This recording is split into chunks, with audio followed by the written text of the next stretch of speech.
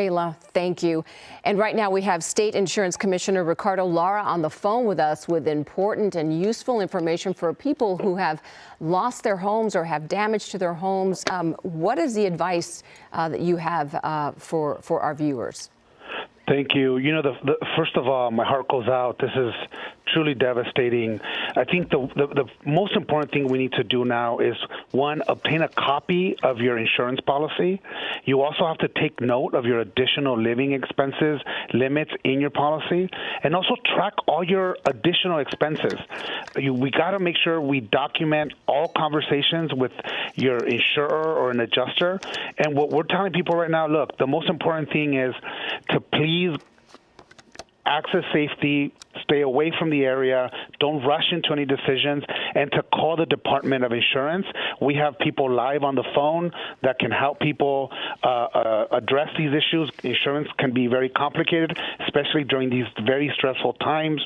Also, we have to look out, unfortunately, for fraudsters.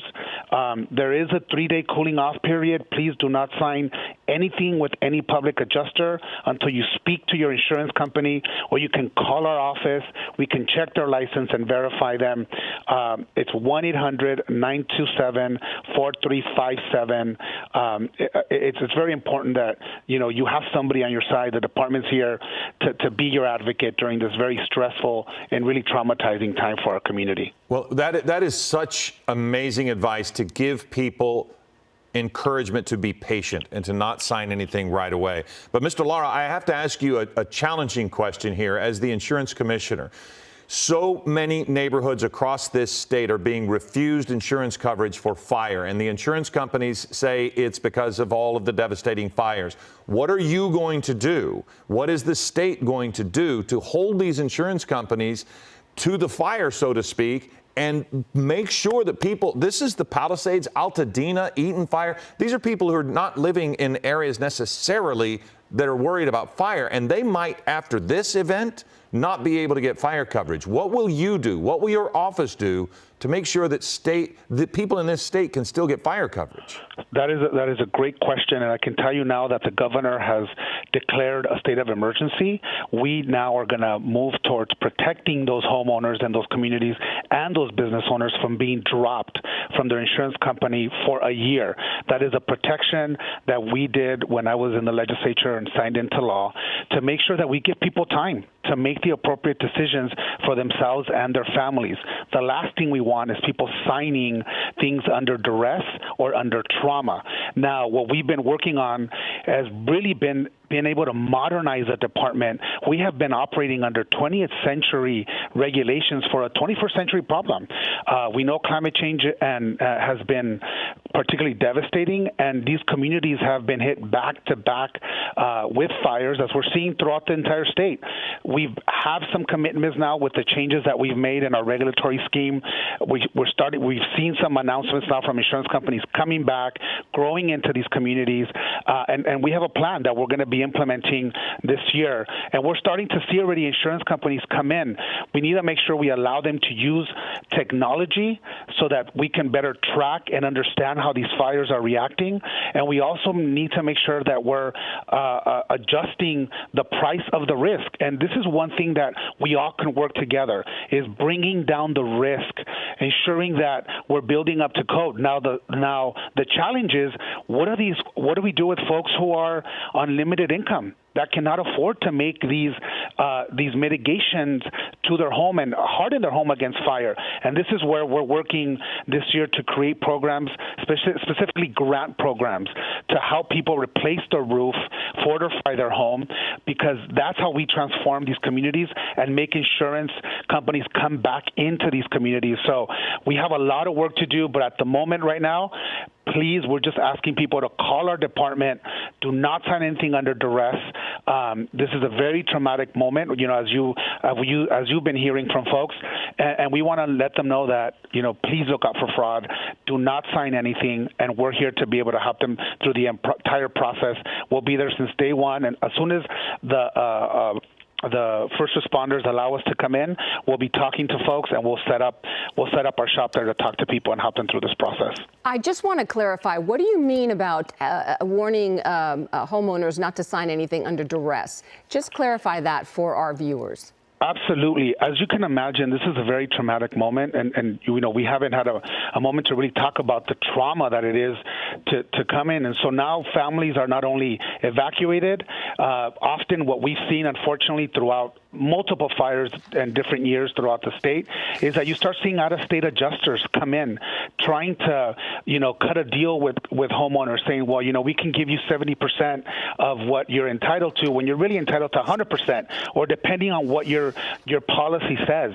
And so this is why it's important to understand that there is a 3-day cooling off period. If you have any issues or just have any questions during this traumatic moment, to call our department. We'll have somebody guide you through the process. And so what we see often is, unfortunately, people coming in and really taking advantage of folks in a very vulnerable state that they're in right now. Okay. Ricardo Lara, thank you very much for your time. That is such good information. California Insurance Commissioner. Thank you. And it is so important for people to also remember when the rebuilding process starts, to be patient there, too. Don't let anyone stress you into doing things before you're ready.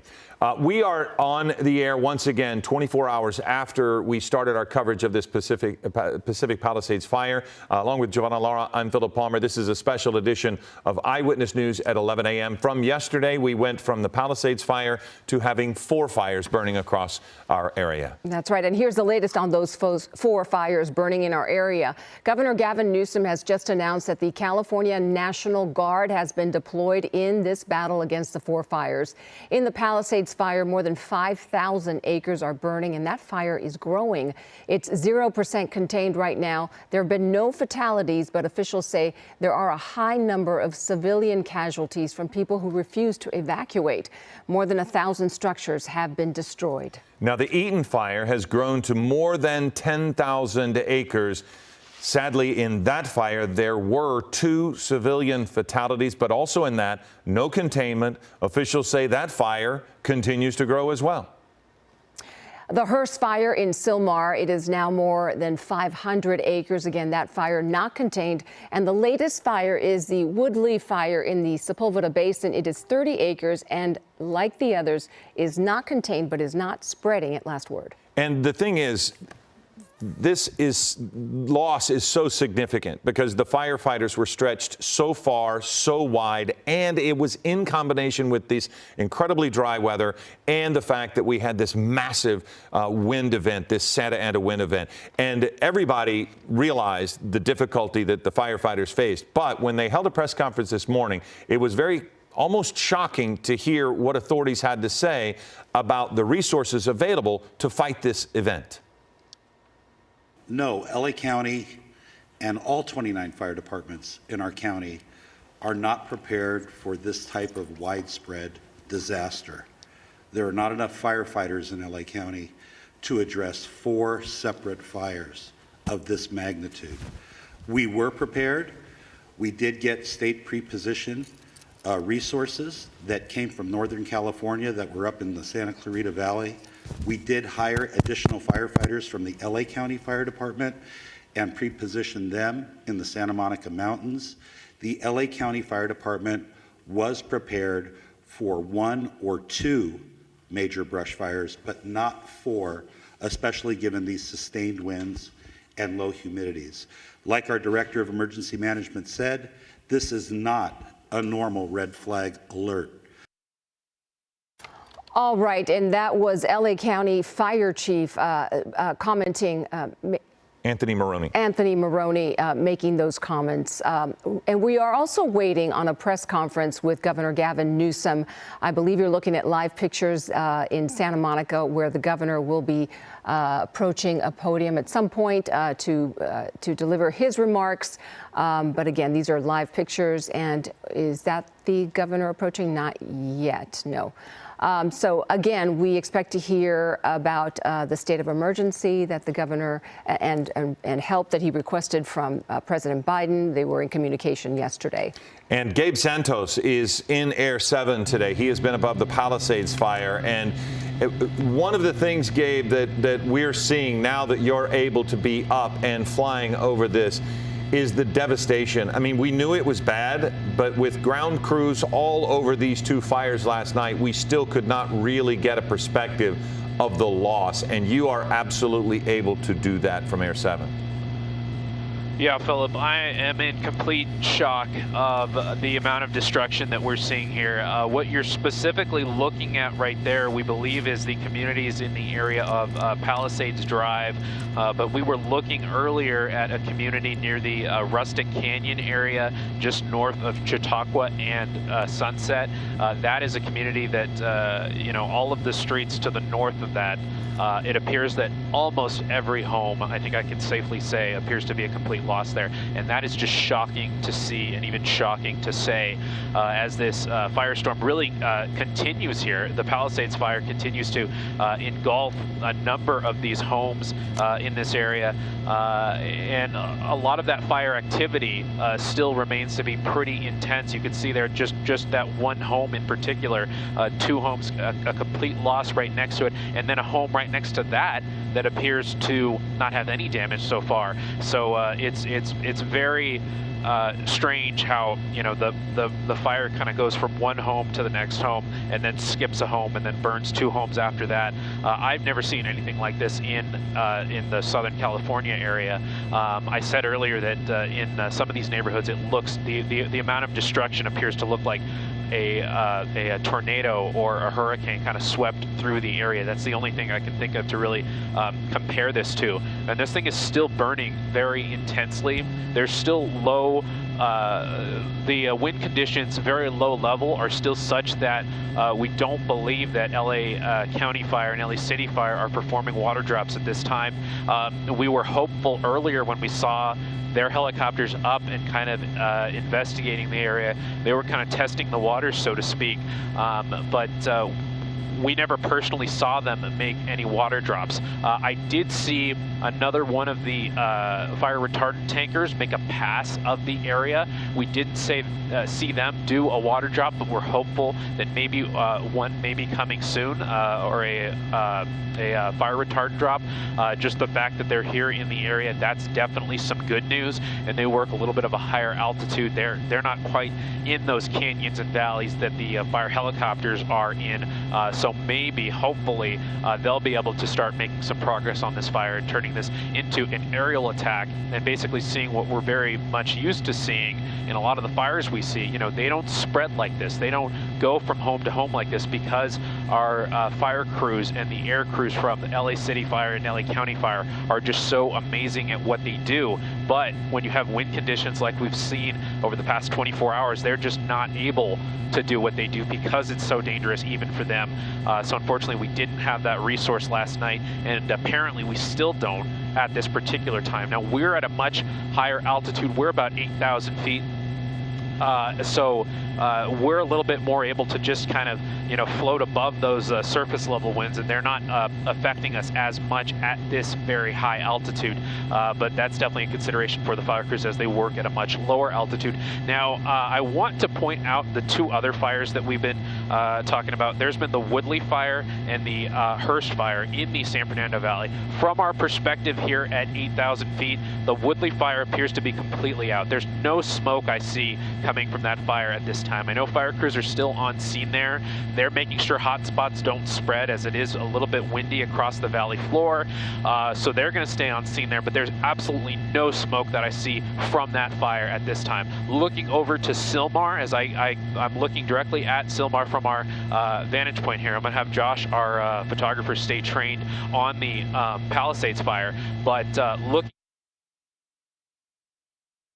on the upper slopes of the hills above Sylmar, but that looks very, very good at this time. So I'm really impressed with the work they're doing on the Sylmar fire, the Hearst fire, as it's being called, and the Woodley fire near Van Nuys Airport in the Sepulveda Dam area. So those two fires look to be in a lot better shape. The big fires right now are the Palisades fire and the Eaton fire. I still see an incredible amount of smoke coming from from the Eaton fire right now over in the Pasadena and Altadena area, and still an incredible amount of smoke and an incredible amount of structures still burning, even some brush still burning in the Santa Monica Mountains and the Pacific Palisades area. Still an active firefight that crews are going to be working on for days here, days to come. Gabe, it is unbelievable to process what we are seeing, the devastation, the extent of the devastation. It looks like a war zone. Yesterday, Dallas Raines said this windstorm was the equivalent of a hurricane for us. And I don't believe that was an exaggeration. Well, I mean, coming back from this. Well, yeah, what you're saying, it goes hand in hand with what Gabe was saying, because if you've ever seen a tornado, if you've ever seen the damage left by a tornado, it's this, yes. Where there is no rhyme nor reason to it, how one home can be perfectly fine and immediately next to it is total devastation. We are now hearing that Governor Newsom is ready to speak, and so he is walking in with President Biden, who is also there.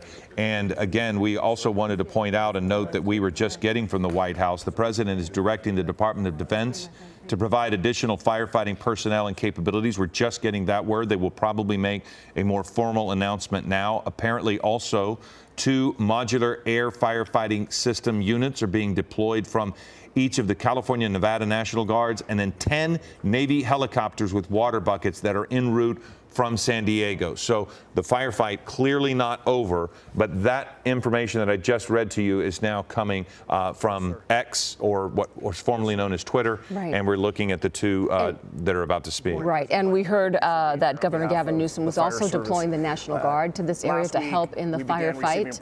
I believe we should listen in now. About a significant wind event that was going to hit Southern California. This is not something that's a surprise to us in Southern California, and it was something that we were well prepared for.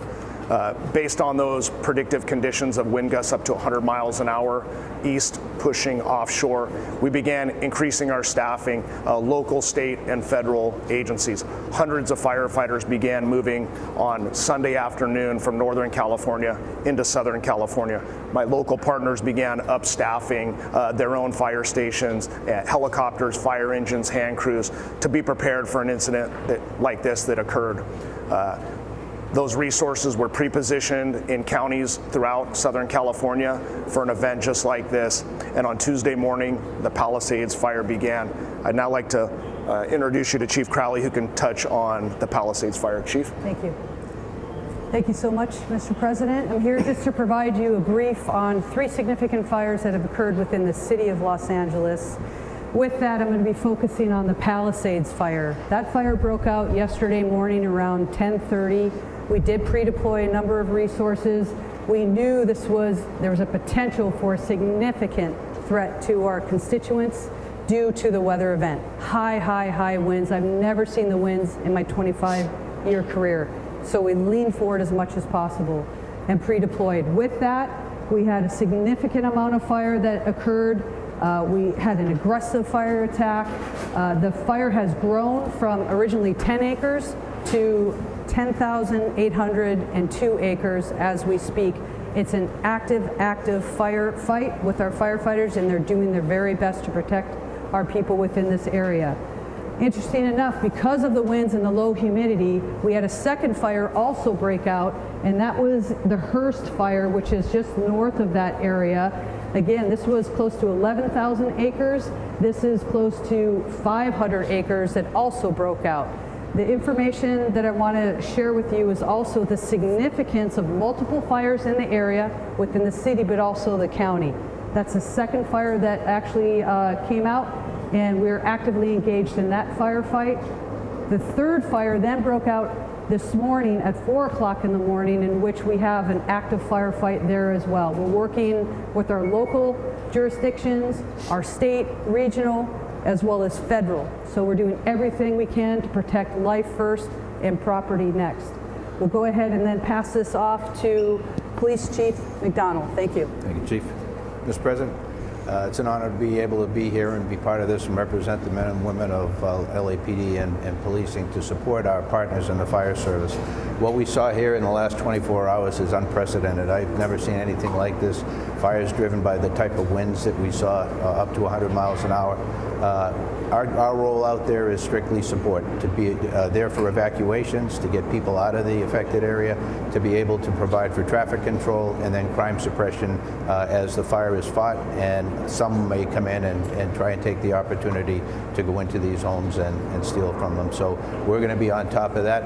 I just want to say the relationship we enjoy here, in my case under the leadership of Mayor Bass, but all of our elected officials, is unlike, I think, anywhere else in the country. We are blessed to have the relationship between police and fire that we do here. Unfortunately, we do this kind of thing frequently, never to this level, but I can't say enough about how important that is. And as we go into the next 5 years with the Super Bowl and the World Cup and the Olympics coming up, it's critical that we maintain those partnerships. So thank you for this opportunity, sir. Next up. Oh, sorry. Let me introduce my partner from the County Fire Department, Chief Tony Maloney. Yeah. So thank you, Mr. President. I'm going to be giving you an update on our Eaton fire, which is east. The county starts all the way up in Lancaster and goes all the way down to the Long Beach border. We go from the county line in Ventura all the way out to Pomona, 4,300 acres. So we have a fire east of the Palisades fire that began last night. It's called the Eaton Fire. It's currently 10,600 acres, 0% containment. We have over 750 firefighters on the line. Unfortunately, 2 people have lost their lives. Residents have lost their lives at the Eaton Fire. It's impacting tens of thousands of homes, not only in the city of Pasadena, but also the county area of Altadena. And we're doing our very best. We just had our out-of-state resources arrive from Arizona at the Eaton Fire to assist us. Last night, as the Region 1 coordinator, I contacted the Governor's Office of Emergency Services. We requested 250 additional engines into LA County with 1,000 personnel.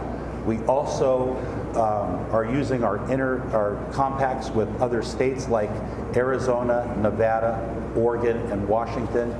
Firefighters from those regions are on their way down to Los Angeles County right now to assist us. So thank you for your interest. Thank you for your attention.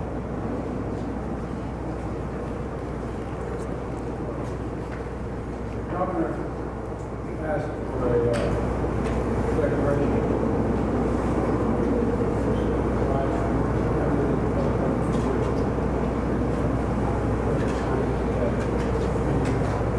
Folks, the fact is that directed DOD, Department of Defense, to rapidly provide additional firefighting personnel and capabilities.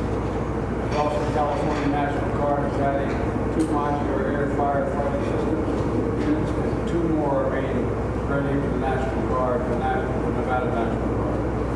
4 more are coming from Northern Command, and 10 Navy helicopters, water buckets are coming down from San Diego. We're prepared to do anything and everything as long as it takes to take these fires and help reconstruct and make sure that we get back to home. It's a hell of a long way. Government's here to stay as long as it needs everything we need. Is there anything you've asked we haven't gotten yet? Quite the contrary. Mr. President, just first of all, that major disaster declaration be approved. Next level of appreciation on behalf of all the residents here in Southern California. As the Chief said, we have repositioned assets this weekend in anticipation of these weather events. The complexity of multiple fires, the likelihood of these weather events, this wind event will continue over the course of the next many days. Impacts of over 1,000 structures already that have been destroyed, 100,000+ people that have been evacuated, lives lost, traditions, lifestyles, places torn asunder. This means the world to us, and just publicly, because I think this is important. The President happened to be in the region, in town. It's impossible for me to express the level of appreciation and cooperation we receive from the White House in this administration. So on behalf of all of us, Mr. President, thank you for being here, but not just being here today. Thank you for being here since the minute of this incident, when there was a 10-acre fire less than 24 or so hours ago. Deep gratitude. It's astounding what's happening. The only one piece was there when my son was out there anyway. They got a notification yesterday that their home was probably burning down. Today, there's a piece standing in my field. The good news is, I'm a great grandfather as of today. Granddaughter. Baby girl, baby boy. So I'm remembering this day for a lot of long. Thank you, Russ. Thank you, guys. Thank you.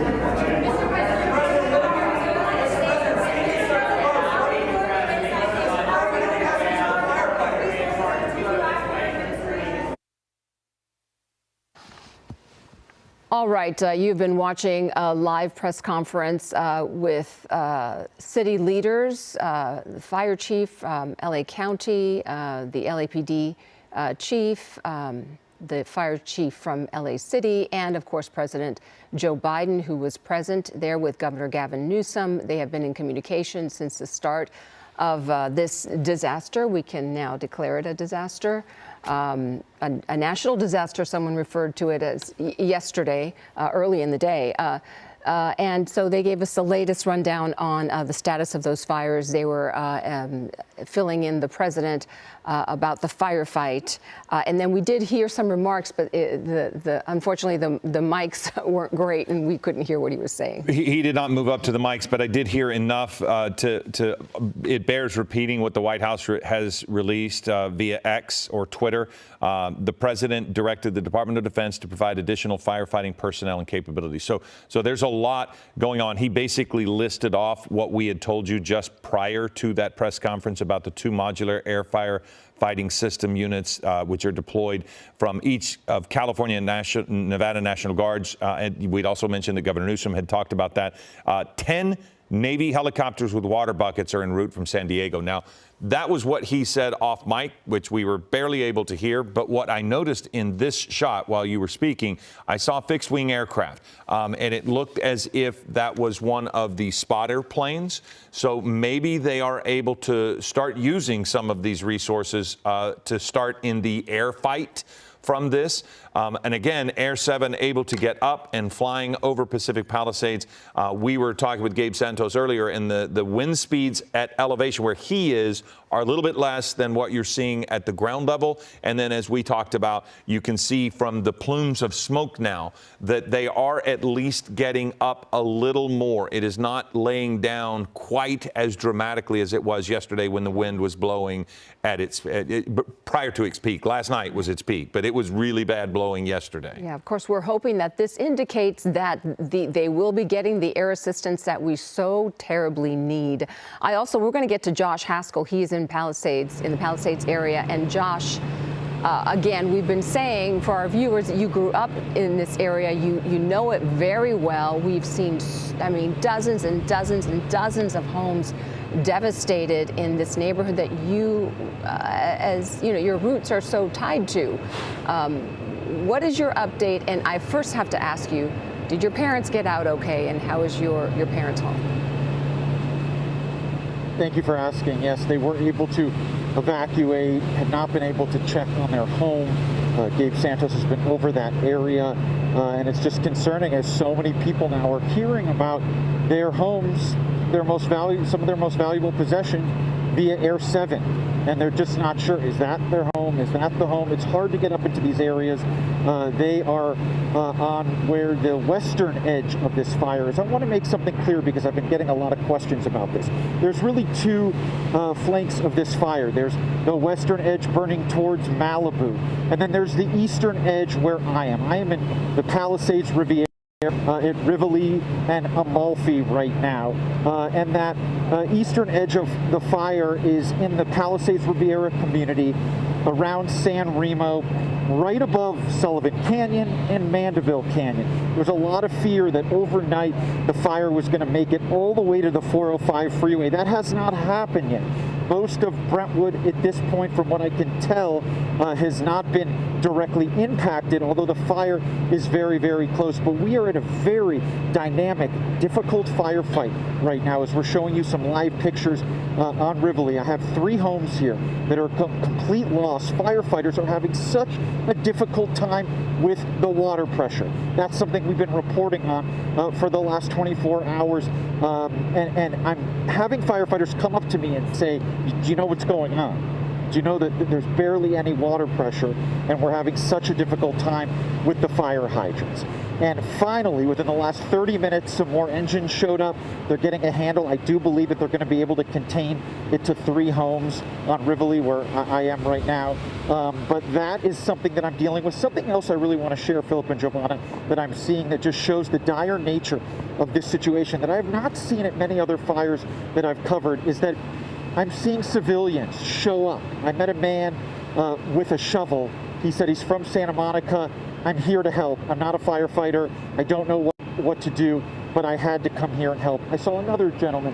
He put on one of those safety protective vests, was running hose lines for the fire department. We are seeing that call of action, people from other communities seeing these images and coming here, and they are helping. I mean, that man that was running the hose line, I don't know if you see the amount of hoses in the situation right now, but with that low water pressure, it's very difficult to get hoses on these homes. And I want to show you, you see that tile roof in the distance. We saw they were able to save most of that home, although there was some damage in the attic. We saw flames at one point. And then further down the street is where those 2 other homes are.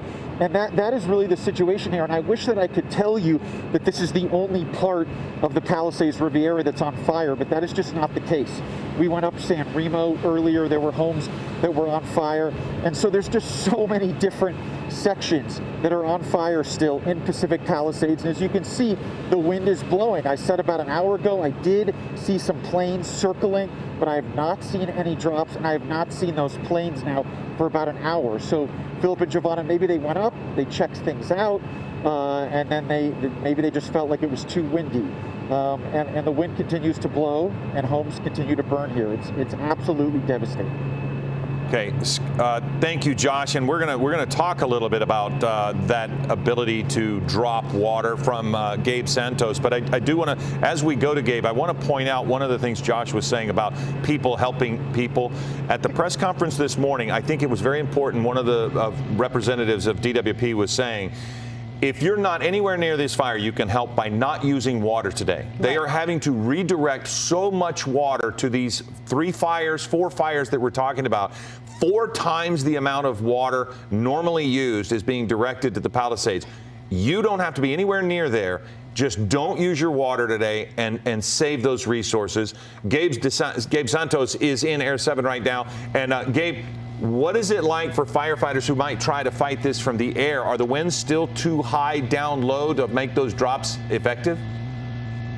Well, Philip, it does appear that remains to be the case right now. We haven't seen those fire crews really work their way into the area as of yet in terms of the helicopters and the fixed wing planes, the fire retardant dropping planes. LA City Fire, LA County Fire, they have multiple helicopters and we just haven't seen them in this area yet. So our best understanding at this time is that those lower level winds right along the surface where those helicopters would have to be working, where those planes would have to be working, are just a little too intense for fire crews to be making those low-level drops. And if, as I'm sure we've all seen living in Southern California, seeing these fire crews, attack these fires from the air countless times before, they are in these canyons, they're making aggressive flight maneuvers, going in and out of those canyons and over those passes and whatnot. So, we see how aggressively they have to fly. So it is understandable that in the case of extreme winds, that they would be unable to fly at that level at this particular point in time. Although, we've been monitoring the forecast. Leslie Lopez has been telling us that the forecast, at least for the winds, is predicted to get better as the day goes on. So we're hoping as the day goes on, we're able to see that aerial attack start to develop with the helicopters and and with the fixed-wing planes as they continue to make an effort on the Palisades fire and also the Eaton fire, which we can see from up here in Air 7 at about 8,000 feet. That's where we're at right now. I'm still seeing the Eaton fire putting out a lot of smoke, and all of that smoke is coming across the LA basin, across the Hollywood Hills, and it's kind of mixing with all the smoke from the Palisades fire right now. So you just have, you're beginning to have a air quality issue for the LA basin right now, just because of all the smoke that we're seeing. And then again, you know, the winds once again at that surface level, and we're seeing it here depicted by the smoke continuing to stay pretty flat on the ground. We're not seeing the smoke, you know, hit those high levels that that we've seen in past fires, where it starts to mix with the moisture in the air and create those giant clouds that we sometimes see on massive wildfires. We're not seeing that in this case because the smoke is staying flat on the ground because of those winds, like we've been seeing right there at the surface. It's not quite affecting us or deterring us at 8,000 feet, but it does appear to still be an issue at those lower levels. And you know, we're just continuing to take in the sites here. That appears to be a neighborhood near the Palisades Drive area that, you know, just as I'm getting a better look at this shot here, I was gonna say that it was hopefully spared, but there appears to be a structure in the middle of the screen now that is now, you know, being consumed by flames. And this just continues to be the case even as the day goes on. This is not a situation that is, you know, we're not seeing a dramatic improvement in conditions right now. We're hopeful that that begins to become the case as we go through the noon hour and into the afternoon hours. But, you know, this is going to be a firefight that continues for the next few days now, Philip. Yeah, and that home that you just showed us on fire in the midst of a community of other homes untouched by flames yet, that is a scary sight, because we know those embers can travel 1 to 2 miles away, but when you're right next door to a home, you know, it's likely, and I hate to say it, that the fire from that home will spread to other homes in that community. And we're looking at so many homes saved right there, at least for the moment, but that could change. Yeah, you know, it's still an active firefight. It is mostly a ground firefight at this point, but that is still, you know, it's still something that fire crews are worried about. And that's why the evacuation areas are not shrinking right now. They are, you know, expanding as the fire kind of moves a little bit further west, a little bit into the Malibu area, and you know, fire crews and emergency crews are maintaining those mandatory evacuation areas because the fire activity in the whole Pacific Palisades area remains so high. Even in areas that we saw burn last night, there's still homes that are fully engulfed in flames as we speak right now. And the amount of smoke that this fire is still putting out just goes to show you just how intensely the flames are burning as we speak. You know, we still see a lot of brush in the hills above the, you know, Santa Monica Mountains here. Those continue to burn, even though, you know, you would think that eventually this fire would push its way to the Pacific Ocean and eventually stop. But there's just so many objects in the way, so many man-made things, homes, and then again, the brush and the trees that is all just going up right now. It is definitely an incredible sight to see. Okay, Gabe, thank you. And it's just been special to be able to see Gabe's images from Air 7. We haven't had that, and he is going to have to go land and refuel. So we're going to be without those images for a moment, but we still have crews all across the geography and topography of these 4 fires. We have Sid Garcia, who is in Brentwood, associated with the Palisades fire. Sid, what are you seeing at your location?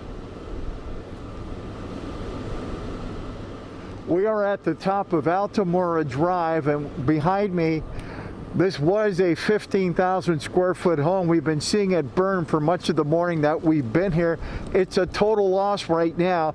The winds are starting to pick up again. As we walk down here, you can see what burned. On my right of your screen, you could see all the vegetation that burned, and then you could see where it basically just hopped over the street and got onto the property here, and it's destroyed. It's gone.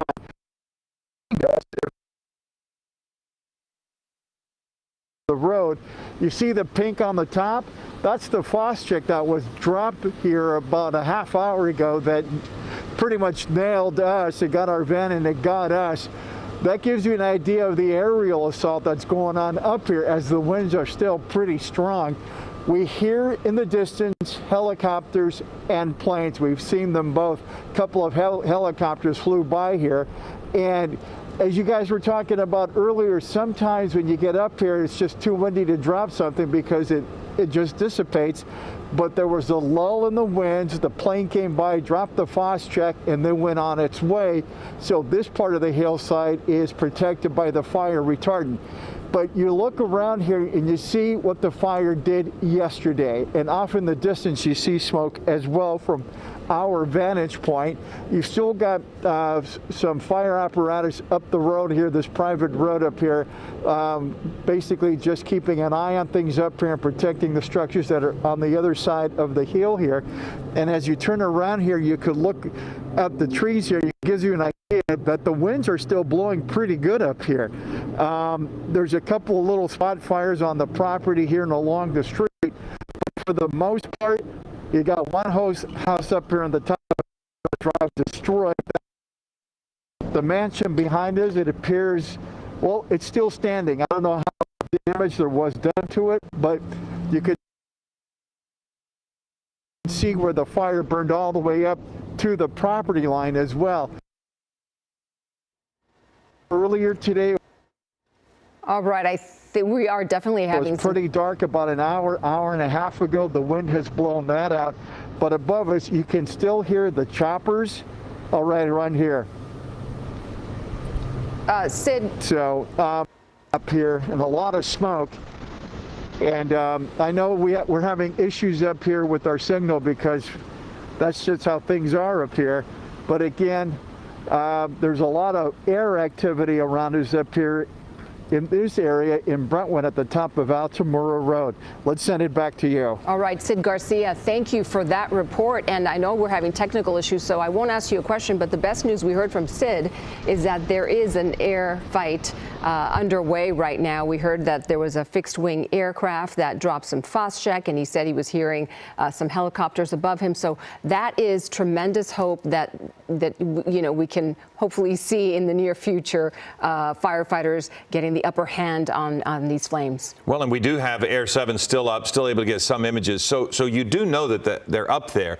The problem is once they get down low where the wind still is so high, now that retardant is one thing because it's sure, going to spread. But when you drop the water on the fire, if the winds are so heavy, that's you're right, not able to precisely drop it. And that's where the winds are most severe right now, yes, is still at ground level. Because as Gabe Santos was telling us, as they head to the airport to get fuel, you know, upper elevation is better.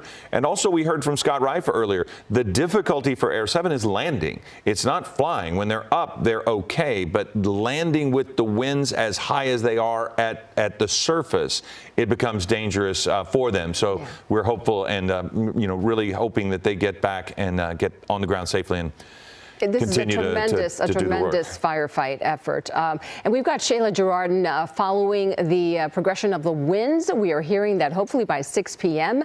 they will die down, but they will start to slow down at noon. At least that was the last word, Shayla. Yes, we are going to start to see that improvement as we get into the afternoon hours. Not as fast as we would like, of course, but every hour is going to make a difference. Now, when we talk about a Santa Ana wind event on this scale, it's not uncommon for us to see Santa Ana winds in January. In fact, look, it's one of our peak months, December and January. What made this event so unusual is that we are talking about such a widespread Santa Ana wind event, extremely dry conditions too. We've had almost no moisture this water year and that low humidity. So the combination of everything together is what made this event just so dangerous, so just so awful this past 24 hours. I want to show you out toward the Eaton fire. You can see all of that smoke in the distance. Winds, though, this is an improvement coming in sustained winds, 7 miles per hour. The concern, of course, is just those gusts when we're talking about these fires. Out towards the Palisades fire, winds in the area, we've still seen 20 to 30 miles, but gusts 40 miles per hour. That's what those fire crews are dealing with right now. That's the big concern. Hearst fire at 20 to 30 mile per hour winds. Gusts for those higher elevations, though, have been close to 50 miles per hour over the course of the morning. We are seeing them improve, just not as fast as these fire crews would like. Eaton Fire seeing similar wind speeds, gusts a little bit better, 30 to 40 miles per hour, though. It's still those strong gusts that are just making things so difficult. And when you look at the map, still a lot of pinks and purples on the screen. Now, this is better than what we were seeing this morning, what we were dealing with overnight, but you'll notice not quite talking about too much areas of 40 to 50 mile per hour gusts, but a lot of areas 20 to 30, even 35 mile per hour gusts. That's the story as we head into Malibu, Pacific Palisades, out toward the Palisade Fire, still seeing gusts around 30 miles per hour. A little bit of relief as we start to head south. Long Beach, Pasadena seeing better improvements in the teens, but Riverside still seeing wind speeds over 30 miles per hour. San Bernardino, gusts still over 40 miles per hour.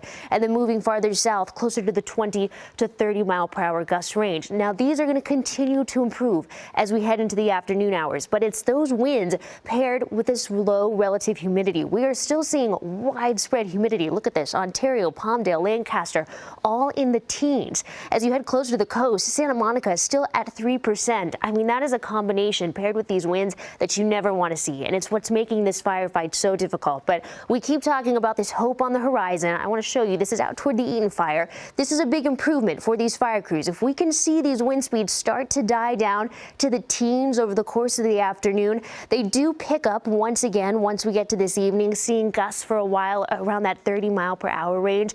But just a little bit of relief is going to be a big help, and that is what we start to see in the afternoon hours. Now, you'll notice we're still under that high wind warning through 6 p.m. Still talking about strong gusts, 20, 30, even 40 miles per hour. But as we head into the evening hours, that is going to start to taper off. So Wednesday, 6 p.m., that's when some of those warnings are subsiding.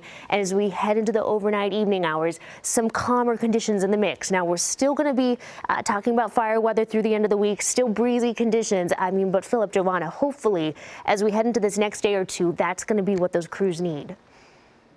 Shayla, thank you. Thank you for that update on those winds out there. And we want to check in with Rob McMillan. He's at the Eaton Fire in Sierra Madre Canyon. What can you tell us, Rob? Well, we've been moving slowly to the west throughout the morning. We started off in Monrovia, then Sierra Madre. Now we've moved into Sierra Madre Canyon. For those who aren't familiar with this area, it's almost like a tight, windy mountain community. And you can see this is one spot where residents have had to take it into their own hands. You see this resident here with a garden hose. He actually couldn't get enough distance on his hose to get to the flames that you see, so we actually helped him find an extension. He put that hose together, and now he's able to get a little bit closer to these flames. But it's almost like playing whack-a-mole here. You can see he'll put some flames out, and then he has to move over to the other side, and there are more flames here. And if you check out what you see here in this community, this is definitely overgrown, and that's what makes it very difficult. Off to the left, Dave, if we go over to that structure we've been monitoring now, it's tough to see, but the back of it is on fire. Do you see it, Dave? Yeah, the back of this structure is on fire. Now, if there's any good news, it's that we've been told by a resident here that this is abandoned. So this is not, in fact, someone's home. But you can see why there's still such a big concern, because if that were to go up in flames, all of these trees catch, the bushes catch, and then everything else catches. There's one other thing I want to tell you. They have said they have not had any help from the fire department, but that's not necessarily for the reason you might think. Check it out. Check this road out. It is not wide. It is narrow.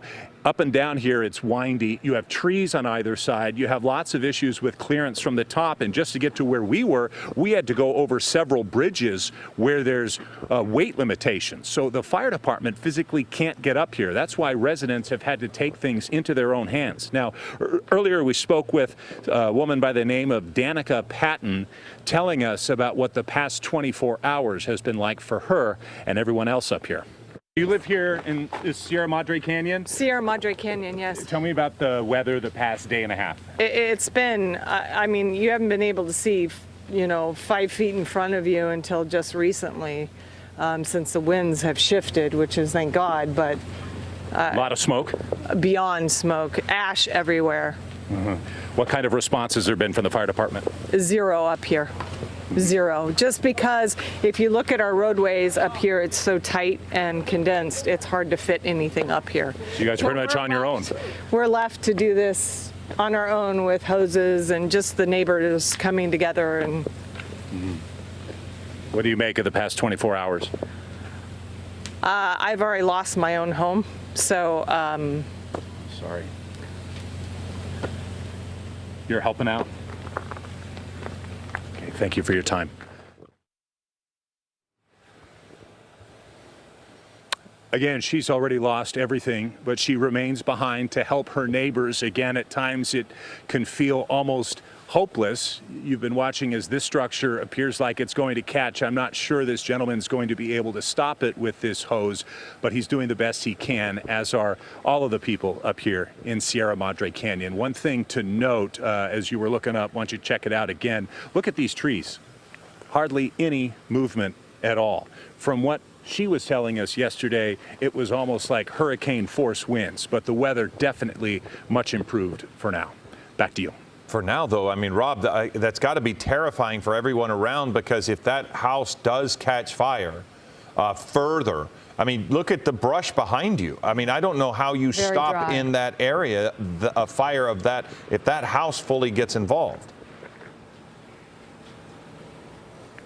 Correct, yeah, because the fire department cannot get up here. Well, I shouldn't say that. That's what the residents have told me. I don't see how you could get a fire engine, certainly not a ladder truck up here.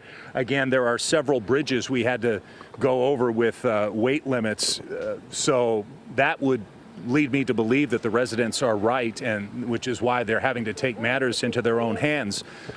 What's that, sir? The house is on fire already. You guys are doing everything you can, right? Yeah.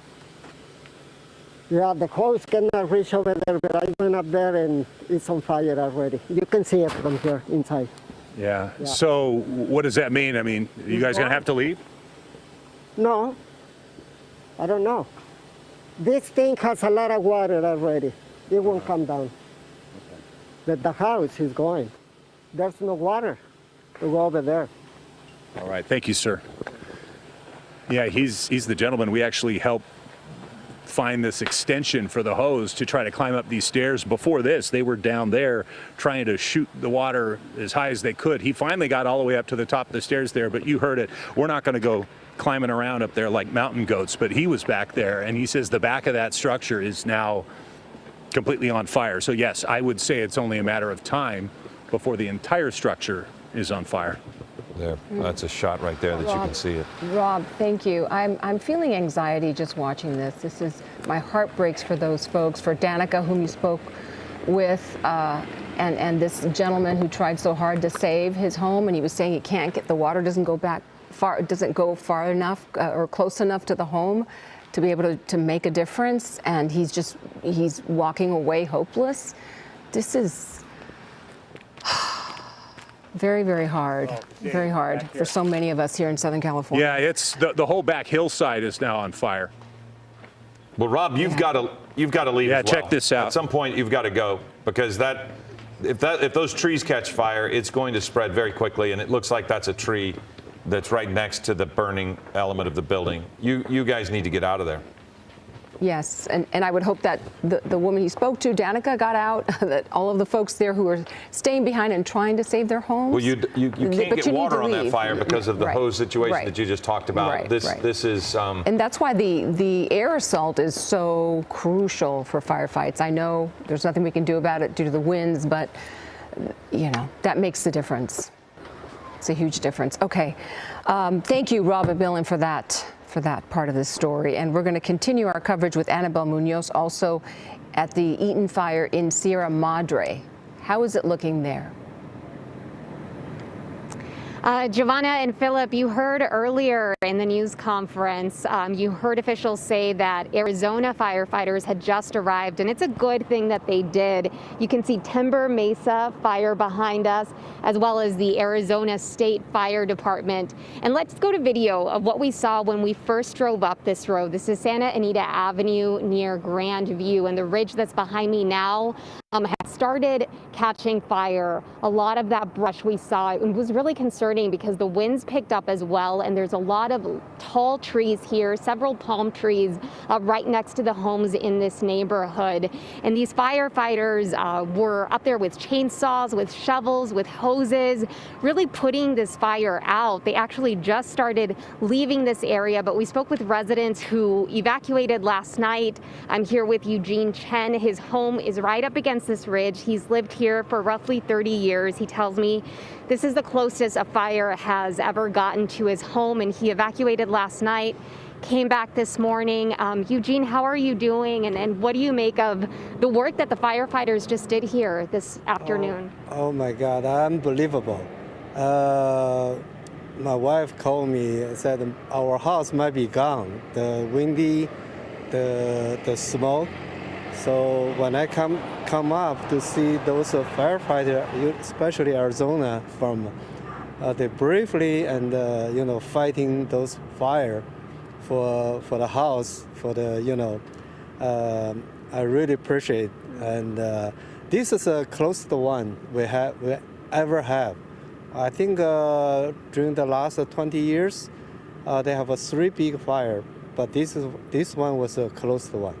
You said you evacuated last night. Yes. You're keeping an eye on things right now. Yes. What is your family plan at this point? We know this fire has grown really fast, more than 10,000 acres and hundreds of firefighters here. Yeah, I think probably maybe a couple of the night we still, had to go out, live with my friends or my son place. So just be caution. Yeah. Well, Eugene, we appreciate your time. We're glad that you're staying safe. Again, this was his home right behind us. Thank you so much. That was right next to this ridge that you see. Again, he was describing the work that those Arizona firefighters did. During that news conference, we learned that there's also firefighters on the way from Nevada, from Oregon, from Washington. So really all hands on deck. And I should also note that as we were standing here, we also started to see what I believe was some of that air support that, again, is really needed. So we're going to keep checking things out. We're in Sierra Madre right now, but we also actually spoke with a resident of Arcadia, or Monrovia rather, who was helping residents in Arcadia who were trying to hose down their homes before firefighters arrived. This is what Ray Audette told us earlier today. Hellfire. It's just been constant wind, constant fire, and it's moved at a pace that we survived the Bobcat fires a few years ago, and I haven't seen anything move this fast. The last thing we grabbed was as many family photos as we could. Everything else is replaceable, but that was the last thing we figured that needs to go. And that really is a sentiment that we are hearing echoed over and over again, whether it is by residents in these impacted neighborhoods or by officials and firefighters, is this feels unprecedented in many ways. From the minute I drove out of my home and saw that thick black cloud of smoke as we were driving up into this fire, as well as we stopped at the gas station. I mean, folks are really feeling this, whether they're watching it or experiencing it personally. Again, a reminder to heed those evacuation orders when they are in place. Sierra Madre, just one of the many communities that is facing those mandatory evacuations as a result of this Eaton fire. Reporting live in Sierra Madre, Annabelle Munoz, ABC 7 Eyewitness News. Okay, Annabelle, thank you very much. That's the Eaton fire, where there were 2 fatalities. We've also been watching the Pacific Palisades fire, where there are some 7,650 homes in that area, or households, I should say, and thousands of people affected by this. Ashley Mackey is there. And Ashley, we're talking about the potential of 1,000 homes lost in that community.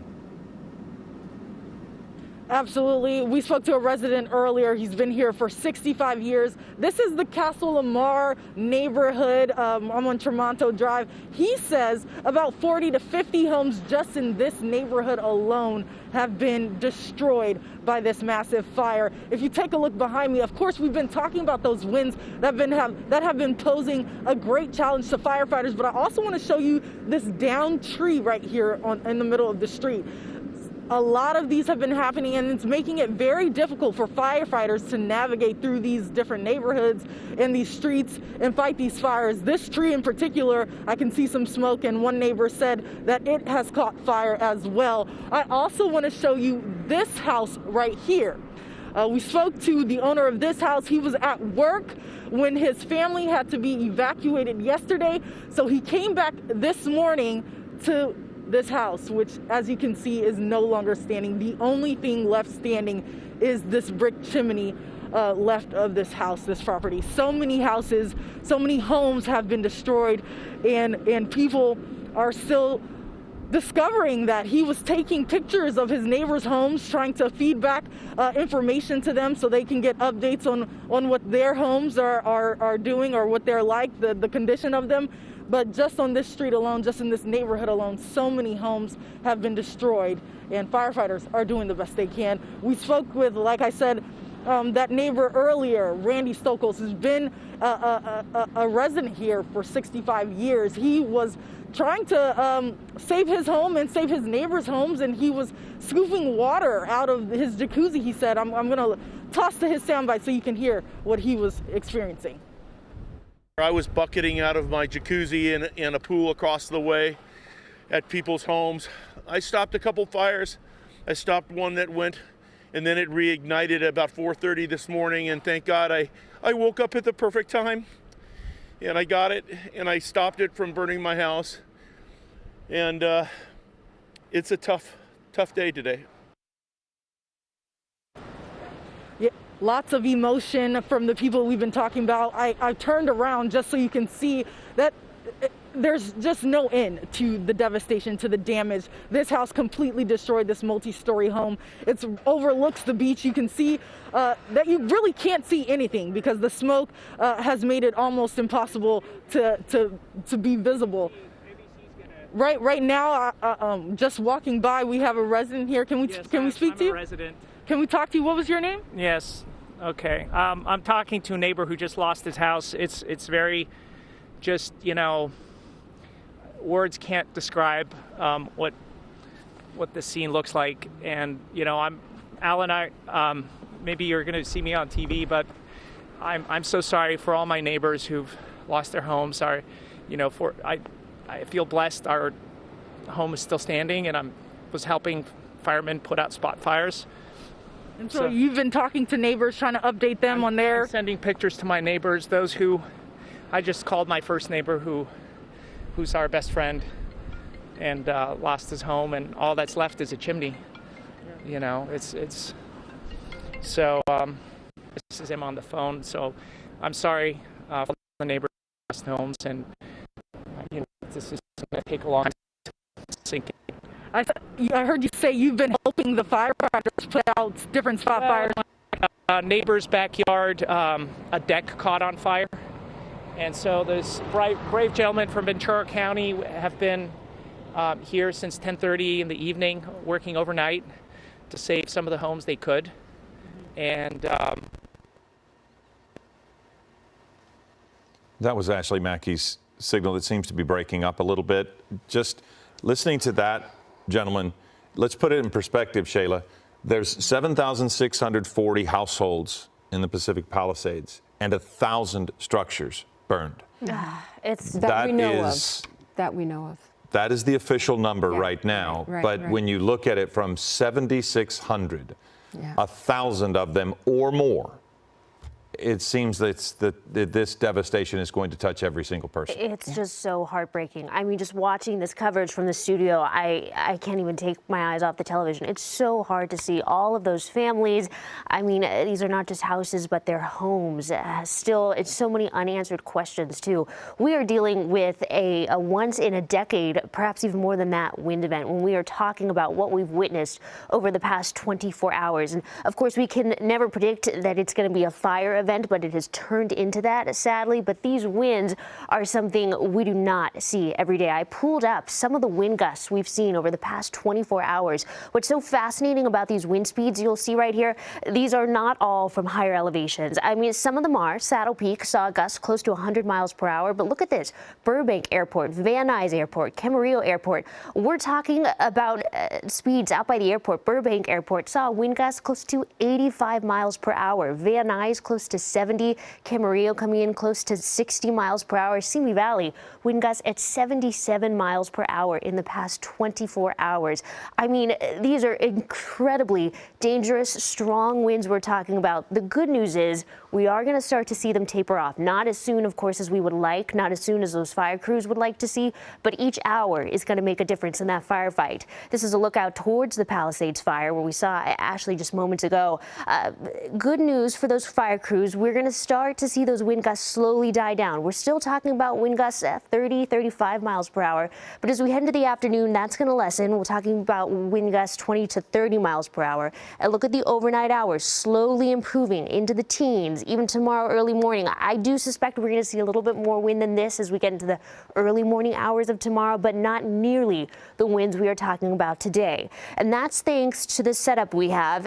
Unfortunately, it's still lending itself to those Santa Ana wind conditions. We have this ridge of high pressure off the west coast. And then down here, we have this closed low. It started to move south, but you'll notice just how tightly packed these pressure gradients are. It's still allowing us to have those strong Santa Ana winds. It's that setup you never want to see. Then you add to the fact that we've seen almost no moisture. It's been a very dry year, and this wind event is just so widespread. Now, I want to show you, we are talking about not one, but two more Santa Ana wind events on the way. Now, I don't want to scare anyone with this because they are not going to be nearly as strong as what we're dealing with. So today, this is the worst of it. This afternoon, conditions will continue to improve, not fast enough, but we're moving in the right direction.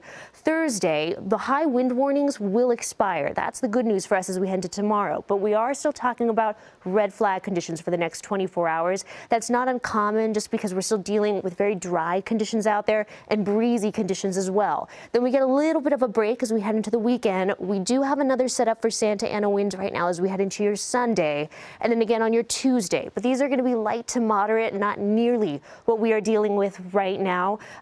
But the biggest thing is for those fire crews to get a grip on these fires, hopefully as we head into your Friday and Saturday in between these wind events. Valleys, Inland Empire, you'll notice we are seeing some warmer temperatures. So that low pressure system I showed you just a moment ago, it kept us very cool yesterday, but that all changes as we head into today. That offshore flow, you're going to feel it. We've got warmer temps as we head into the next couple days, warming up Friday to 77 degrees. Then a nice cool down comes before we get that next round of wind as we head into Sunday. Beaches, upper 60s today, still dealing with breezy conditions through the afternoon. We're talking about gusts 25 miles per hour. By tomorrow, it'll still be breezy out there, but not nearly the winds we're feeling out today. Just still holding on to that red flag warning because you're dealing with those dry conditions. Mountain spots, no rain in sight, unfortunately. I wish we were talking about moisture in the next week or even two. Right now, it looks like we're staying dry. 40s for you today. You do warm up to the 50s tomorrow, but look at these cold overnight lows. You are dipping into the teens every night until Saturday, and then you are going to see breezy conditions again as we head into Monday and then next Wednesday as well. Desert spots, red flag conditions lasting through tomorrow, 50s and 60s out there. But as we head into the weekend, a little bit of a warm up. You have some time before those winds start to pick up again. So again, the big hope for these fire crews, we'll see conditions improve over the course of the afternoon. But as we head into tomorrow, Friday, Saturday, I mean, these are going to be crucial days ahead for them to try to get these fires out of control before we see a little bit of wind. It's not going to be what we're dealing with right now, but another Santa Ana event as we head into the weekend. Philip and Giovanna. Okay, Shayla, thank you. This is Eyewitness News with live breaking news. Good afternoon. Thank you for joining us. I'm Philip Palmer. And I'm Giovanna Lotta. You're watching Eyewitness News, and we continue our live team coverage of this unprecedented and historic windstorm and firefight. Right now, there are 4 wildfires burning in the Los Angeles area. 3 of them began yesterday, starting with the Palisades fire at 10:30 in the morning in the Pacific Palisades area. That one, as we said, broke out in the morning. Then around 6 o'clock last night, the Eaton fire started in Altadena. Hours later, the Hearst fire fire began in Sylmar, it has now spread to 700 acres.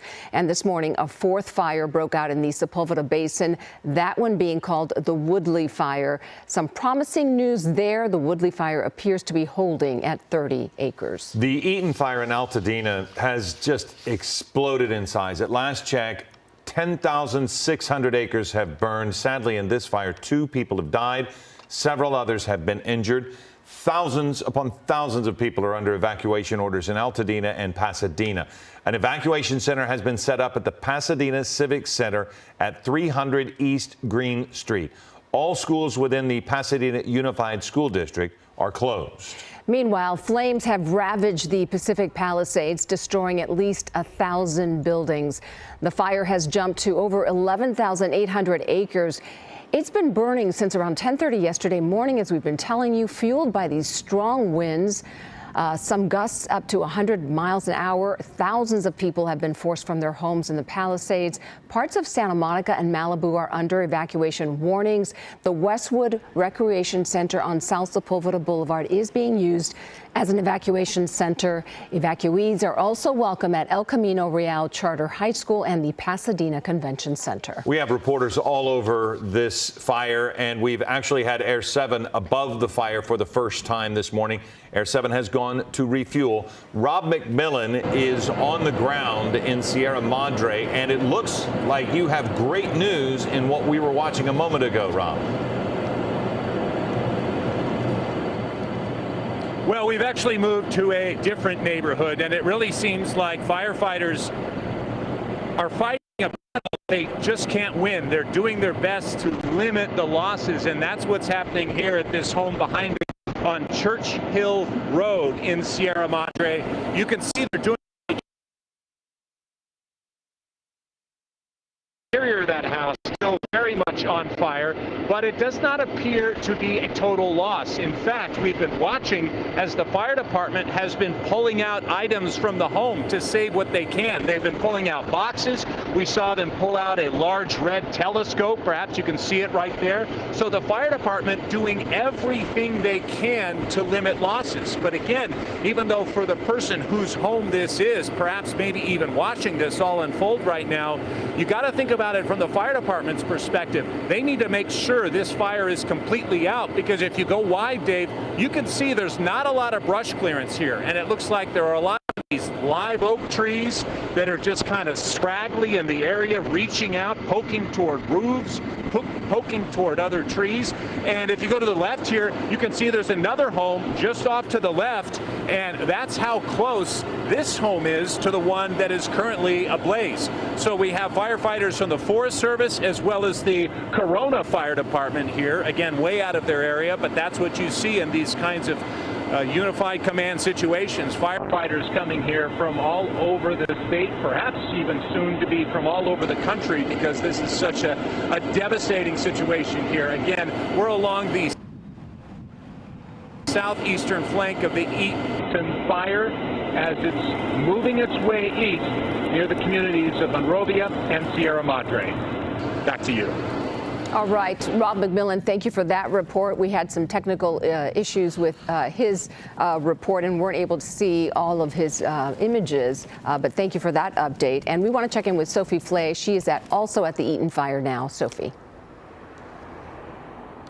Yeah, we are at a lake in New York, and you can see behind me here that the smoke is so thick behind us. That's as you get closer to the mountains, as you go up lake and closer to New York. We know that the Eaton fire has already burned more than 10,600 acres, and more than 32,000 residents are under an evacuation order. As you guys mentioned earlier, there is an evacuation shelter at Pasadena Civic Center, and we were actually just speaking to a man on lake who decided to stay, but he did decide earlier to evacuate his cat. So I want to mention that Pasadena Humane Society has taken in more than 100 animals, and they're actually asking people to reach out to them if they are willing to foster a dog or a cat for at least a week.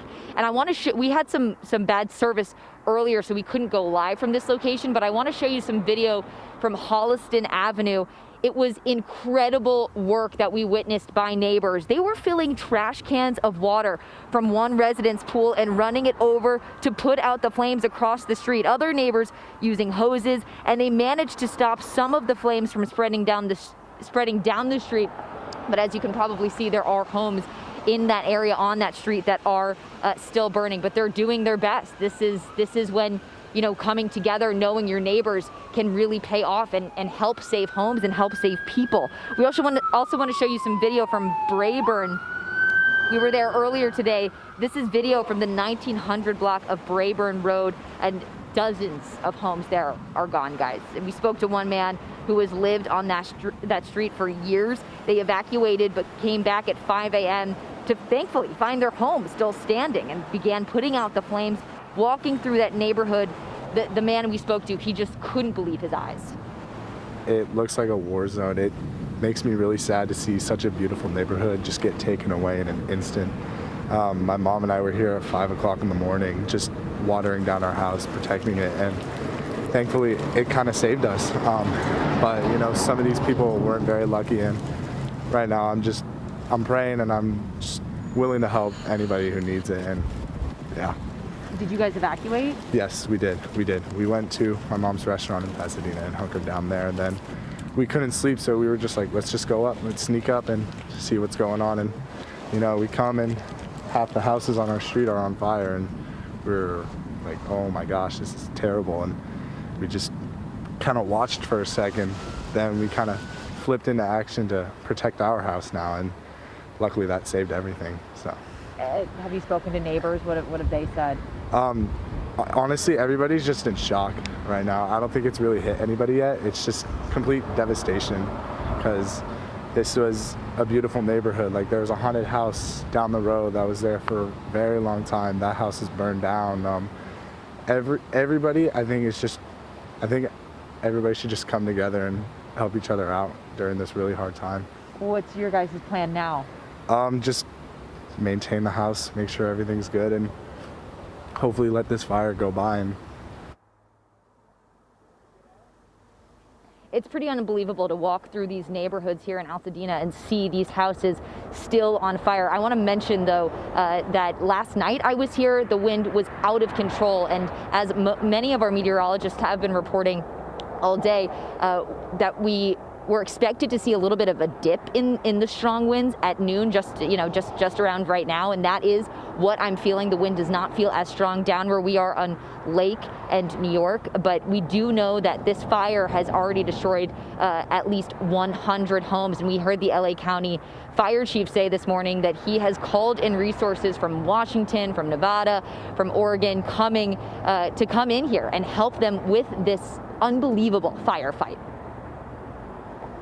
Okay, Sophie, thank you very much. Sophie Flay reporting on such devastation, and it is such a common theme that we're hearing now, is people just want to know what's happened to their home. So when she was talking to that gentleman who snuck into the area, I've had text, I'm sure you've had text. Yes. We're hearing from people who are evacuated. They see what's been out there, and that right now this state of shock is all across Southern California because people don't know. In many cases, they simply don't know if my house is still standing, what I have, and when I'll be able to find out. It is such a helplessness feeling. And some people are learning that they have lost their homes by watching us live. Shubha Ravindran, who worked with us for many years as a reporter, we spoke with her at about this hour yesterday about her being in the process of evacuating. We saw, she showed images of the flames from a distance, and then we saw her husband come to her and say, we've gotten the alert to go to actually evacuate. And then yesterday, she saw on our news that she had lost her home. And there are many, many, many more stories like that. A story being repeated far too often. Let's go to Sid Garcia. He is, again, covering this fire. We talked to you a little bit earlier, Sid, near Brentwood, and you said that they were getting the air fight happening. Now, you mentioned fixed wing, but you also said you heard helicopters. What are you seeing as far as the fire and the firefight from above? The smoke is cleared where we are right now. We just saw one helicopter fly by us here. We're at the top of Altamora here in Brentwood.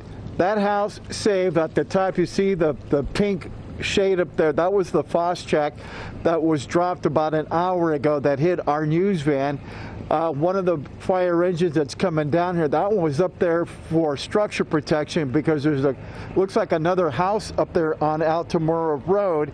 The good news is that the winds here, guys, have decreased, if you will. It's still breezy up here, but it's not as strong as it was earlier this morning, and that's the good news up here.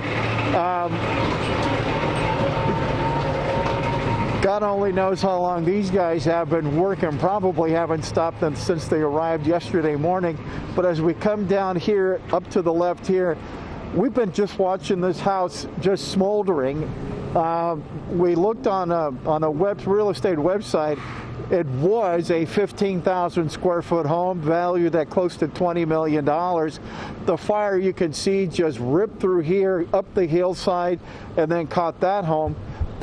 And as we've got more fire folks coming down over here, it's there's a lot of structure protection up here. To the right of our signal, there's still a lot of white smoke.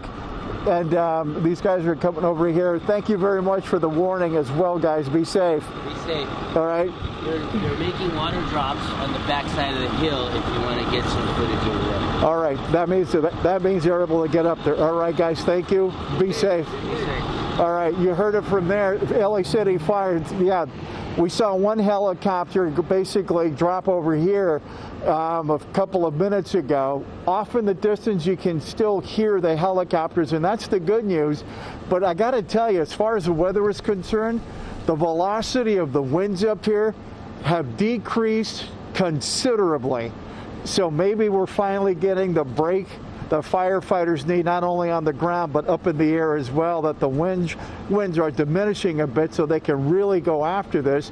But again, you can see on the roof of the mansion up here at the top of Altamora, that house is saved.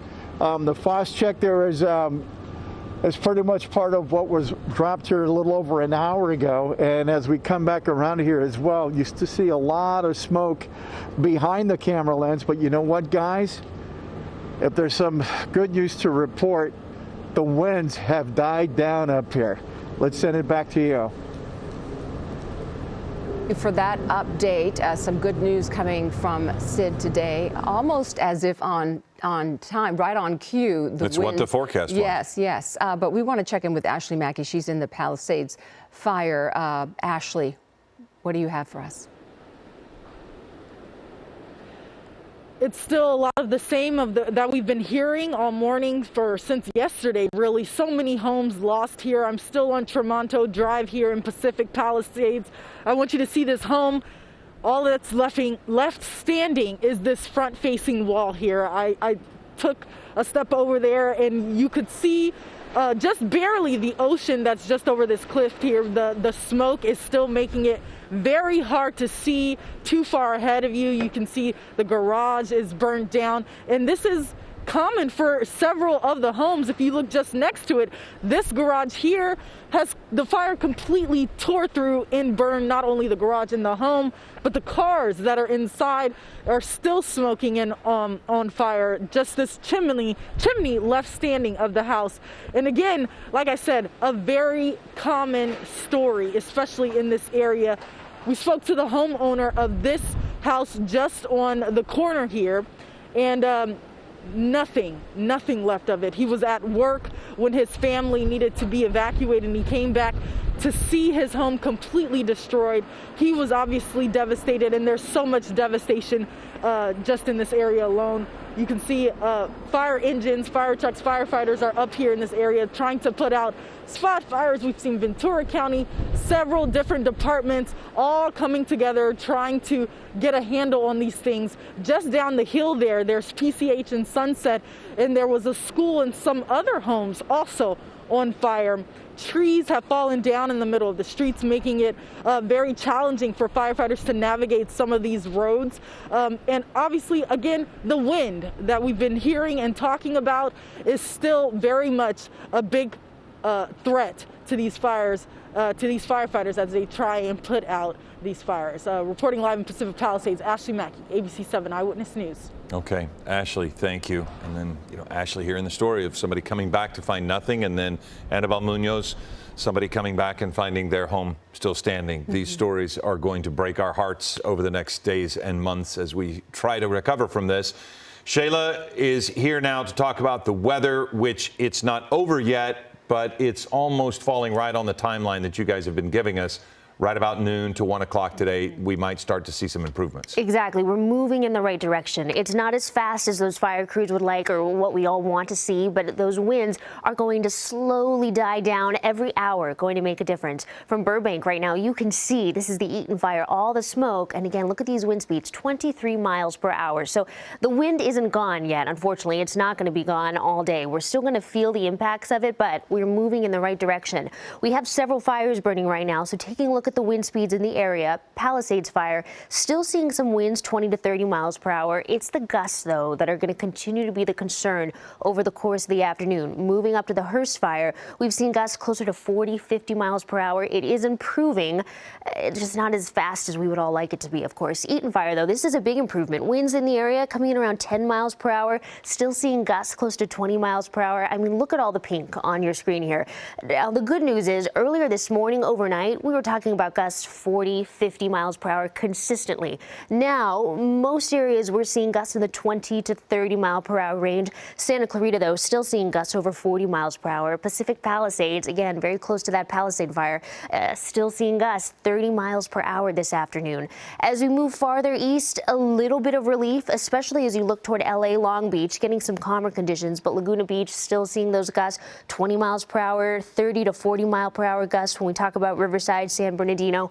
So it's moving in the right direction. It's going to be several more hours of this, but it's those strong wind gusts moving in, and then you pair it with this extremely low humidity across all of Southern California.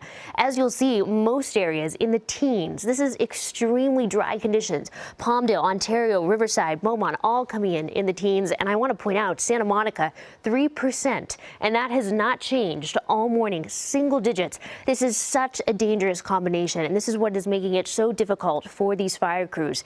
Taking a look again at the Palisades fire, you can see all of that smoke, but I want to point this out to you. This is some good news. So we're still dealing with strong winds through the afternoon. We're under that high wind warning through 6 p.m. You'll notice gusts, we're still talking about 30 mile per hour gusts in the 20s into the teens as we head into this evening, but it is a little bit of relief. We go from the teens to the 20s pretty much all night long. Now, I do suspect we'll see a little bit more stronger gusts as we head into early tomorrow morning, but this is a big improvement for those fire crews, hopefully enough for them to start to move in the right direction.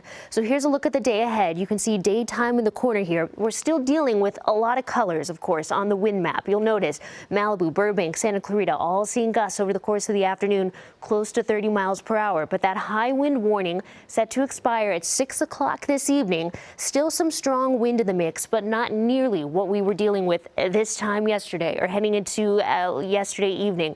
A big improvement as we head into the next 24 hours. I want to jump ahead to the 7-day forecast here and show you this. So we have that high wind warning expiring tonight. We do have the red flag warning lasting through tomorrow.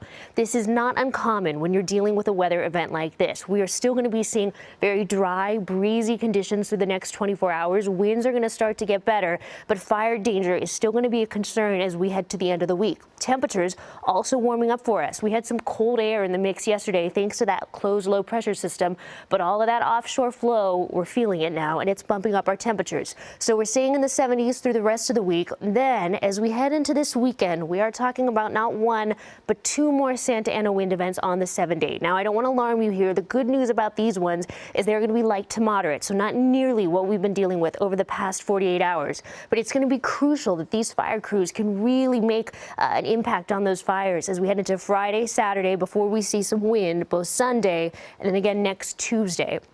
Valleys, Inland Empire, low 70s today. You're warming up to the mid 70s tomorrow, and you'll notice those temperatures continuing to climb as we head into your Friday. By the weekends, though, you do have a little bit of a cool down, breezy conditions returning for you on Sunday, and then once again as we head into next Tuesday. Along the coast, you're in the 60s this week. That isn't going to change, so you're not going to feel a difference in the temperatures, but you will with the wind. Still feeling breezy conditions through tomorrow, and then once again as we head, you won't feel it as much on Sunday, but next Tuesday is going to be more of a moderate Santa Ana wind event. Mountain spots, I wish we were talking about rain. Unfortunately, we're not even long-term models seeing much moisture in the forecast. 40s today, and I do want to point out these overnight lows dipping into the teens, so you have some very cool temperatures ahead, and then highs for you may get into the 50s the next couple days before a cool down comes this weekend. Desert spots, 50s today, those red flag warnings lingering through tomorrow. I mean, we are still dealing with some very warm and breezy conditions. Those subside as we head into the weekend, but then again, as we head into Sunday and Tuesday, some more wind on the way. I mean, Philip, Giovanna, as we start to see these winds slowly die down, it's just going to be so crucial that those fire crews can start to make an impact on some of these fires.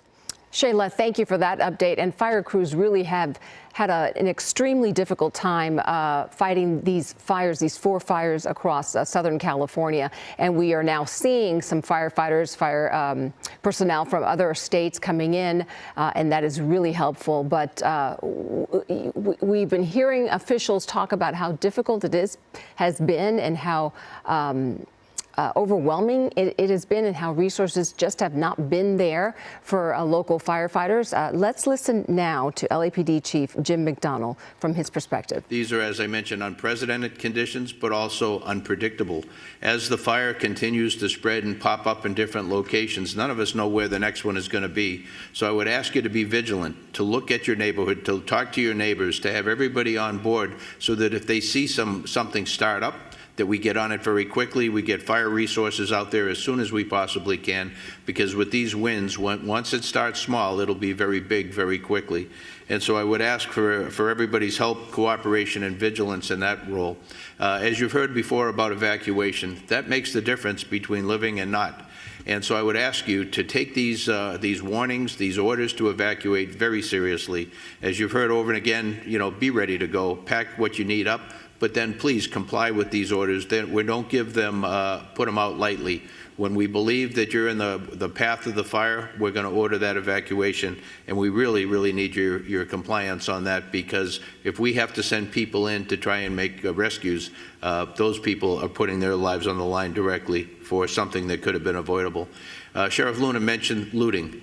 That's something that we also have to watch out for. That is incredible that we'd even have to talk about that during these tragic times, but we are going to take that also extremely seriously, and we will follow up with that in the strongest way possible. This is a tragic time in our history here in Los Angeles, but a time where we're really tested and see who we really are. And it's critical that at these times we be patient, that we come together, that we focus on saving lives, and to be able to do the very best job we can, so when we look back on this, we know that we did what we could for others.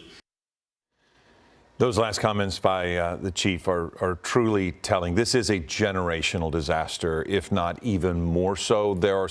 And when you talk about coming together, we have seen so many stories of people going back into a neighborhood to do what they can to save someone else's property, or to inform their friends of what has happened in their community. You are seeing people come together. They're asking, what can we do to help? It has happened over and over. We've seen it over the last 24 hours. Yeah, absolutely. And of course, the air quality is also a big concern today across Southern California. And it's not going to get much better because of this wildfire smoke, which will travel for miles. If you have some sort of respiratory illness, you need to be aware to take care of yourself. Even if you don't live near the fires or see smoke, the Santa Ana winds alone can be damaging to your lungs. Circle of Health Denise Tador explains.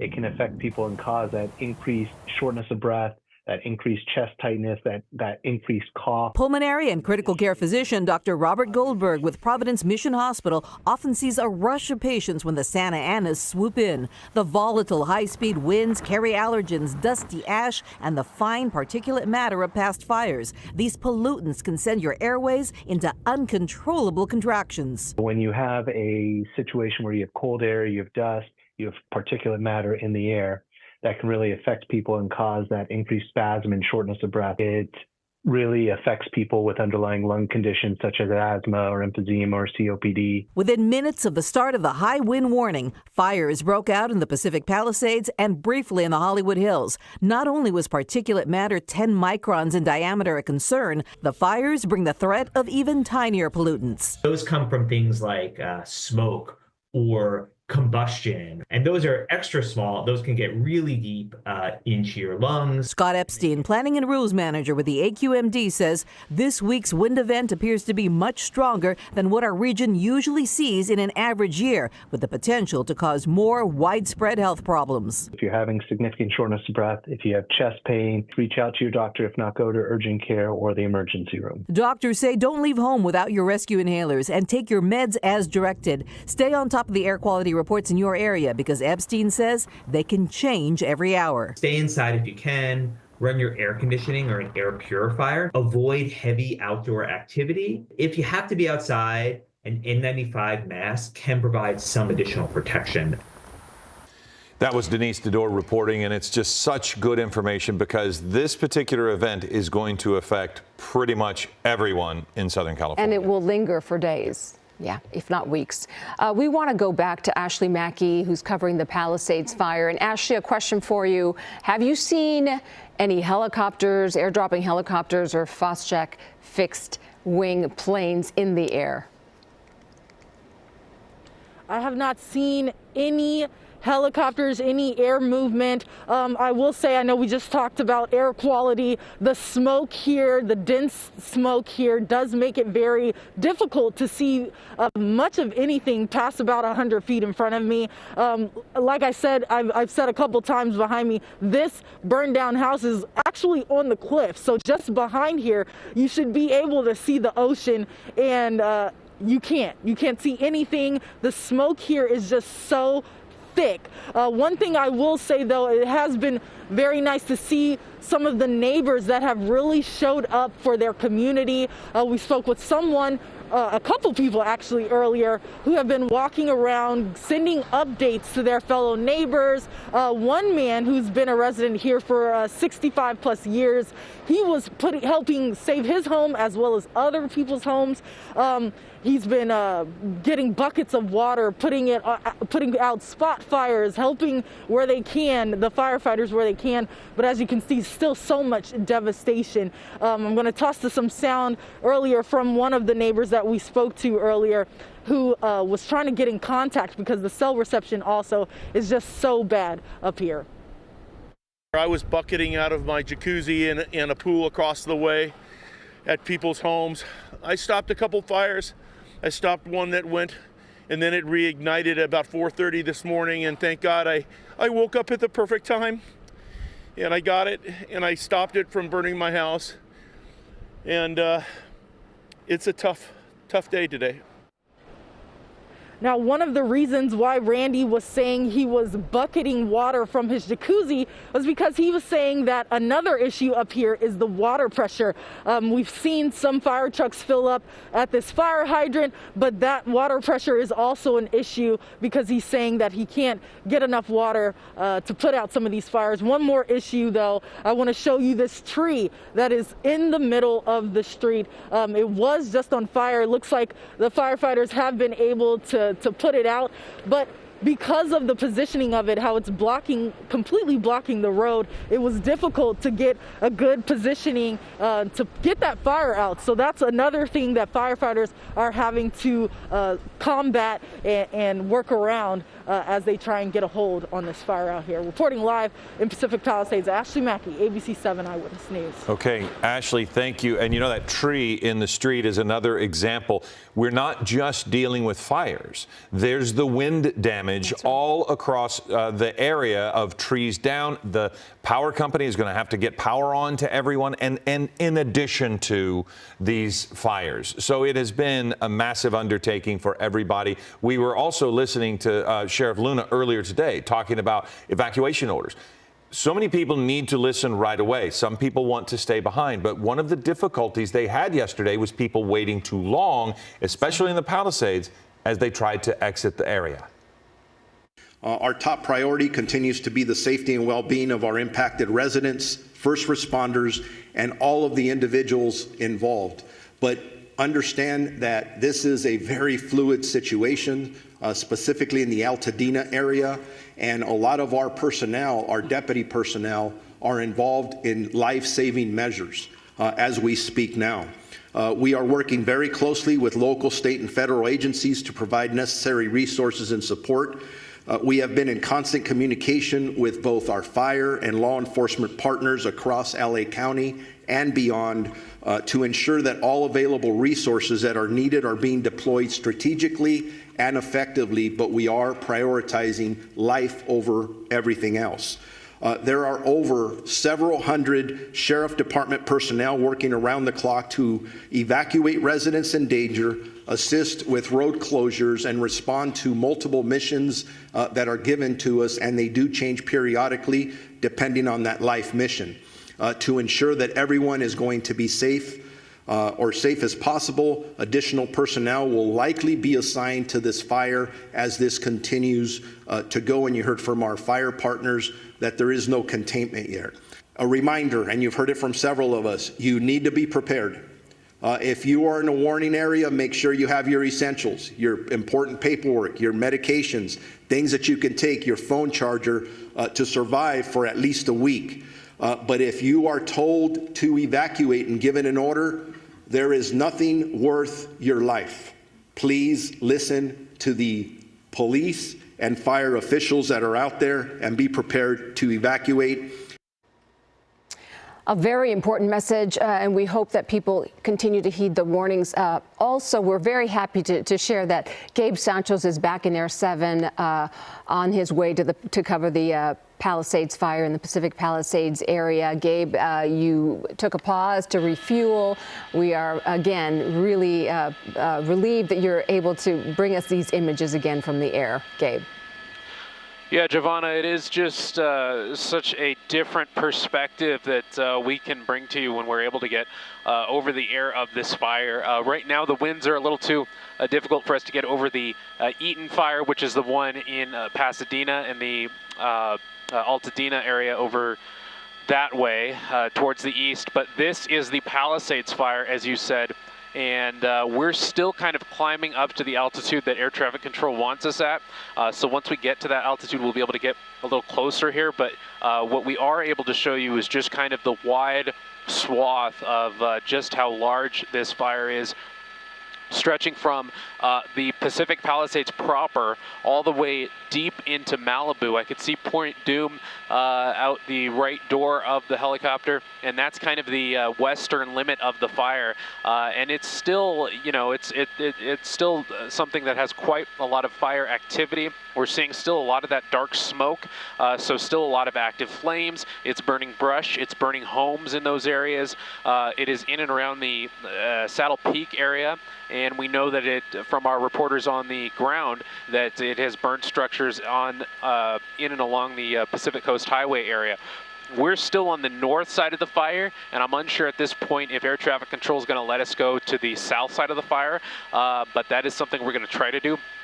What we do know is that there are some LA City Fire helicopters working the eastern edge of the fire. I haven't personally seen them do any water drops, but I know from our radar perspective that we are able to see that they're in that area, flying low. I don't know if they're just doing kind of intelligence gathering and seeing what they can see from the air, or if they're actually doing water drops. But just to see those helicopters in the air, that is definitely a good sign, and then hopefully they'll be able to turn this into an aerial attack in pretty short order here.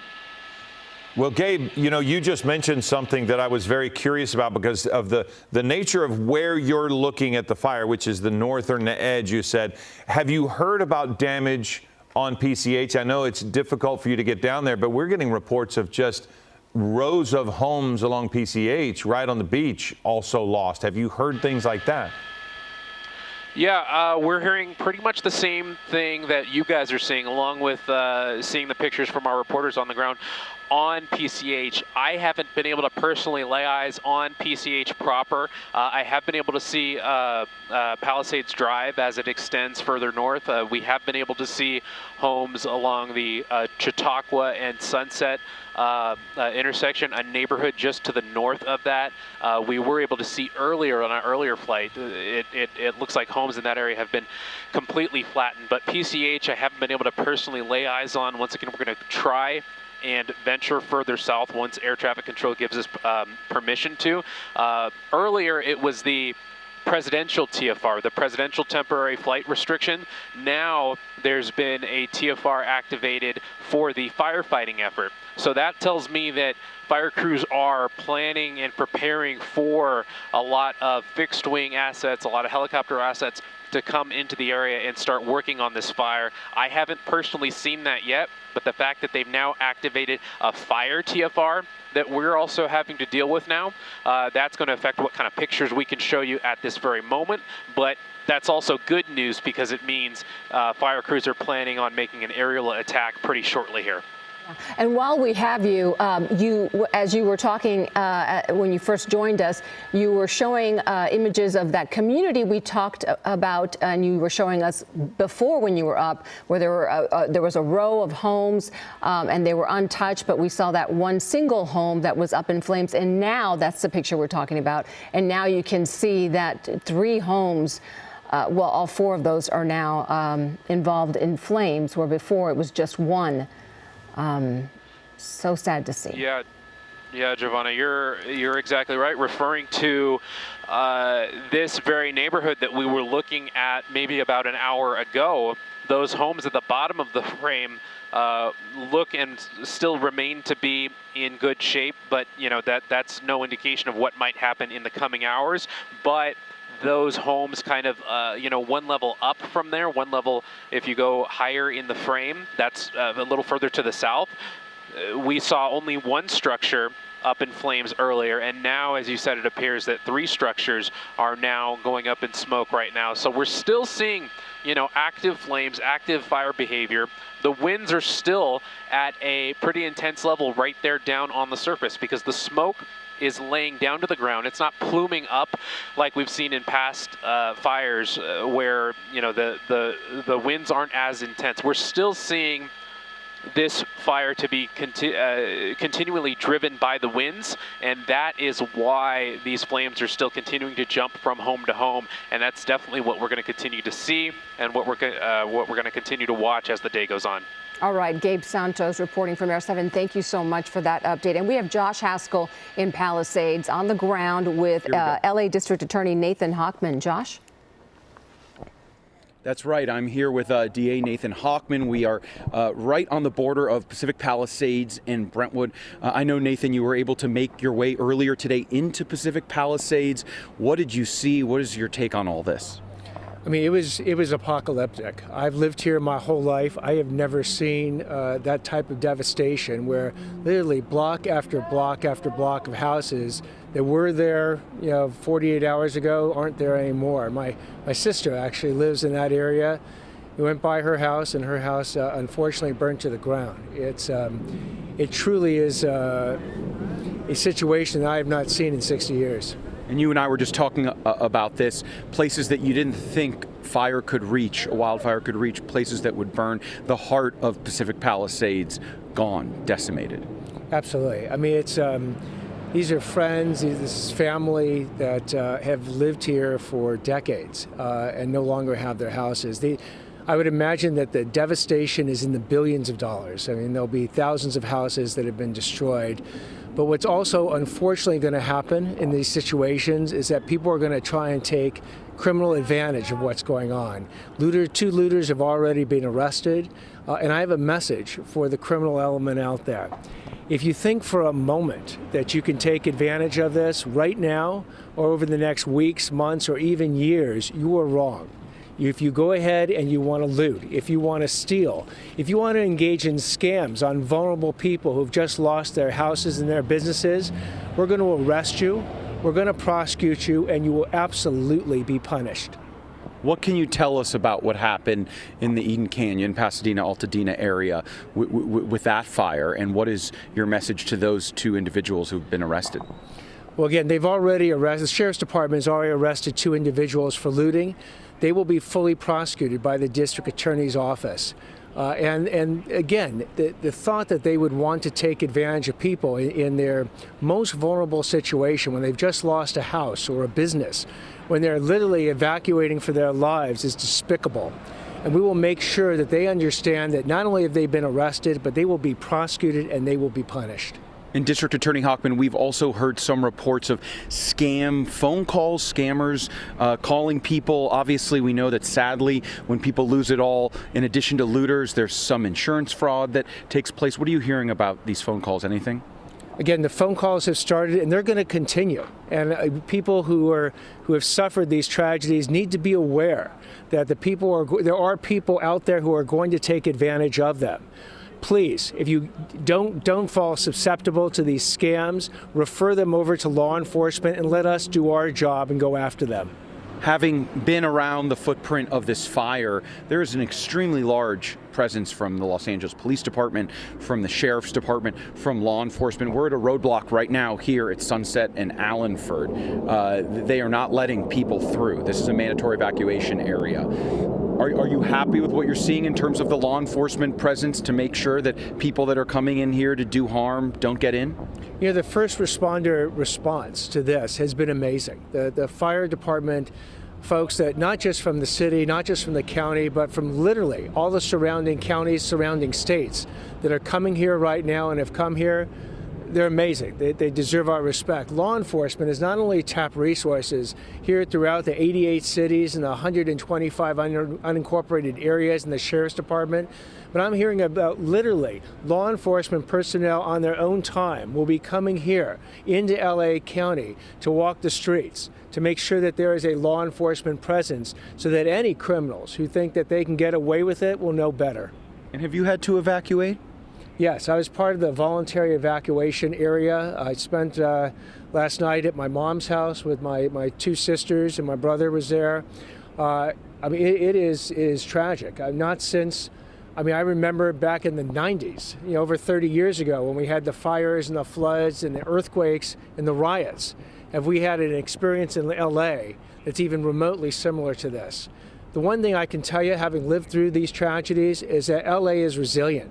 We will rebuild. We will be better than we ever have been, and the DA's office will be working with law enforcement to make sure that anybody who wants to take advantage of this criminally is going to be arrested, prosecuted, and punished to the full extent of the law.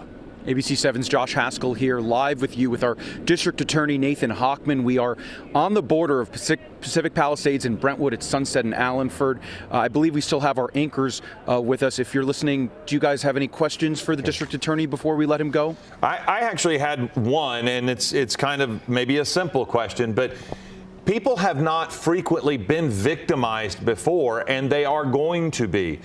What do they do? Simply call 911? Do they call his office? Where do you go if you feel you've been victimized in these next months and years?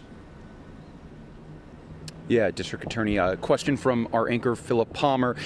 People that have not been in this situation before, been not victimized in this way, and who do they call? Where can they go? Do they go to your office? Do they call 911 if they think that they're involved in some sort of scam? If there's an emergency, clearly call 911. If it's a scam that you've been part of, make sure you actually contact the police department. You can do it online. You can do it through the phone. You can walk into a police department, any of the police department stations out there, and report that crime. Again, the important thing for people who have suffered this tragedy is I will guarantee you the scammers are out there. They're looking to take advantage of you. Don't let them take advantage of you. Report that crime. If you have any suspicion about it, don't go ahead and give your personal information away. Go ahead and report those people immediately, and then let us do our job to go after them. And I also just want to highlight that everyone that we have met covering this fire, whether you're here, whether you live far away, so many people have a connection to this. So, you said you were evacuated, your sister lost her home, so many people impacted by this terrible tragedy, and we appreciate your time and your message. Thank you for talking to us. Thank you very much. Appreciate it. Philip and Giovanna? All right, Josh Haskell, thank you, and DA District Attorney Nathan Hochman, thank you as well for joining us today. Sophie Flay is in covering the Eaton fire. You were at Lake in New York at when we last heard from you. Are you still there? Did you move? Giovanna, we moved a little bit. We're still on Lake. We're in between Alameda and Boston, and I want to show you what we've kind of stumbled upon here. These businesses completely destroyed here. It looks like a war zone, to be honest with you. It is really so shocking to witness this in person. You can also see here on the street, this truck, this car, totally gone. Across the street here, this is an auto body shop. They've lost all of the cars. I mean, they've lost the whole building. They've lost all of the cars. You can see Pasadena fire truck driving by right now. There was a cleaners here. That building is completely gone. That first building that we showed you over here, it was an herbal medicine shop. It was a tattoo parlor. Now those completely gone. If you take a look down the street, you can see a little bit more activity from firefighters here. They are working to put out the flames on multiple businesses. So far, it looks like the Altadena Pet Hospital is okay, but this is also a really the street is filled with businesses, but this is really a residential neighborhood. I mean, you can see kind of down Alameda Street here. A lot of smoke, a little bit of flames still burning there.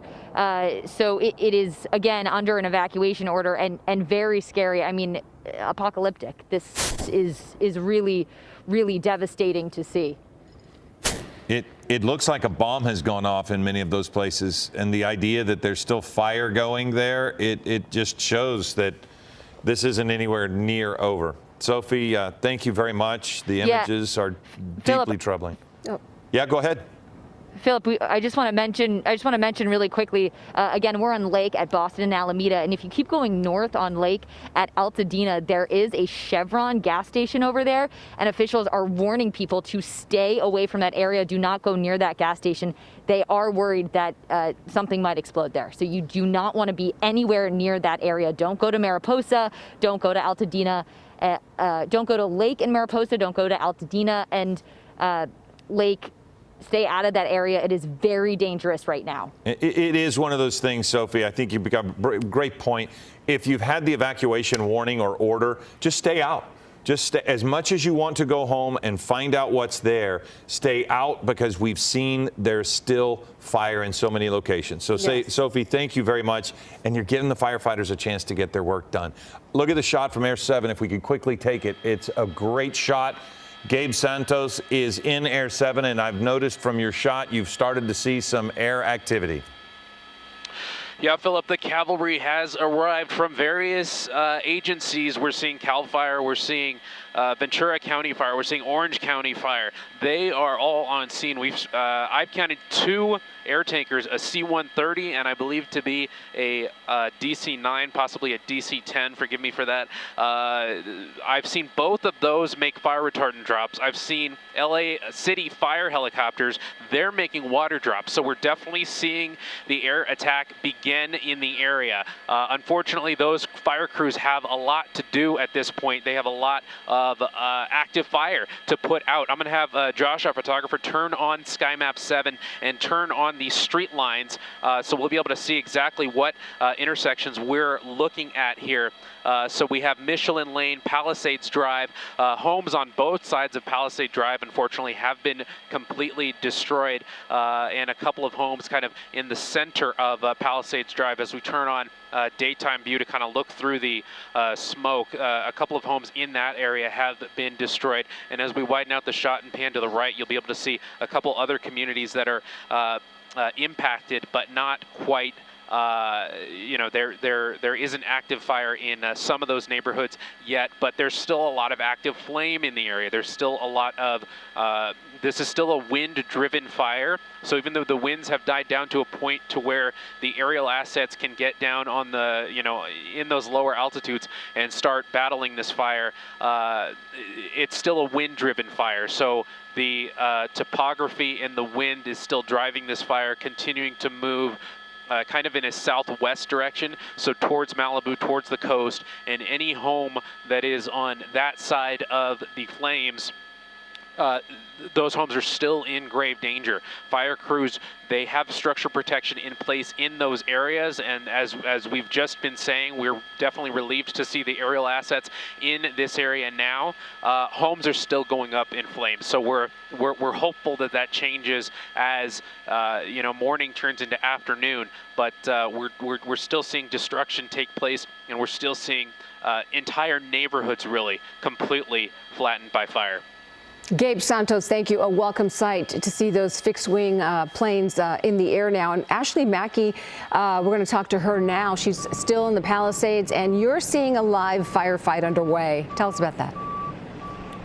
That's right. Obviously, we've been here for some hours here in this area, the Castle Lamar neighborhood. We're on Quadro Vecchio and Tremento Drive. And as you can see, this fire truck just pulled in. They have this house on fire, a lot of dark black smoke. We saw firefighters hop out one of the fire engines here and get a hose started and try to get some flames out on this property that's right here. That's what we talk about when we say the wind poses a threat. We had seen some light smoke earlier, some light gray smoke earlier, and then out of nowhere, again, this happens in an instant. We saw the fire trucks pull in. We saw a lot of the dark smoke. We can see some flames on this property here, and the wind is completely taking it over. If you're pointed up towards some of that black smoke, you can see that palm tree, and you can see the wind just taking over the palm tree, the smoke, and really making it difficult for firefighters here. Down here we have some flames by that Tesla car there. Again, that's what we talk about when we say how bad the wind makes it for these firefighters here. And also earlier, I was showing you the tree that was down in the street. That again can't make it any easier for these fire crews to get to where they need to go to put out some of these fires. We saw them circle a couple of times and come back this way to get access to this fire.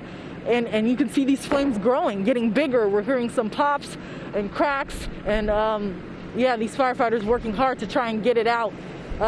This was one of the few homes in the area left standing. So many homes, so much devastation in this area. So many homes lost. Just next to it or across the street from it, the home is completely gone. And now fire crews are trying to work hard to save this person's home right here. We're gonna kind of move out the way, make sure that they have the space they need to do their jobs. But you can see here, fire crews working hard to get water. That was another thing that one resident was saying he noticed was a challenge for him. He was trying to save his home and his neighbor's home, and he was using buckets of water from his jacuzzi because he was saying the water pressure up here has just been so bad. But obviously, you can see them hustling, trying to do everything they can to make sure that they save what they can. Reporting live here in Pacific Palisades, Ashley Mackey, ABC 7 Eyewitness News. Well, Ashley, that was, you just get the adrenaline going when you see one firefighter because he was waiting on the water, had to go over, turn the fire hydrant on, and then he was able to get that spot fire out pretty quickly. But that right there is going to be a little more work, I think, as they try to get that fire out. And this is being repeated all over the place. Sid Garcia apparently is seeing a similar fight as that shot there. Ashley's working on that. This is Sid Garcia. Let's go to Sid and see what he has at his location in Brentwood, also part of the Palisades fire. All right, guys, we moved. We're on another section of Altamura Road. We're now back in Pacific Palisades here. And about 2.5, 3 minutes ago, that whole area here, this corner, was on fire. You've got firefighters that came down here, who were working up the street, came down. They saved the house. That's the important thing. Landscape's going to be scorched. That'll be replaced, but the house is fine. There was another fire up the cul-de-sac here. Apparently those homes were saved as well. This gives you an idea, though, of how embers can just float from one area, land, and start a fire. When we pulled up here to cover what was going on up the street at the end of the cul-de-sac, we smelled smoke, saw it, alerted the firefighters, and they knew what was going on. They came down, pounced on this, and basically saved the structure. Again, there's some landscaping that was damaged here, and right now it looks like they're in the mop-up phase, and they put the fire out, and that's the good news. The bad news is that the winds up here are still pretty strong, and that's what they're dealing with up here. There's still a lot of smoke. As they're still putting water on the area here where we are, we can hear off in the distance more helicopters dropping dropping water and everything else that they can to basically control the fire. But again, here the wind's blowing. This fire a few minutes ago, the little portion here on the corner was ablaze, going up against the house, and firefighters were able to come down here from where they were at the top of the cul-de-sac here, and they were able to put it out. Now they're cleaning up here, but the house from our vantage point is fine. The landscape, that'll be replaced. It got torched, but the house itself, it's fine. It appears where they were originally up at the cul-de-sac, protecting those homes, those are fine as well. But I tell you, the way these guys can quickly pack up, move, and start another battle with the fire, it's amazing to see. So this is one part. They took care of it, protected the homes on this section of Altamura Road and Pacific Palisades. And hopefully the winds start to die down. Where we were literally around the corner about a quarter of a mile, it was very, very quiet. One home destroyed, another one, a mansion, a huge mansion, looked and appeared to be okay. But here, the fire is out. They're now walking around to make sure there are no more hot spots, but the homes are saved on this section of Altamura Road. Let's send it back to you. Sid, thank you. It is heartening to see firefighters out there. We heard so many people say we're not seeing the firefighters out here, and now we're seeing them, and access to water seems to be coming back. We know they had an issue with water resources overnight. So all good signs, but still the firefight is still very serious, and we're nowhere near out of trouble. Well, and then you look to the shot there on the left, and you see the result of what happened yesterday. And again, we've talked about tornadoes, we've talked about war zones, we've talked about the surface of the moon. It is just unreal, the amount of devastation that we have lost in the Palisades and in Eaton Canyon with the fire in Altadena. George Pinocchio is here with us as well. And George, the Palisades community has a very real connection to Hollywood. There are so many people. We saw James Woods yesterday who had to leave his homes, but this is affecting a lot of people. Well, it's affecting so many people in show business. The devastating fires, in a show of respect, I think, and for safety, Hollywood is basically shutting itself down right now. All the premieres scheduled for the week have been canceled. Universal Studios decided to close for the day. And you look outside and you see how horrible it is that Jimmy Kimmel Live, just one of the shows that has paused production because of what's happening. It's not the only one. The Price is Right, After Midnight, Grey's Anatomy, Dr. Odyssey, Hacks, the upcoming Suits LA, Happy Place, Abbott Elementary, NCIS. They're among the other shows that have just suspended production, at least for today. But looking ahead, it's not over. They know that this is a major deal in this town. Friday's annual AFI Awards Luncheon is being rescheduled for a future date. Saturday's annual BAFTA Tea Party, which is a big deal, is off. And Sunday's Critics' Choice Awards have been postponed due to the fires until January 26th. And then we've also learned that people we have relationships with here at ABC have lost their homes. General Hospital star Cameron Matheson in the Altadena area lost his home. Ricky Lake, our pal from Dancing with the Stars, has lost her home. early reality stars Spencer Pratt and Heidi Montag lost a home, and it looks like Diane Warren, who we talk to all the time during award season, has lost a beach home she's had for about 30 years. And there are more. Those are just some that we know right now. There is some good news, at least, that some of the folks in entertainment are trying to do. Sherry Lansing is one of the names. There's a group called the Entertainment Industry Foundation, and they are a nonprofit that is working to get money to some of these first responders and to displaced families and pets with food and shelter, et cetera. So there's some good work being done right now. There's just no one so unaffected by this. I mean, we are all somehow connected to someone who's lost something. It's awful. I mean, we're talking from Pasadena, Altadena, all the way to the beach. It's just, the area is vast. Yeah, a friend of mine sent a picture of his home that is no longer there. It was just flames. Oh. Yeah. George, thank you. Thank you for the update. Thank you. This is Eyewitness News with live breaking news. Thank God I woke up at the perfect time, and I got it, and I stopped it from burning my house.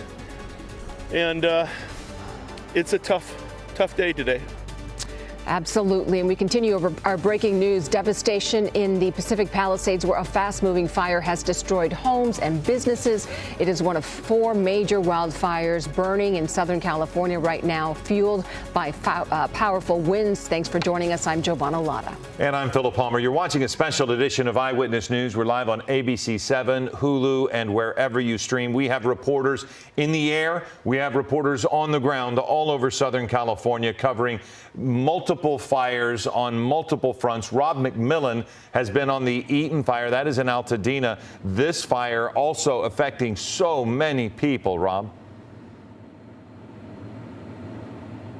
Correct. We've been in Monrovia. We've been in Sierra Madre, where we are now. This fire has already burned well over 10,000 acres, more than 100 structures destroyed, more than 500 firefighters still on scene, including these guys here. Now, we've been checking out what they've been trying to do at this home here on Church Hill Road. They've been here for a couple of hours now, as you see a deer scamper across the driveway. I don't know if you saw that, but these firefighters have been here working to minimize the loss to this home.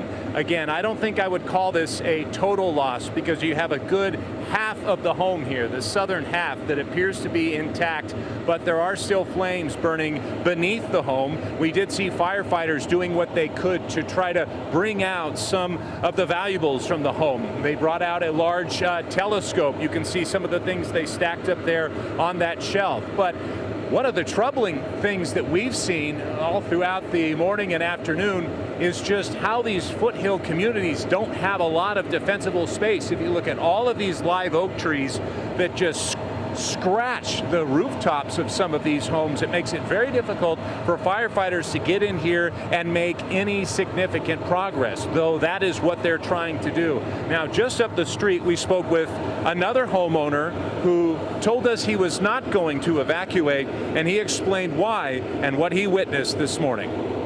Yeah, so we bought the house a little over a year ago, and we did a full gut renovation of the place, and we don't have fire insurance right now, so that's why we're here. Tell me about yesterday. Yesterday, ran over here as soon as I saw the fire alert happen on the what you call Watch Alert app, which is great. Came up onto the roof. We got 2 different hoses and some sprinklers and stuff integrated up there. So just spent like the better part of 8 hours hosing down the yard until about 3 in the morning. What was the weather like last night? The weather was, we're kind of in like the lee here in the canyon of the wind, so it was surprisingly calm here, but you could see up on the ridge the wind was whipping over really, really fast, and it moved from, the fire came from Altadena to here, and it was over that ridge about 2 a.m. And when it started coming down? Yeah, when it crested the ridge, with the wind at its back, it was like a fire avalanche. It came down, the better part of 200 feet of ridge in 30 seconds. And what were you thinking? We need to leave. And then as soon as, it got halfway down or so, and then like almost by some miracle, the wind just stopped and it burned up the hill and burned out and was more or less under control at night. And then I left here around 4 after that, so. What kind of feeling do you get now here early afternoon? Hopeful. I think a lot of what could burn burned, but there's still spots and things. We just had a hot spot up the hill that was 100 feet away, 150 feet away, so scary, but we got plenty of people on site and support, and guys are working, hydrants are tapped, so things are happening. Staying here for now. Staying here for now. Yeah, I'm not leaving today, so probably not tonight either. We'll see. And his name was Connor Haas. That's his home right there. You can see a lot of brush, a lot of trees around that home there. But just to give you an idea of how close he was and how dire the situation was for all of the homes here, the home we just showed you that was burning right up there. So not a lot of distance between that home that was, at least 50% engulfed at one point. And you saw how close the trees are, and had this thing gotten going, this could have been another one of those neighborhoods where you had dozens of homes wiped out. At this point in this neighborhood, we've only seen one home lost. Live in Sierra Madre, Rob McMillan, ABC 7 Eyewitness News. Okay, Rob, thank you, and we will hopefully continue to see more homes saved by this incredible work by the firefighters throughout these next few days. Now, there are 3 wildfires burning in the Los Angeles area right now. They are covering tens of thousands of acres, so it's so difficult to stay on top of everything. But they all started yesterday with the winds really picking up. The first was the Palisades fire in Pacific Palisades. That started around 10:30 yesterday morning. You were likely here with us at 11 when we started on that. Around 6 last night was when we saw the Eaton fire in Altadena. That exploded. Hours later, the Hearst fire began in Sylmar. That's now 700 acres. This morning, there was a 4th fire in the Sepulveda Basin. Firefighters mentioned that in a press conference. It was called the Woodley Fire, but the forward progress of that has been stopped. It is considered contained.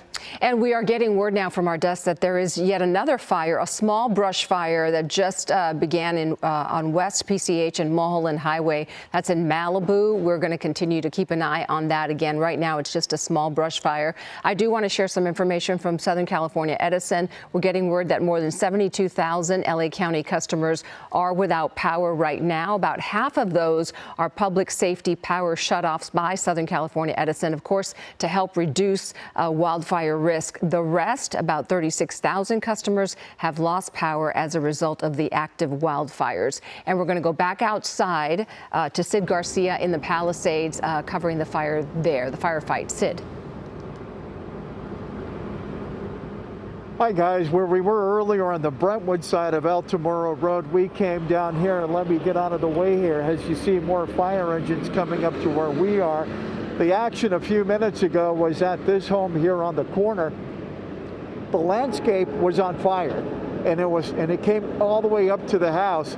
There were some fire trucks up the street on the cul-de-sac battling another fire over there. It looks like from our vantage point, they managed to save the homes from up there. And here, the quick work of the firefighters, they were able to save the home here.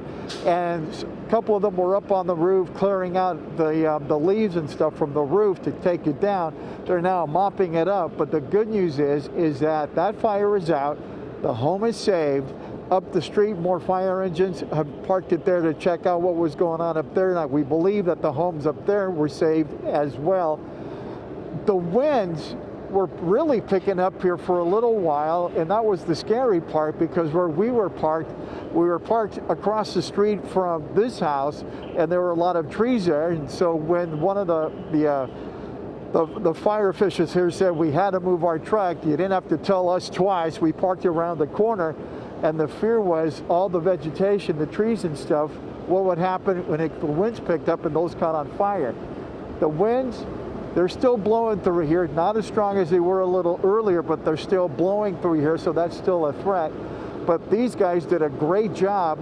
These are guys from the Office of Emergency Services. These are from the state, along with LA City Fire up the road.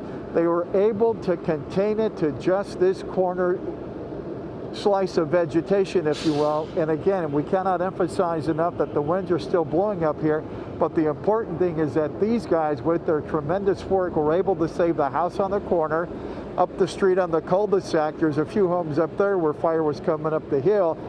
From what our vantage point is, they were able to save the homes up there as well. These guys are doing tremendous work in the conditions up here where it's still windy. And that's the big fear, because as you well know, embers can travel quite a long ways. And while we don't know what started the fire here, we just simply know that these guys did quick work, put it out, cleaned out the roof of the leaves that were on top of it, and they were able to save the house. We're going to have to move a little bit as they're going to plug into the fire hydrant here.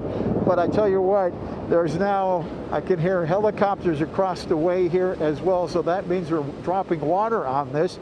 And it's still pretty active here. Nobody's taking a breath right now, but they're going to plug in here to see how hopefully there's enough pressure in that fire hydrant for them to do their job. But all the action was there on the corner. They were able to put it out. We thought the palm tree above it, the tall tree up here, was on fire, but it turned out it was more of a reflection of the sun. But the good news is they were able to put the fire up, protect the house, keep it intact, and now they're going to reposition that fire engine to plug into the fire hydrant and continue to assess the situation here. But again, there are times where the winds are really blowing through here, and then it kind of takes a break here, like a little lull. But as you can see up top, the winds are still blowing at a pretty decent clip up here, but there's enough fire engines up here to protect the property to make sure something huge doesn't start out of something really, really small. We'll stay here to make sure things are okay. So let's send it back to you as these guys get ready to hook everything up to the fire hydrant here in this neighborhood. Okay. Sid, thank you. A lot of times what a fire truck will do, because it carries a lot of water in the truck itself, so then they don't always have to hook up to put water on a fire, so they may be just simply refilling that truck before they move to another location. Gabe Santos is in Air 7, and Gabe, one of the things that I'm wondering is, as we see some progress on some of these homes on the ground, are we more traditionally fighting this fire now because we've got air resources? You can't take air resources away from a firefight this large and expect the ground crews to be as effective as they normally are. Do you feel that's maybe part of why we're starting to see some progress on the ground, is because they can actually focus on that and let the air ops do their work? Yeah, it's really, as you said, Philip, it's a two-pronged offensive now. We're very lucky to have seen the aerial attack beginning. We've seen multiple air-dropping helicopters begin to make drops in the area. We've seen multiple fire retardant tankers start to make drops in the area, and they're really working to try and control what they can control. We've seen them focusing a lot of their effort on the eastern flank of the fire, Mandeville Canyon, Sullivan Canyon. The fire hasn't gotten quite there yet. It is in Rustic Canyon, but they're trying to prevent it from getting any further east, and the wind is really helping with that because it's not blowing the fire to the east. So fire crews are really trying to lay down the lines, put down a lot of fire retardant on that eastern side, so that that's one less thing they have to worry about. And then what it appears is going to happen next is they're going to try and cone in the western side of the fire, and after that, then will come the water-dropping helicopters on some of these hot spots that remain inside fire lines, because they really have to work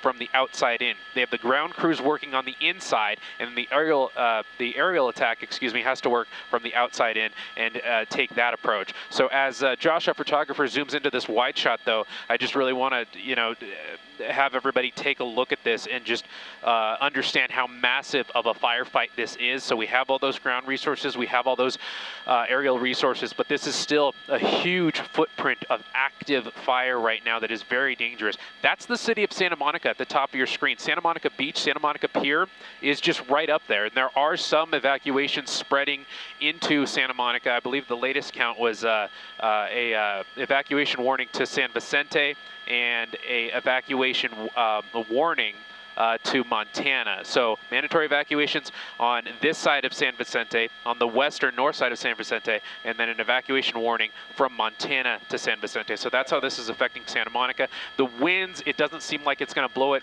further in that direction, and as I just said, fire crews are really trying to lay down the line on this eastern and south side to try and get that out of the way and make sure they don't have that to worry about now. As we look at what we're shooting now, Josh is going to turn on on SkyMap 7, and we're going to go back to those street names. And this is one of those neighborhoods that has been heavily damaged by these flames. So we see Sunset Boulevard, Galloway, Embury, Bashford. There is a lot of destruction in this particular neighborhood. So if your home is on one of these streets, I just have to say it does not look good. So we're going to try and get crews in that area specifically, so we can get eyes on the ground and get a better view on exactly what happened there. But that entire neighborhood looks to be a complete loss, and there's other parts of the Santa Monica Mountains that are being affected the same way. But in those other neighborhoods that are a little bit further west, going back to this neighborhood, though, you can just see how close those homes are together, and that appears to be why the fire kind of spread from home to home. But in those neighborhoods where the homes are a little bit further spread out, you see a little bit more spotty fire behavior where, every other home is likely to be saved, or, 2 homes go down and then another 2 homes don't. So that's kind of what we're seeing here. As I look out the helicopter window, I see more helicopter resources. It looks like an LA City fire coming up the 405 or south on the 405 down towards this firefight. So they're going to join the firefighting effort as well.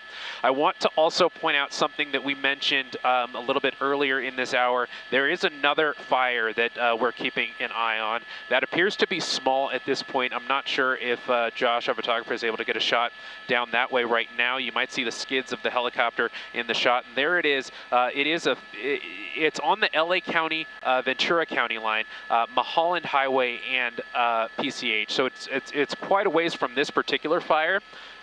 But that is something that fire crews, especially Ventura County Fire, are sending a lot of resources to. There is a report of structures threatened there, but that's only burned 5 acres at this time. That's being called the Freddy Fire at PCH and Mulholland Highway. We're going to keep an eye on that one. But as you can see, that's relatively small compared to the big fire that fire crews are taking a look at now, the Palisades Fire. As we're kind of doing laps up and down the north side of this fire, we're not quite allowed to traverse on the south side, on the beach side, but occasionally we'll be able to poke through the smoke and see PCH, and we see a lot of destruction. More homes are burned down than not right along PCH, and that's kind of something that we heard, and that's something that we knew. We've had crews on the ground along PCH, and that confirms what they were seeing there. And this is our first view that we're being able to see from the air of PCH. Now, looking from the firefight as a whole right now, it does appear that there's almost more smoke now than there was a little bit earlier. And I think the reason for that is because they're kind of letting the fire burn into these brush, more heavily areas with a lot of heavy brush, because they're focusing the efforts on structure protection and that sort of thing. So the areas with a lot of heavy brush, they might just let burn in these isolated canyons. So if you do see, a lot more smoke, that's probably the reason for that. But on the other hand, we do have those air tankers coming in, and that's where those air tankers will really focus their efforts in these like wide open areas where they can drop long lines of fire retardant and really put a line down around this fire. And then that's where the containment number comes from. We can really start getting that containment number up from 0 to 5% to 10%. When you hear these containment numbers, we're going to get to a point eventually a few days out from this fire where the containment may only be 20–30%, but the active flames will be put out. That containment number is more about a line that they physically have drawn around the fire to physically contain it. It's not really a determination of whether the fire is, still burning actively or not. So you'll see a little bit of a discrepancy with that. But when those air tankers do start, really putting down lines of fire retardant all the way around this fire, then you'll start seeing that containment number change from 0 and moving on up from there. But it is still, we're still shocked by the pictures that we're seeing up here. Josh, if I could have you turn on SkyMap 7 again, those street lines there, so we can get what exactly that intersection is. That looks to be Chastain Parkway and Calle Debra. So on that intersection, there appears to be a lot of destruction there. And via La Costa, that is the street there on the middle of your screen. Via Pacifica, it looks like homes there may be safe, so that's some good news there. Safe is the wrong word because this is still an active firefight, but on that particular road via Pacifica, we do see homes still standing, so that's some good news there. Philip and Giovanna. Gabe Santos, thank you for that update. It's really disheartening and so upsetting.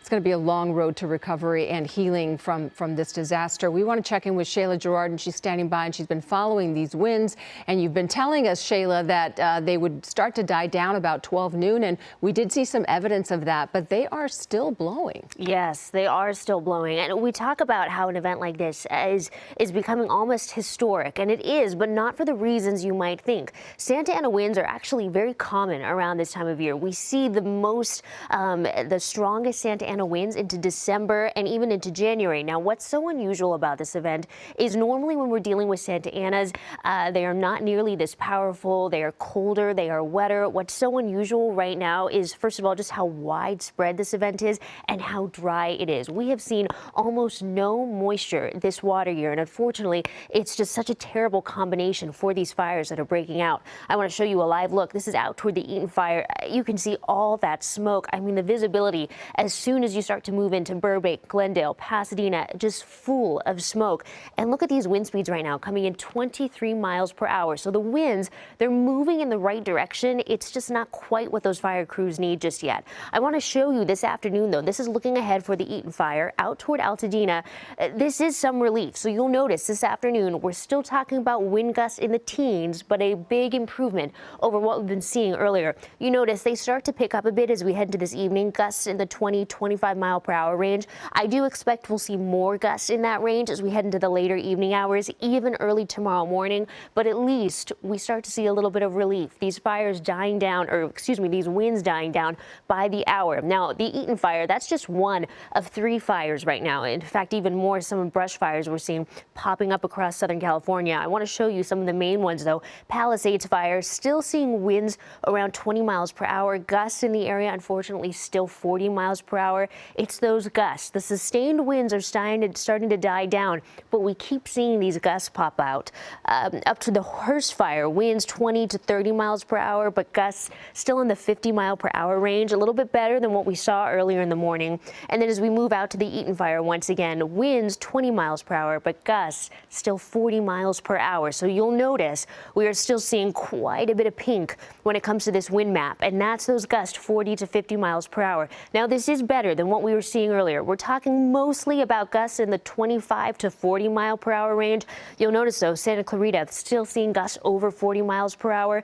Simi Valley coming in very close at 37 mile per hour gusts. As you start to move further east, a little bit of relief. Pasadena, Glendora seeing gusts over 20 miles per hour, but Riverside, San Bernardino in that 30 mile per hour range.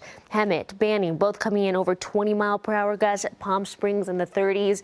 So we're moving in the right direction. We're out of the worst of it, but even as we head into the afternoon hours, we are still dealing with some at least advisory level wind speeds. Now, air quality. This is something that's going to impact all of us over the next couple of days. You'll notice mostly moderate, but as you head out to the low deserts, we have those patches of red. And then out toward West LA, this is actually a big improvement over what we saw earlier. West LA, Pasadena, even into Los Angeles, still that red. That is unhealthy for everyone. And this has been bordering on hazardous throughout the morning and into the early afternoon. So if you have any respiratory issues, if this is something you're sensitive to, it's a day to stay inside, have those air filters going. I want to show you as we head over into the afternoon hours, we're seeing a little bit of relief. You'll notice, though, we are still dealing with some strong wind gusts through this evening. So the high wind warnings, those are going to last until 6 p.m. tonight. Then overnight, we start to see those winds dying down. Still dealing with some advisory level wind speeds, not too bad. And then into Thursday, we see some breezy conditions returning. Now, it's not going to be nearly as windy as what we're seeing out there today, but still something for those fire crews to have to deal with. That is why we have this high wind warning we were talking about till 6 6 p.m. The strongest winds dying down this evening, but this red flag warning for all of us, this is going to be lasting through tomorrow. That's not uncommon with events like this, because even though the winds start to die down, we're still dealing with extremely low humidity across Southern California, dry conditions, all that dry vegetation, so that fire weather going to stick around for a couple more days. I want to show you this here. So Wednesday, Thursday, we still have those red flag warnings in place. We had a cool down yesterday. Temperatures were a lot cooler. There was some low pressure in the mix that brought in cooler air. That has moved out. All of that offshore flow, we're feeling it now, and temperatures are staying in the 70s. Wednesday, Thursday, Friday. And now I do want to show you this. We are talking about some more Santa Ana winds, not one, but two events. And this is not to alarm anyone. These are not going to be nearly as strong as what we dealt with over the past day. But Sunday and then into next Tuesday, we're talking about light to moderate events. So the hope for these fire crews is they can really start to get these fires under control before we start to feel some of those winds pick up again by late weekend. Valleys, Inland Empire, low 70s today, making it to the mid 70s tomorrow. Friday, upper 70s for you, not quite making it to the 80s, and then a cool down coming into this weekend. Beaches, you are in the 60s all week long, still feeling breezy conditions through your Thursday. Definitely going to feel that wind this afternoon, and then calm conditions as we head into Friday. You will feel a little bit of a breeze though heading into Sunday. Now you'll notice on these 7 days, mountains, same story. We are not talking about any rain, no moisture, just the winds. I wish we were talking about some rain, but unfortunately even the 2-week outlook, it is looking very dry out there. And then finally desert spots, 50s today. You just bump up to the 60s for your Thursday, and then a little bit of a reprieve before we see some more wind rolling back in late weekend and into early next week. So Philip, Giovanna, it's not necessarily the news we need, but at least we're seeing some winds dying down this afternoon. We're moving in the right direction. We'll take the news that we can get, which is good that the winds are dying down, but we sure would like to see some rain in the near future. Okay, Shayla, thank you very much. Now, we have some breaking news that we have just learned. The acreage for the Palisades fire has jumped to over 15,000 acres, so 15,800 acres. And there is no containment right now. They don't have a specific number of structures damaged, but according to fire officials, based on the footprint of the burn area, it's at least about 1,000. We've seen from Gabe Santos's images entire streets that are gone. In many cases, some communities, there are more houses gone than still standing. But this map that we're looking at is the current areas that are under evacuation orders and warnings. Topanga Canyon, Tuna Canyon, they're going to be the ones in the red there. So those areas are under the mandatory evacuation orders. You also heard Gabe Santos talk about parts of Santa Monica. They are under a warning. They will be in the yellow there, also, as well as Calabasas. So this fire is far from over. You can see the damage there. So the red is the order to evacuate. The yellow are the warning areas, and this is for the Palisades fire. And now we want to show you the evacuation zone for the Eaton fire. This is the other big fire that we're following with a lot of damage. Some 10,600 acres burned in this area. This is affecting the Altadena, Pasadena, and Sierra Madre areas. There are mandatory evacuation orders and have been in place for those three areas, Altadena, Pasadena, Sierra Madre. There are evacuation warnings for surrounding areas. So if you are in those surrounding areas in the yellow there, it is wise to, gather your things, prepare your family, your pets, whatever you need to do, your medications, be ready to go in case mandatory evacuation order is given. And as the Eaton fire continues to burn throughout Altadena, Pasadena, there are emergency centers set up for those impacted in that area. El Camino Real Charter High School on Valley Circle Boulevard in Woodland Hills. You can go there. The Pasadena Convention Center on East Green Street across from Paseo, and the Westwood Recreation Center on South Sepulveda Boulevard has been open since yesterday. And one thing to think about with the map you just showed is that we talked with Mark Biscoff of Caltrans, and the 210 westbound through that section that you saw there is closed. So if you're needing to commute, the eastbound side was open, but you got to imagine the traffic through there is going to be horrible. So you might want to steer clear of the 210 freeway. If you're having to commute, find a different way, maybe drop down and use the 10 freeway. And I just want to add that there's also a mandatory evacuation order in the La Cañada Flint Ridge area as well. Yeah, so many areas and so much population in those spaces, and we feel for all of you. Many of us here at ABC 7 also affected by this. And real quick to add on, Glendale Water and Power, you had mentioned some of the areas of Southern California, Edison. Glendale Water and Power, they're starting to get power back on in the Glendale area because remember, we're still dealing with a wind event that has caused power outages due to simply down trees, down power lines, things like that. Sid Garcia is still live in the field covering this fire. We are from above as well, but Sid is telling the story from Brentwood with the Palisades fire. Good news here.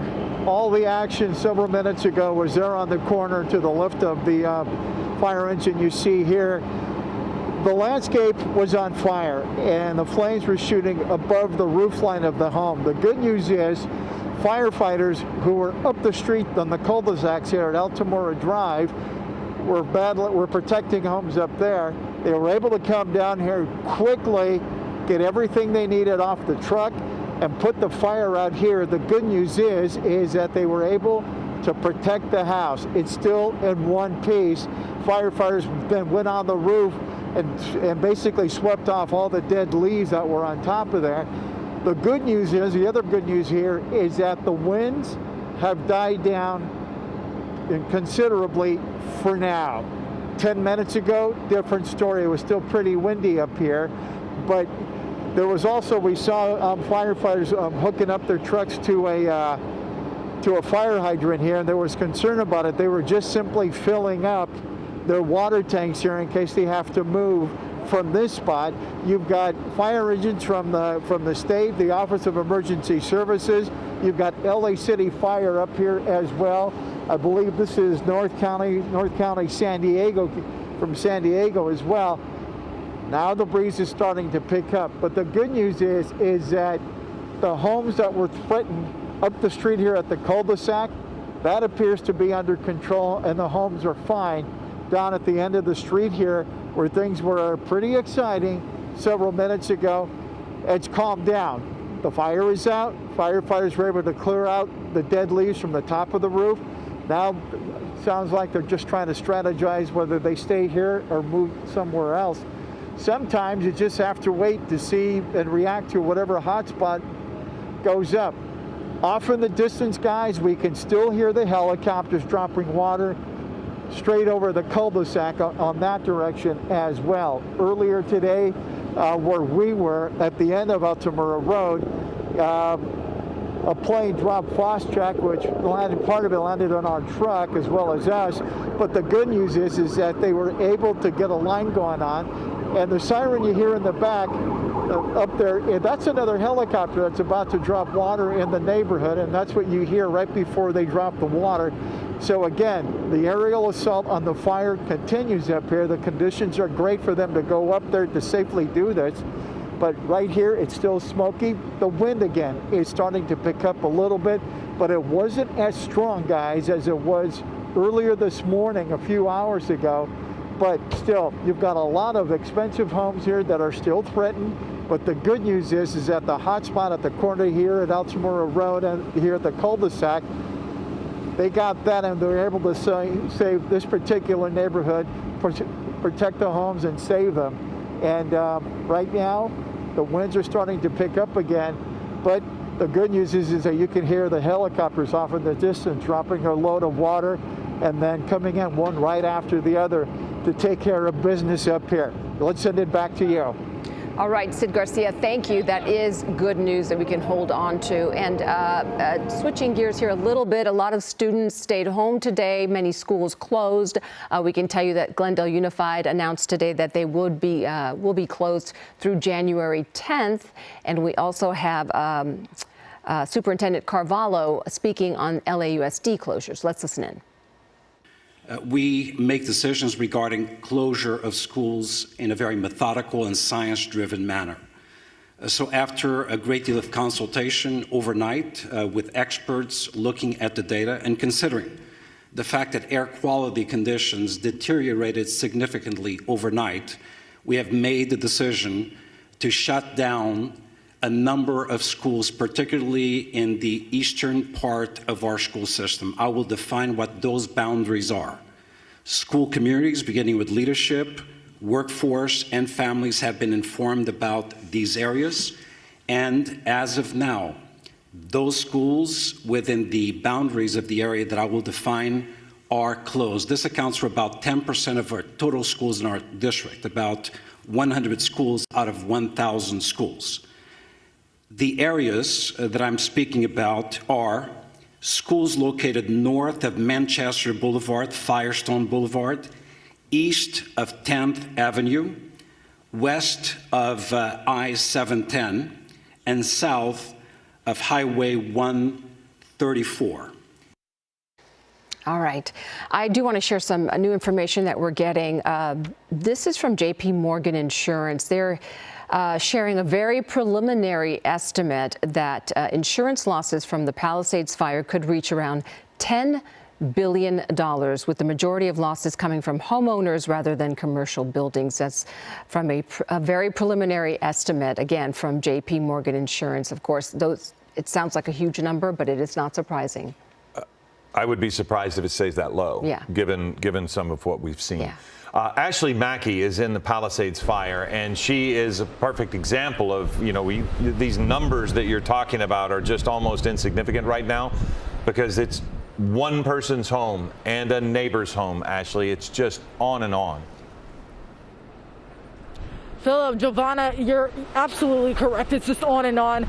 And I really want to take a moment to point out this wind. Like, we keep getting these big gusts of wind, and earlier that's what sparked a huge fire over there just behind me. I was on it earlier. We saw firefighters hop out the fire engine and get some water hoses going and getting water on the flames that were engulfing that separated garage over there.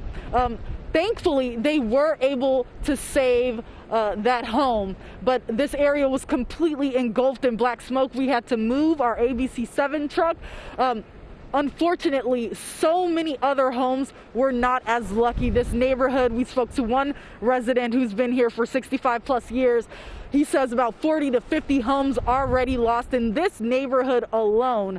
I'm going to pan over here. You can see we're standing right in front of one structure that has just been completely destroyed. It overlooks the ocean here, and right now you can see there's a little bit more visibility. We're able to see the water, but still just a lot of challenges that firefighters are faced up here. Just a little while ago, we spoke to another resident just a couple homes down. We were watching him throw stuff into the car.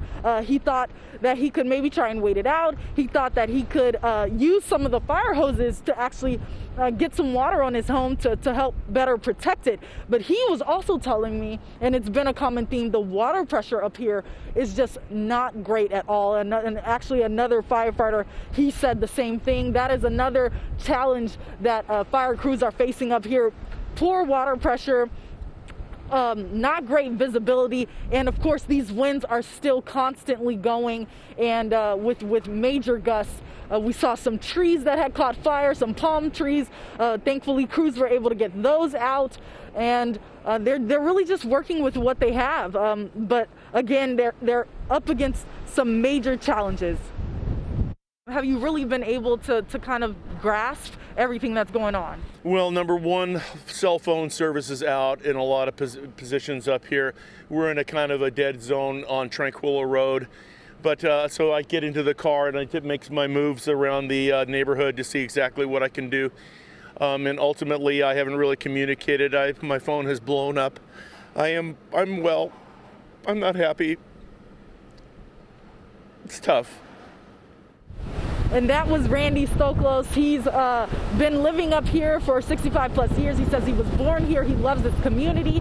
He was actually able to save his home and a few of his neighbors' home. Again, everybody wasn't able to be as lucky, but we've seen him since driving back and forth. He's trying to update his neighbors and update his community. He's really putting his community on his shoulders because he loves this neighborhood, this community so much. He calls it paradise. And unfortunately, so many people will come home to scenes like this where there's just nothing left. I'll send it back to you guys. Reporting live here in Pacific Palisades, Ashley Mackey, ABC 7 Eyewitness News. Yeah, you can't say it enough, Ashley. It is simply devastating to see all that. Thank you. Absolutely. We want to check in with Rob McMillan. He's at the Eaton Fire in Sierra Madre. What can you tell us what's happening there? We see firefighters behind you.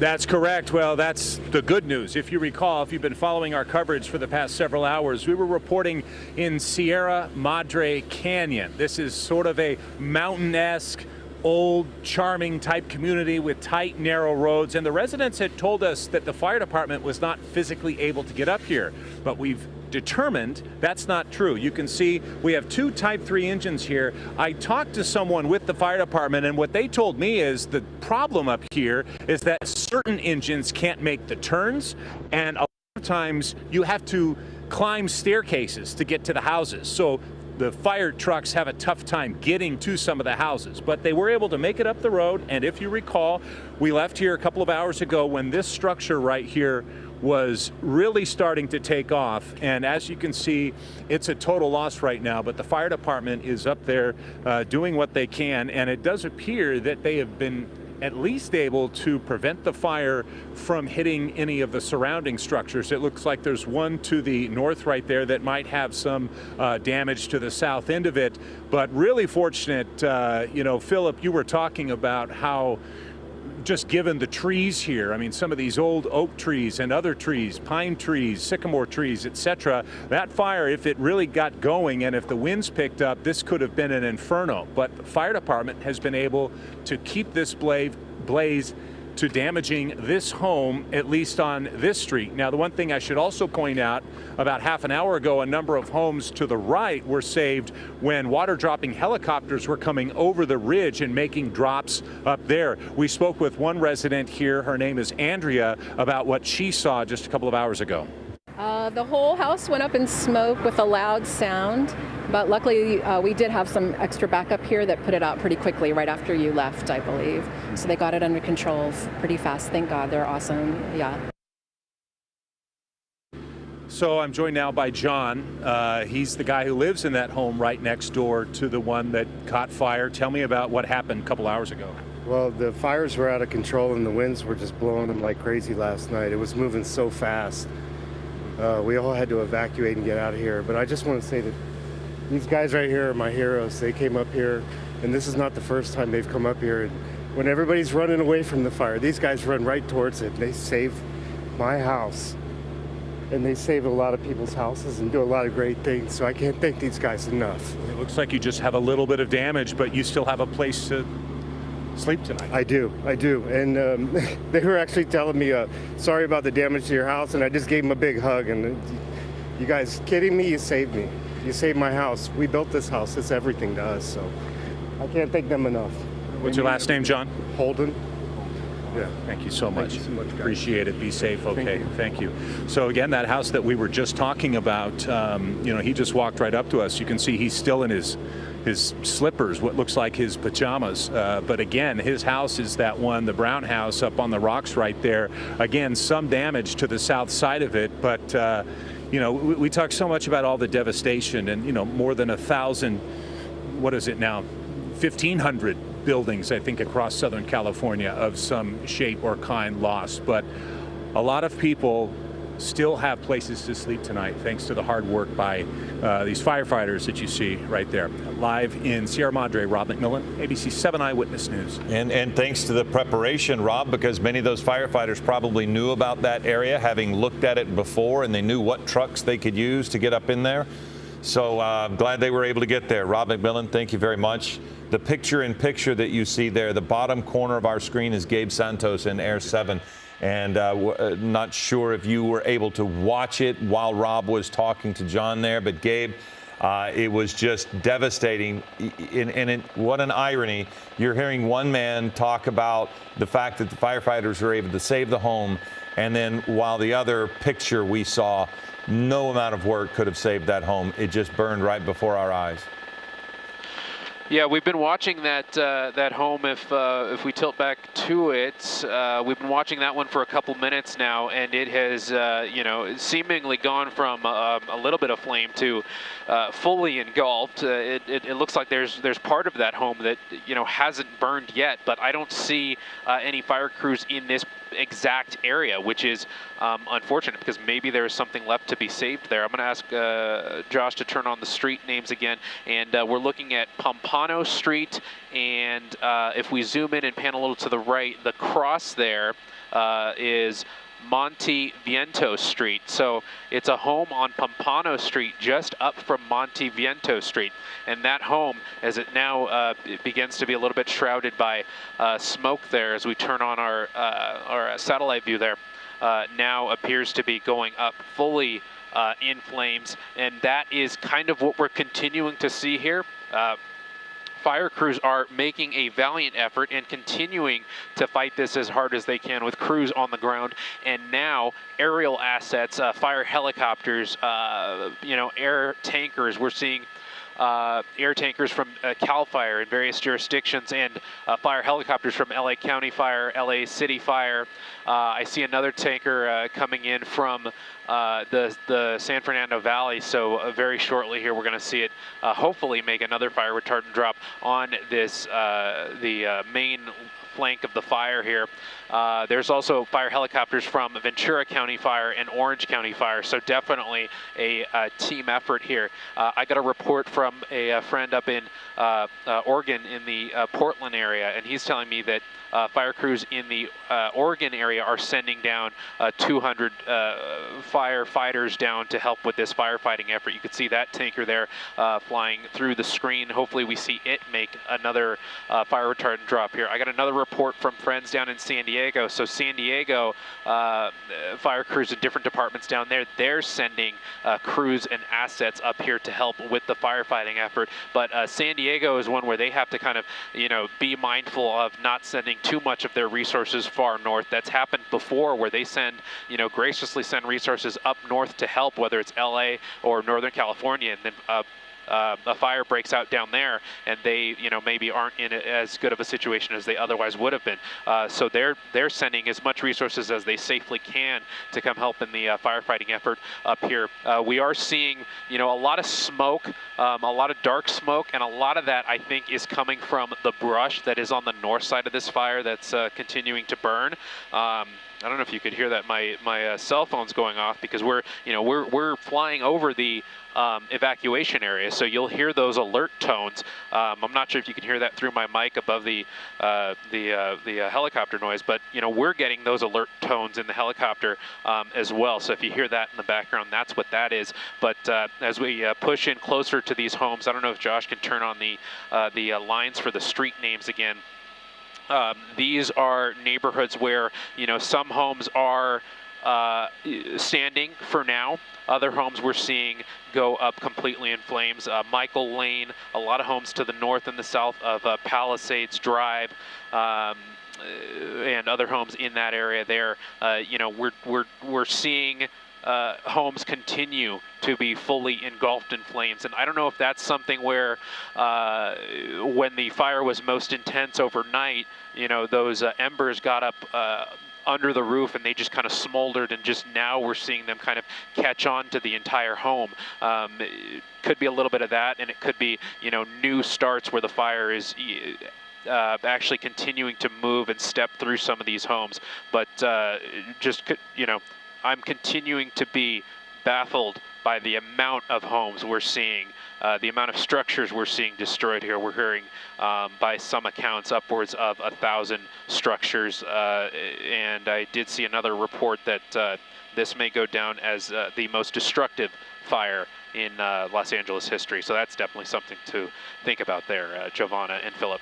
Gabe, thank you. Absolutely. And it could be days before we get an accurate count of how many homes have been lost between all the fires burning today.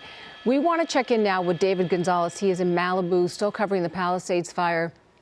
And we've been talking about all the homes that have been lost in these fires, but also some important, iconic, restaurants and businesses along Malibu have been lost. And David is there to talk to us about that, including the Real Inn. Is that where you are?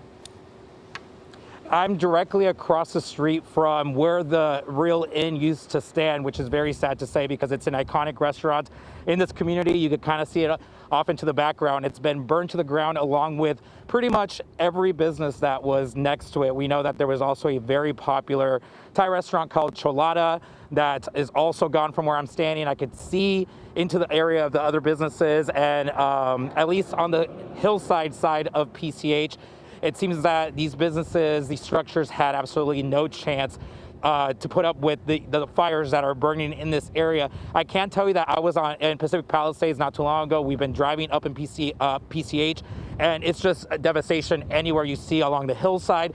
The saddest part is that we're encountering a lot of people out here who are wanting to know if we've been in a specific area that they know, that they live by, that they know someone that lives by. And it's so hard to tell because a lot of these homes seem to be standing when you get close to them, but then you look next door and a home that used to be there is completely gone. So it's hard to tell specifically unless you're in that area. And as you can see, the wind just picked up right now. It kind of slows down for a little bit before these strong gusts come in. But this restaurant behind me, the Real Inn, I was just on their Instagram page, and their owners have acknowledged that the Real Inn Malibu has burned down. They were in business for 36 years, and they say that they're heartbroken by seeing what's left of their business after this devastating fire that has burned through the area. Luckily, being media, we're getting privilege and access to these areas, but I can tell you driving along PCH, there's just devastation on the hillsides. We drove near the Getty Villa area, and there was homes that have been burned down, churches, up in Palisades, all very difficult scenes to see when you encounter people that are get as close as possible to their businesses, and they are completely burned down. But I can tell you we've made our way to Malibu. We're here directly across the street from where the Real Inn Malibu used to stand, and unfortunately you could kind of see it off into the distance. It's been burned. There's charred hillsides all around us. I can tell you that on the other side of PCH, it appears the fire did make it all the way to the ocean, which is also very interesting, fascinating to see because it just shows the fury of this fire when it was burning in this area. My photographer Lawrence behind the camera, he was here yesterday standing, and he said it was an absolute firestorm and that it was terrifying to be here at times because just how fast the wind shifted. Right now we do feel safe. We do see some embers, some hot spots in the area, but I can tell you that right now that I think the saddest part is just the people wanting answers, and we can't give them direct answers as to if their home's okay. I met a woman not too long ago who gave me her address and phone number, and she's like, if you're in this area, can you please text me? I just want to know. We haven't made it back into that area, but if we do get that opportunity, of course, I will be letting her know, but it's just devastation wherever you see, guys. Well, so to be clear, you have seen homes destroyed on the ocean side as well as on the hillside. To clarify, since we were driving along PCH, obviously I was concentrating more on the hillside, so I haven't physically seen any, but we did see burned cars on the ocean side of the road. And where we're standing right now, it's Topanga Beach. I walked to the edge, to the stairs that lead you down into the beach, and there's charred land all up and down that side of the beach as well. Luckily here, the only structure that I see is a lifeguard tower that seems to be untouched miraculously, but besides that, all the homes between Malibu where we're standing and Palisades, I have not visually seen any burned to the ground, but I can tell you that there are burned structures definitely on both sides of the hillside. Okay. No one is spared. Have you seen anyone from those businesses, homeowners or employees returning there at all? Like I mentioned, we kind of have special access because we're media, so they're letting us through, but at these barricades all along PCH, you are seeing families gather, people gather. We've seen hugs, I've seen tears, I've seen people on bikes carrying luggage. It's been interesting to see because people are trying to do whatever they can to get as close as possible to try to get any answer as to if their properties are okay, if a beloved restaurant like the Real Inn is okay. And it's hard to see, obviously, but it's hard also to let them know if we do encounter them again about what we're witnessing. And of course, once PCH eventually opens, it's going to be a very devastating sight for a lot of people. Yeah, and we heard this morning Caltrans has closed, and if I'm remembering the roads correctly, Malibu Canyon to the McClure Tunnel, that seems to be the area that's a hard closure for PCH. Is that about what you've experienced? Yes, we were on Montana Avenue and Santa Monica Pier. Basically, anything past that towards Sunset Boulevard and obviously beyond into Malibu is shut down. And you are seeing pockets of people that are moving around with bicycles, maybe some scooters, but it's really hard to move a car because there is that law enforcement that is setting perimeters up just to ensure that no one is going into the hillsides, because I can tell you that there were still many very active fires in Palisades as we were making our way around trying to talk to people, just trying to see what was taking place. All right, David Gonzalez, thank you. We will certainly check back in with you a little bit later. Right now, we want to check in with Shayla for an update on those winds.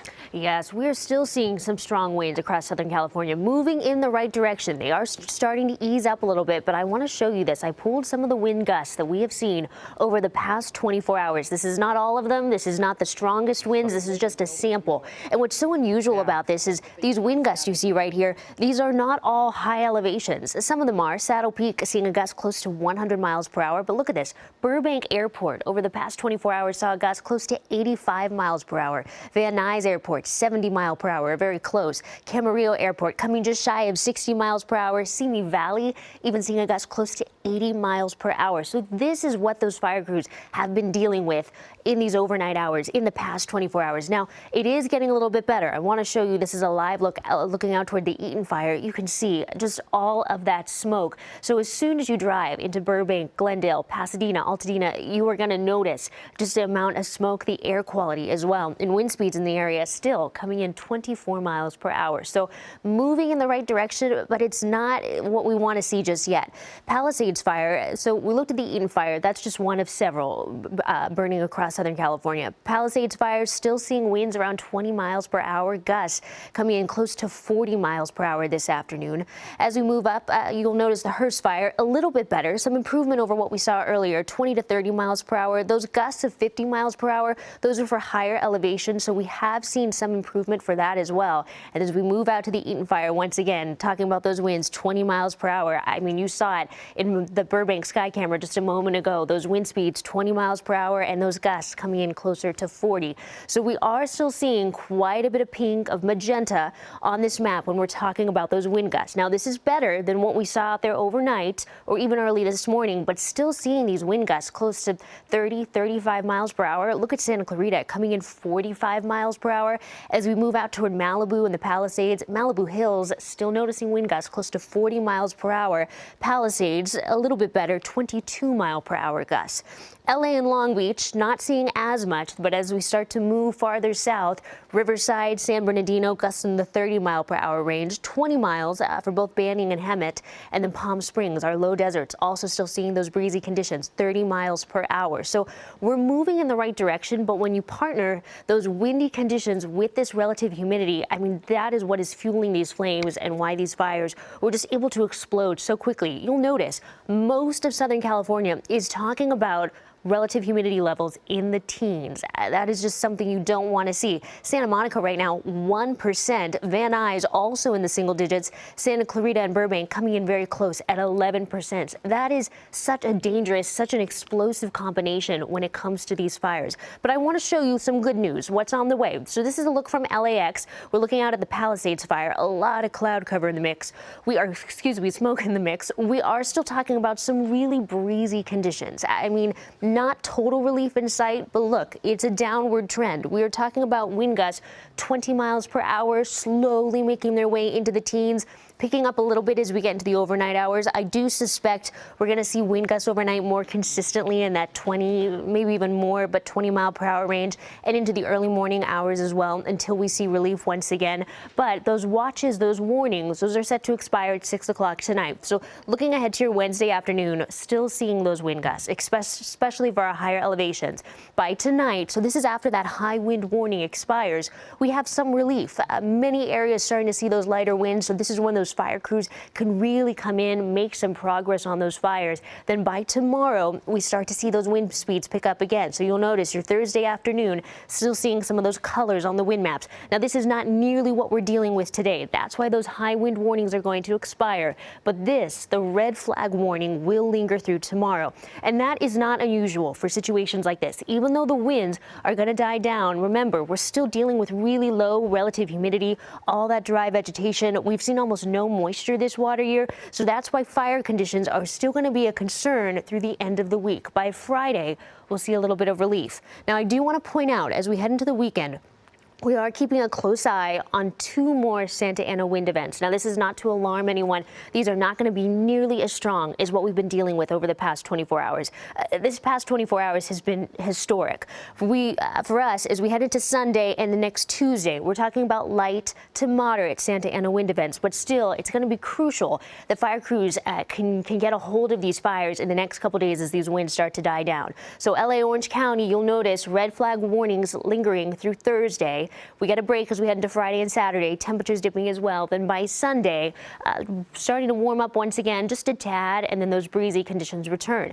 Also notice, we had quite the cool down yesterday. We had some cold air with that low pressure system, but all of that offshore flow, that is changing the picture. We're feeling it now. The temperatures are starting to warm up. So valleys, Inland Empire, 70s through Friday. Then the cool down comes as you head into your Saturday and Sunday. And Sunday right now is looking like we could see that next round of winds. Light, but something for fire crews especially to keep in mind. Beaches, you're in the 60s along the coast. Red flag warnings lingering until tomorrow. You will still feel that breeze through your Thursday. Mountain spots, it is going to be windy, especially today. Upper 40s, mountain passes really feeling those gusts. It will be a little more mild as we head into your Friday. And then finally, our desert spots still holding on to those red flag warnings. Giovanna, Philip, I wish I could say that we were talking about some rain in the next week, some moisture, but unfortunately, that is just not the case yet. It is still warm and dry. And it's probably going to stay that way, as you said, for some time. Shayla, thank you very much. As Shayla's forecast was ongoing, we were watching this fire from Air 7 and Gabe Santos, and it's just not done yet. We're just not finished. We are going to go now to Ashley Mackey. This fire acreage is over 15,800 with no containment, but we're starting to see the individual circumstances here, Ashley, and you're right in the middle of such great loss. Absolutely, such great loss here. So many homes completely destroyed by this fire. But one thing that's really stood out to me is the pride of this community. I'm on Tremonto Drive in Quadra Vecchio. It's in the Castle Lamar neighborhood. And we've seen neighbors really looking out for each other. I want to bring in one of those residents right here, Nick Bertram. He's a senior at Palisades High School. He stopped to offer us some water, and he was going around offering some of the other first responders some water. Nick, what brings you out here? Yeah, I mean, I've lived here my whole life. I'm just trying to, I have nothing else to do. I'm just trying to support, bring whatever I can. I feel like everybody's trying to play a part, do their part in here. We saw some neighbors putting out little spot fires around the neighborhood, trying to save their homes, trying to save other people's homes. And you're actually starting a support group, or right? Yeah, Pacific Palisades Fire Recovery. You can follow us on Instagram. We're gonna start with T-shirts to make up money, and then once everyone starts to recover, we're thinking of like pressure washing, just making everything look back to normal and organized. And right now, you mentioned that your mom's house is just up the road here. Your dad's house is also in Pacific Palisades, but unfortunately, that home was lost. What have you been seeing driving around here? It's almost like apocalyptic. It's insane. Like you look left and there's nothing, and then you look right and it's perfectly fine. It's really weird. But I went back past Methodist preschool, and I've never seen anything like that. It was engulfed in flames. It was almost scary. I felt like dangerous driving by it.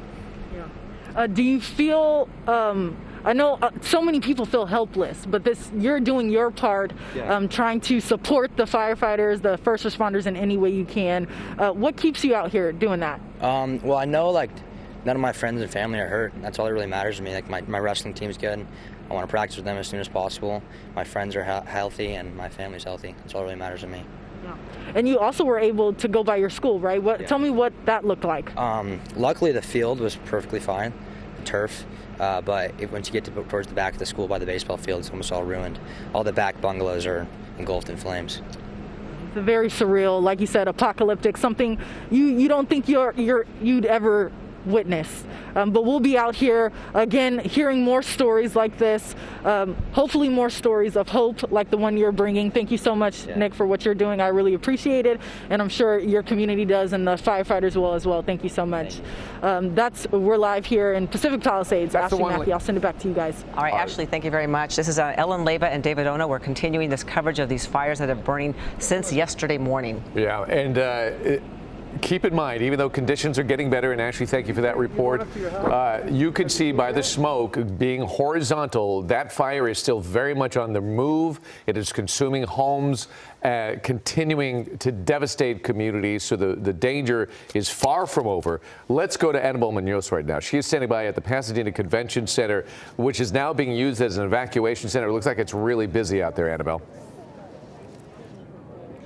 David, and it's getting busier. The PIO that I spoke with just moments ago says they estimate there's about 1,000 people who are here. One of the evacuees walked out of the building just moments ago and said they need more cots. There are some food trucks set up, some nonprofits providing aid here. And it's really hard to put into words the impact, the scope of the impact that these fires are having on not just one or two homes, but really entire neighborhoods. We were at a gas station in Sierra Madre, and a woman who was there to buy some coffee was telling us that she lost her home, and someone behind her overheard her and said, "I lost everything too." And as we got to this convention center, we met two lifelong Altadena residents. Teresa Dudley is one of them, and Jamaica Hughes. And as we started speaking with Teresa, we met Jamaica, and they all started telling us that their block is essentially gone. Let me just start with, what happened last night as you were monitoring the situation and what you saw. Well, when I walked out of my house and I looked over, I just seen the red overcast. So I went in to go see where it was at. And when I went over there, it was out, like on Allen and Altadena Drive, which was not far, but you would never thought it would have got to our house. And then I still didn't go home. I went up, evacuated like they said, and went back up this morning, and my house was still intact. And I went back a couple hours later, and it was done, finished. So nothing. I couldn't see nothing but through it. That was it. That was it. So, but I've been getting calls all day from this person and that person telling me that, it's ugly up here. It's ugly up here. That, we coming home to nothing. And so, yeah, everybody lost everything. It's really hard for anyone to understand the magnitude of it's what hard you're... for me to understand. Right. You understand? Right now, you don't even know where to start, because number one, we felt this because we left. But at the end of the day, we didn't think that this is all we would have. After it was all over, it's just what we have on. This is all we got until we get to some type of store and get something, It's crazy. It's definitely devastating. My daughter's in Arizona, so she's calling home crying. We left home with what we had on our back. So I was like, yeah, I'm going to work tomorrow. No, I'm not. So definitely our prayers are with Altadena. We lost our home. Our whole entire block is gone. My grandmother probably lost her home. My in-laws have definitely lost their home. My father potentially lost his home. It's post-apocalyptic up there. It's pretty bad. Yeah. It's bad. And it's still burning. That's the thing. And it's still burning. Jamaica, you went back up there at some point. The video that some of our viewers have been seeing on screen, is that your neighborhood? And what are we seeing in that? That's last night, right? Yeah, that was this morning at 8:07. That's my husband's car in front. That's our house, Teresa's house, the neighbor's house just south of ours, and then the neighbor house just north of Teresa's house. And then also we ended up, there's like a 100-year-old oak tree behind our house. It's still standing. Well, it was at 807. I don't know what it is doing now, but it was standing at 807. Yeah. And that gives people a sense of just how much this fire was consuming in that moment, because it was so early in the morning, but that video almost looks like it's in the evening because of all that smoke. Annabelle, I am so sorry. Ladies, Annabelle, again, can you hear I hate us? to meet you under these circumstances. We're going to send it back to the studio for now, but we appreciate you just being able to share what you've experienced and let people know the magnitude of the damage. We're going to have to pull off of Annabelle right now, and we we have on the phone with us LAPD Chief Jim McDonnell. Chief, thank you so much for joining us today. And we know you've been so busy, but first of all, what is your most important message to our viewers right now? Thank you to everyone who has been involved in this in any way, for your patience, for your working with us to try and make this as safe as we can for everybody. I would ask that people remain very alert and vigilant as to the winds, the current threat. With the embers flying as far as they do, this could happen anywhere. So keep an eye out. Let's catch it small and prevent what we've seen happen in some of these areas. Chief McDonnell, we heard District Attorney Hochman talking earlier today about prosecuting. There were a couple people arrested in the Altadena area for looting. What message do you have to these people who are taking advantage, perhaps, of people who are in a vulnerable situation? Thanks, Ellen. Yeah, when you think about people who've lost almost everything in their life, and you have people going into their homes, taking whatever they have left, it just doesn't get much worse than that. So our posture will be very strong on that. We'll be looking very hard for anybody who's taken advantage of others in this way, and we will arrest them and present their case for prosecution to the DA. And so I would strongly encourage anyone so inclined, do not do that. Please do not do that. Yeah, and the press conference yesterday, even when we're trying to assist folks who are in these burn areas to evacuate but leave their doors unlocked just in case the firefighter personnel can get in there and help them out. But that's also a sign that looters could take advantage of the situation.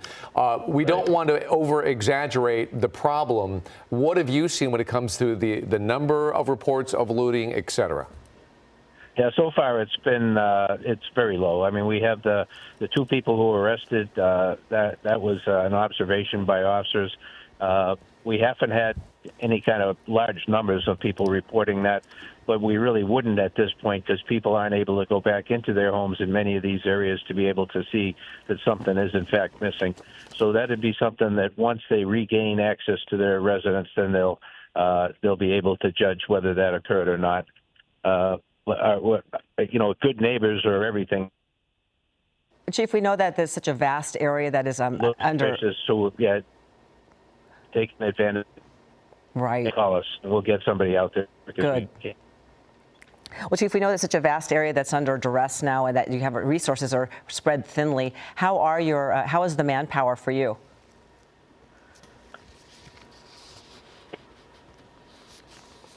Okay, our signal is breaking up just a little bit. Chief, can you hear us? Yeah. Just wondering how your resources are and how thinly spread is your personnel.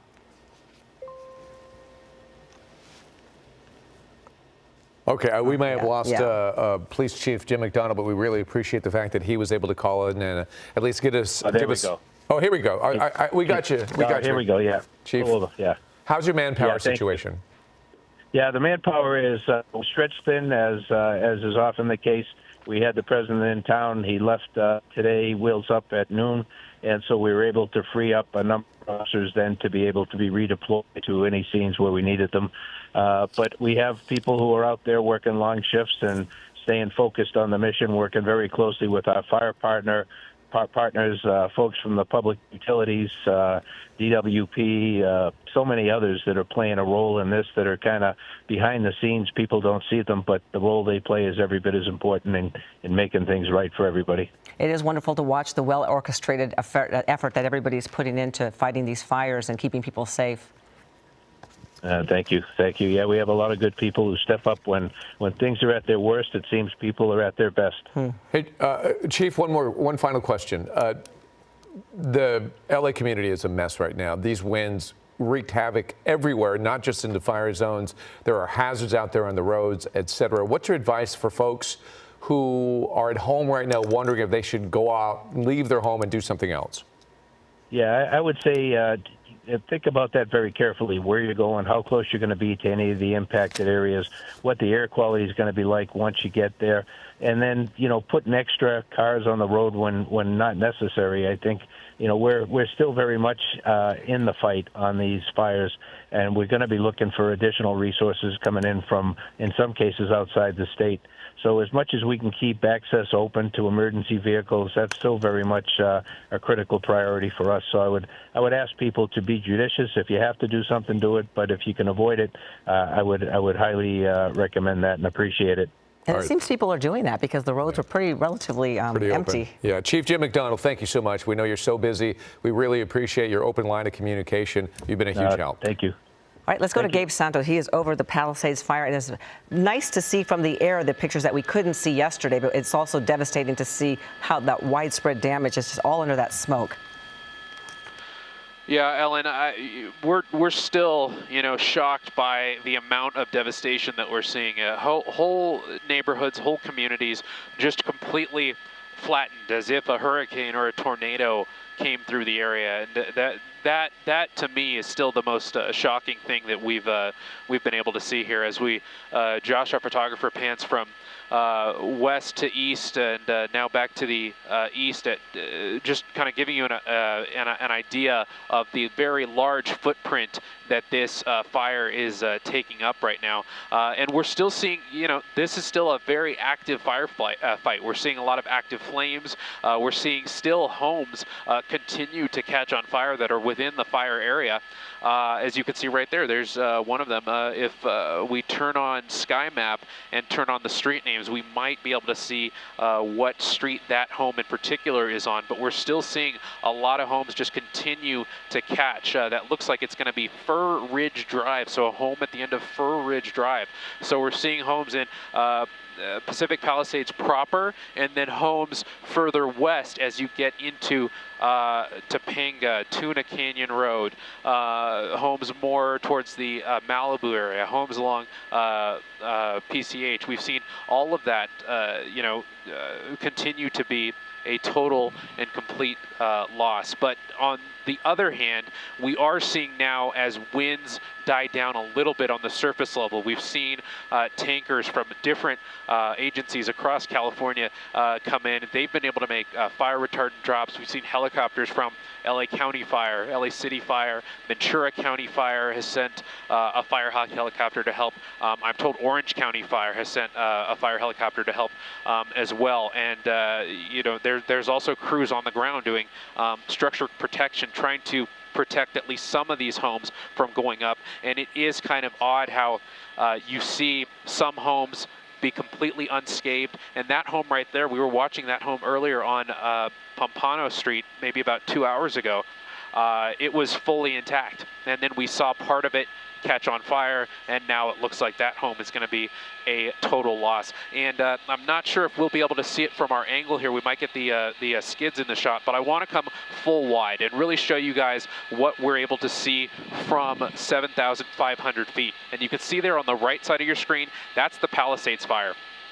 And on the left side of your screen, that is the Eaton fire. We haven't been able to get too close to that fire yet because of the topography of the hills. That creates a little bit too much turbulence for us, but we're going to see if we can get eyes on that fire a little later on. And then further, if Josh can pan a little further to the left, you'll be able to see the fire burning in Acton. That is another fire that has started burning 50 acres. Chris Christie and our other Air 7 is heading to that fire. We'll be able to get an update on what the scene is there in Acton very shortly. But as we come down to the Palisades fire again, it is definitely a very somber scene, a very destructive scene.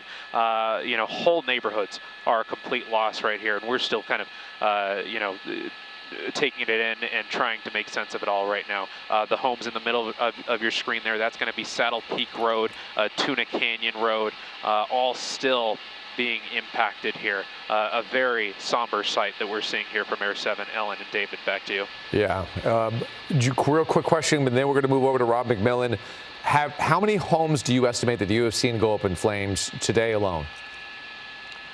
It's in the hundreds, David. It's you know, something that I've never seen before, and one of the points that I was making earlier was that you see these homes that are very close together, a lot of these neighborhoods that are very close together in more of a suburban setting. Homes that, you know, when you have fire situations like this, you don't think whole communities like that can go up. But when you see blocks of homes that have, you know, 30 homes on a block, and every one of those homes is completely flattened, you know, that's definitely just a very shocking scene to take in. And we've been continuing to see dozens more structures go up today alone, not counting the destruction that, you know, we're just seeing the aftermath of from the previous night. Right, just devastating. Gabe Santos, thank you for that live report from Air 7. And we're also going to go right now to Rob McMillan. He's in Altadena at the Eaton Fire. And Rob, that is my neighborhood, and it is a devastating sight. That's right. We're on Calaveras Street, and a bit of a different situation than you were just hearing from what they're seeing on the helicopter. This is a street where, yes, this home, as you can see, it appears to be a total loss. Flames still ripping through the home. The only thing that's left, really what appears, is the chimney and the other brickwork in front of the house. The fire department is here. They're putting a lot of effort into what they can to keep the fire from spreading. But if you come this way, Dave, look the other direction, it's a different situation because every other home on this street is just fine. And one of the things that we have here, we have some, are you guys high school kids? Yeah. Okay. Yeah. Tell me where you're from. I'm from Pasadena. I go to Maranatha High School. And what are you doing here?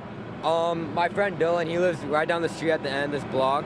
So his house was on fire. He was in Newport over the night because he evacuated. So me and this kid and everyone else, we came in and we tried putting his house out so it doesn't catch on fire. Show up to help. What do you make of what you see all around town? It was just straight smoke, dark smoke everywhere, and fires just everywhere. It looked like a war zone. Yeah. It's Well, terrible. thanks for what you're doing, you guys. Really appreciate it. And then one other thing that I want to point out, not only, obviously, this house is a loss here. You heard about these people coming from, Pasadena and other parts, but look at where we're starting to see firefighters come from.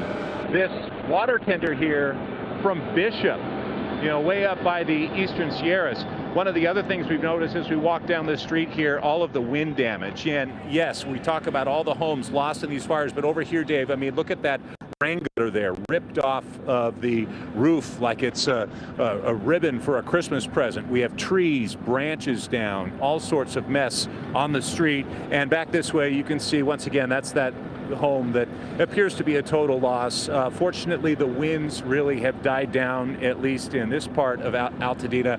One thing I should say in trying to get here, it's something I've never seen in all the years of covering fires. Typically, you have sheriff's department volunteers set up for roadblocks. Well, here you have so many streets that are being manned by security guards, and then some of the streets that are manned by sheriff's deputies and sworn law enforcement personnel, they've actually put up crime tape to block the street because they're having such a problem with people refusing to heed the evacuation order. We were in Sierra Madre just about half an hour ago, and I was mentioning to my photographer, Dave, that driving around, most everyone had left. It was like a ghost town. We get in here to Altadena, and it's almost like a typical Wednesday afternoon. There are a lot of people here, and that's one of the big problems that the fire department is having.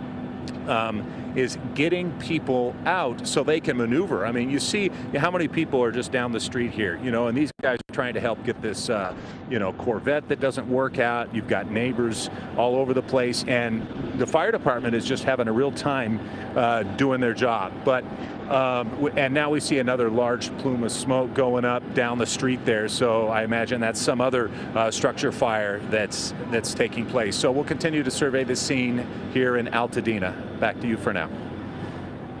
All right. Thank you, Rob, for that report. We're going to check back with Rob and as things progress in that neighborhood. Let's go to West Tremonto, where in Palisades, where Ashley Mackey is standing by right now. And how's the progress out there, Ashley?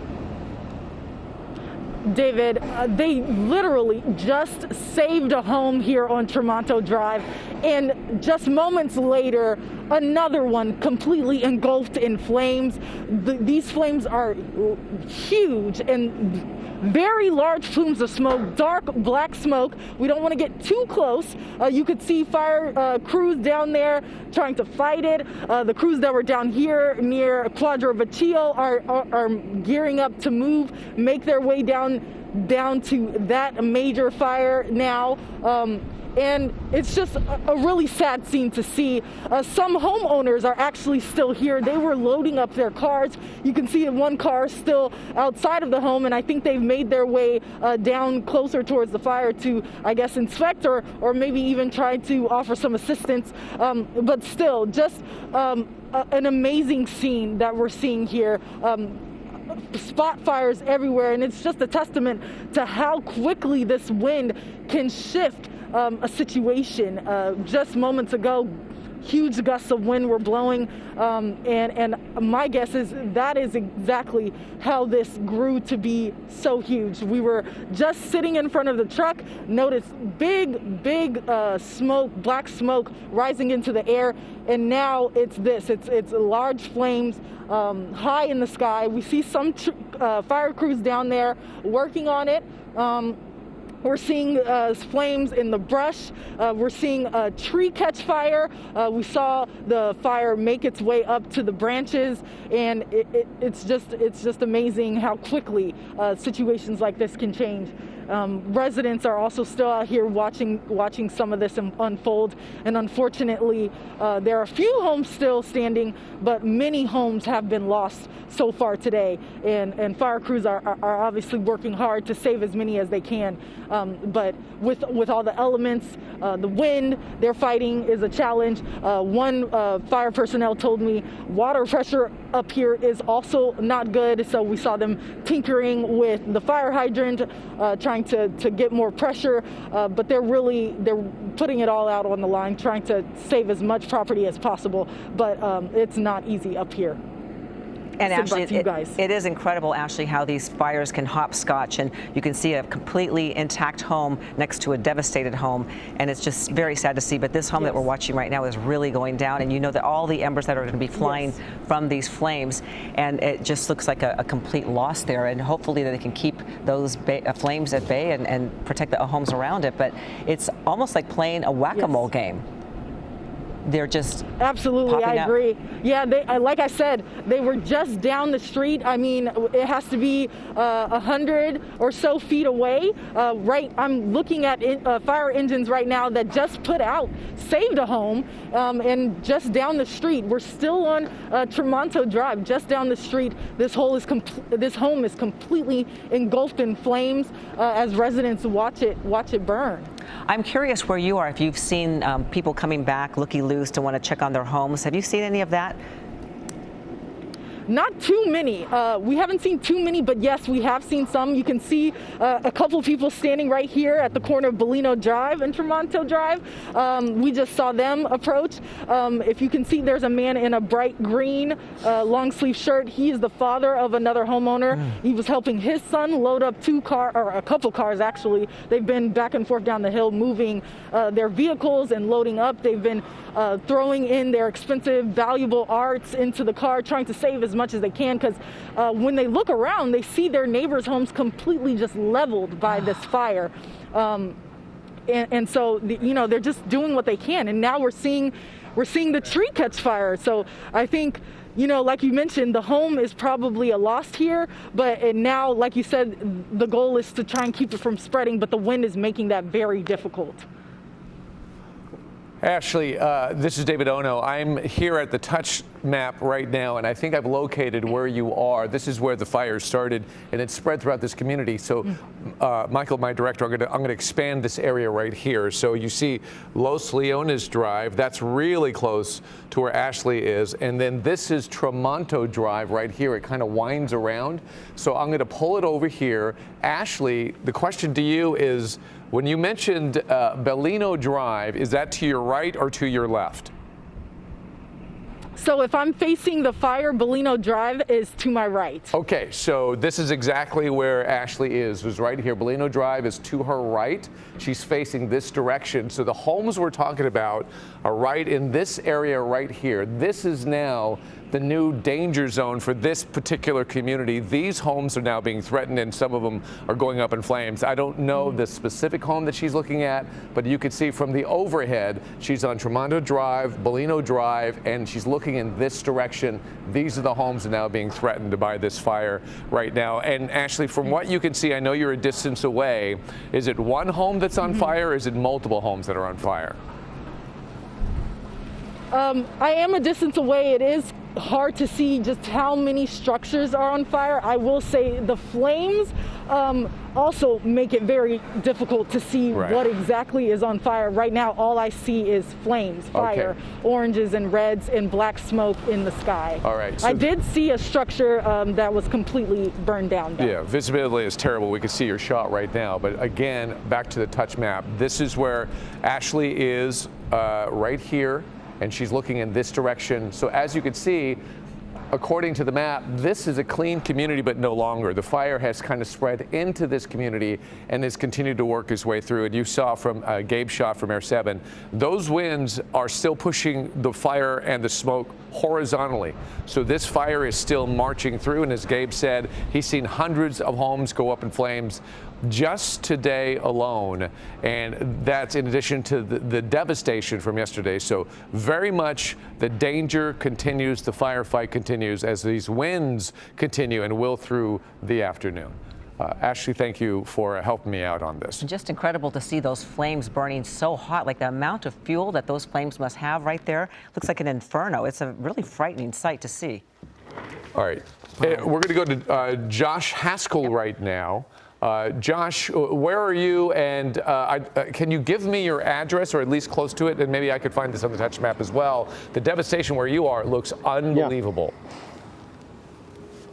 Yeah, we're at the Pacific Palisades Bowl Mobile Estates, David, 16321 Pacific Coast Highway. But to give you some context, as I'm familiar with this area, if you look up on the hill, that's where Ashley is. So where you just were, we're below her, and that home is on fire, one of the homes that Ashley's been reporting on today. So I am just below the bluff along Pacific Coast Highway at the Pacific Palisades Bowl Mobile Estates, which is completely decimated. But David and Ellen, I do want to tell you a little bit about what we've done the last hour or two, because we've been reporting all day from Pacific Palisades, from the Palisades Riviera, covering active firefights. But for the first time, my photographer and I were able to drive in to Palisades Village. I know that some of our reporters have brought images from there, including our Air 7 at different times today. And I know we've seen the destruction from Air 7, but having someone that knows this community, I grew up in that community, my parents still live in that community, I cannot explain the level of devastation that I just saw. My photographer and I are literally numb from driving Sunset Boulevard from Chautauqua to Pacific Coast Highway. I'm not over-exaggerating. It feels like 50 to 75% of Pacific Palisades is gone. That is not an exaggeration. The amount of homes, I mean, we heard 1,000 structures this morning. It's definitely going to be way more than that. The whole business district pretty much is gone. Ralph's Supermarket gone. Gelson's gone. Wow. All the Starbucks on the corner, the Italian restaurant. I cannot explain. I never thought that I'd ever have to cover devastation like this. And the fact that it's my hometown, and the fact that, like, institutions, Pali High, the high school, my elementary school badly damaged, Village School gone, the library gone, Corpus Christi Church gone. We just tried to get a signal up. We weren't able to at the Methodist Church on Via de la Paz, which is such an institution in that town, completely on fire. We'll try and feed in some of that video later, but I just had to find a spot where we had a signal and share. And I know we have teams that have been there and they're on the way. It makes me think of Lahaina. It makes me think of Northern California, Napa, those fires where you literally had lots of homes next to each other, blocks. There's a neighborhood behind Fire Station 69 in the heart of the Palisades called the Alphabet Streets. That's the name of the neighborhood. I actually grew up in a home there and lived there till about 6th grade. That neighborhood is, the amount of homes, there's a few homes standing, but next to it are rows and rows and blocks of empty lots. It was so chaotic driving through there. I know we've been reporting on some of the water issues that firefighters are having. There was actually, it almost appeared to be some sort of a water main break at Chautauqua and Sunset. We had to drive through pretty deep water. We were able to get through, but down power lines everywhere and just a level of destruction. I know it's our job to put this stuff into words, but it's hard for me to really explain to our audience and to you guys what happened to Pacific Palisades. Sure. Josh, heartfelt stuff and so important for us to hear. What we're going to do, we have Sheriff Luna on the line. We're going to go to him, but Josh, we're going to go back to you because I found you on the touchscreen map, and maybe you could further decipher the amount of damage that you're standing in front of. So stand by, we'll go back to you. But first, we have Sheriff Luna and some important questions for him. Yeah, Sheriff Luna, tell us thank you so much for joining us, by the way. We know you're extremely busy, but tell us, what is your first priority right now? What is the main priority for you? Well, good afternoon, David and Ellen. And listening to Josh's report, it tells you what we are encountering, whether it's from our community or all of our employees that are fully engaged in this. We are still prioritizing life safety measures, meaning that we are out there and we're making sure that the appropriate evacuations are being done, because we want people to not get hurt. And as far as we know right now, and I know Josh was talking about the Palisades fire. The phone cut out there. But I could tell you that at the Eaton fire, we've confirmed 5 fatalities. Yeah, you see the destruction of property. It's very upsetting. Those are people's homes. But now that we're getting back into these areas, we're actually finding people who are deceased, and that's not good for anybody. Absolutely tragic. And that Eaton fire, the characteristic of that one, it was so fast. It absolutely exploded. We heard from folks who said they only had minutes to get out. And, of course, as we all know, some people decide to stay and try to fight this fire and try to save their homes. What are your thoughts as we go forward? How much has been searched of the devastated community? How are these numbers likely to go up? Unfortunately, I wish I could say that they were not, but unfortunately, I think we're going to see that these numbers probably will go up because, in a sense, this is still a fluid situation. Our firefighters, who are doing a pretty good job, still have zero containment on either fire. It's still not safe. Not safe for people to return to their homes, but not safe for our first responders either. So once we get through this phase, we are paying attention to the weather. Weather's supposed to last, or the bad wind, I should say, is supposed to last through tomorrow night. It may not be until tomorrow where we start getting a better assessment of life that may have been impacted and the property damage that may have been impacted. And do you have any information regarding the 5 fatalities in the Eaton fire? Unfortunately, at this time, we have no specific information. But trust me, here where I sit at the LA County Emergency Operations Center, we are asking those questions. It's going to take a little bit of time as we get through. Oh, go ahead. I'm sorry. No, go ahead, please. If anyone's listening, what advice do you give them if they're still happening to be in their homes, they're trying to protect their homes? I know that there have been people out there with hoses and stuff like that. What advice do you give these people?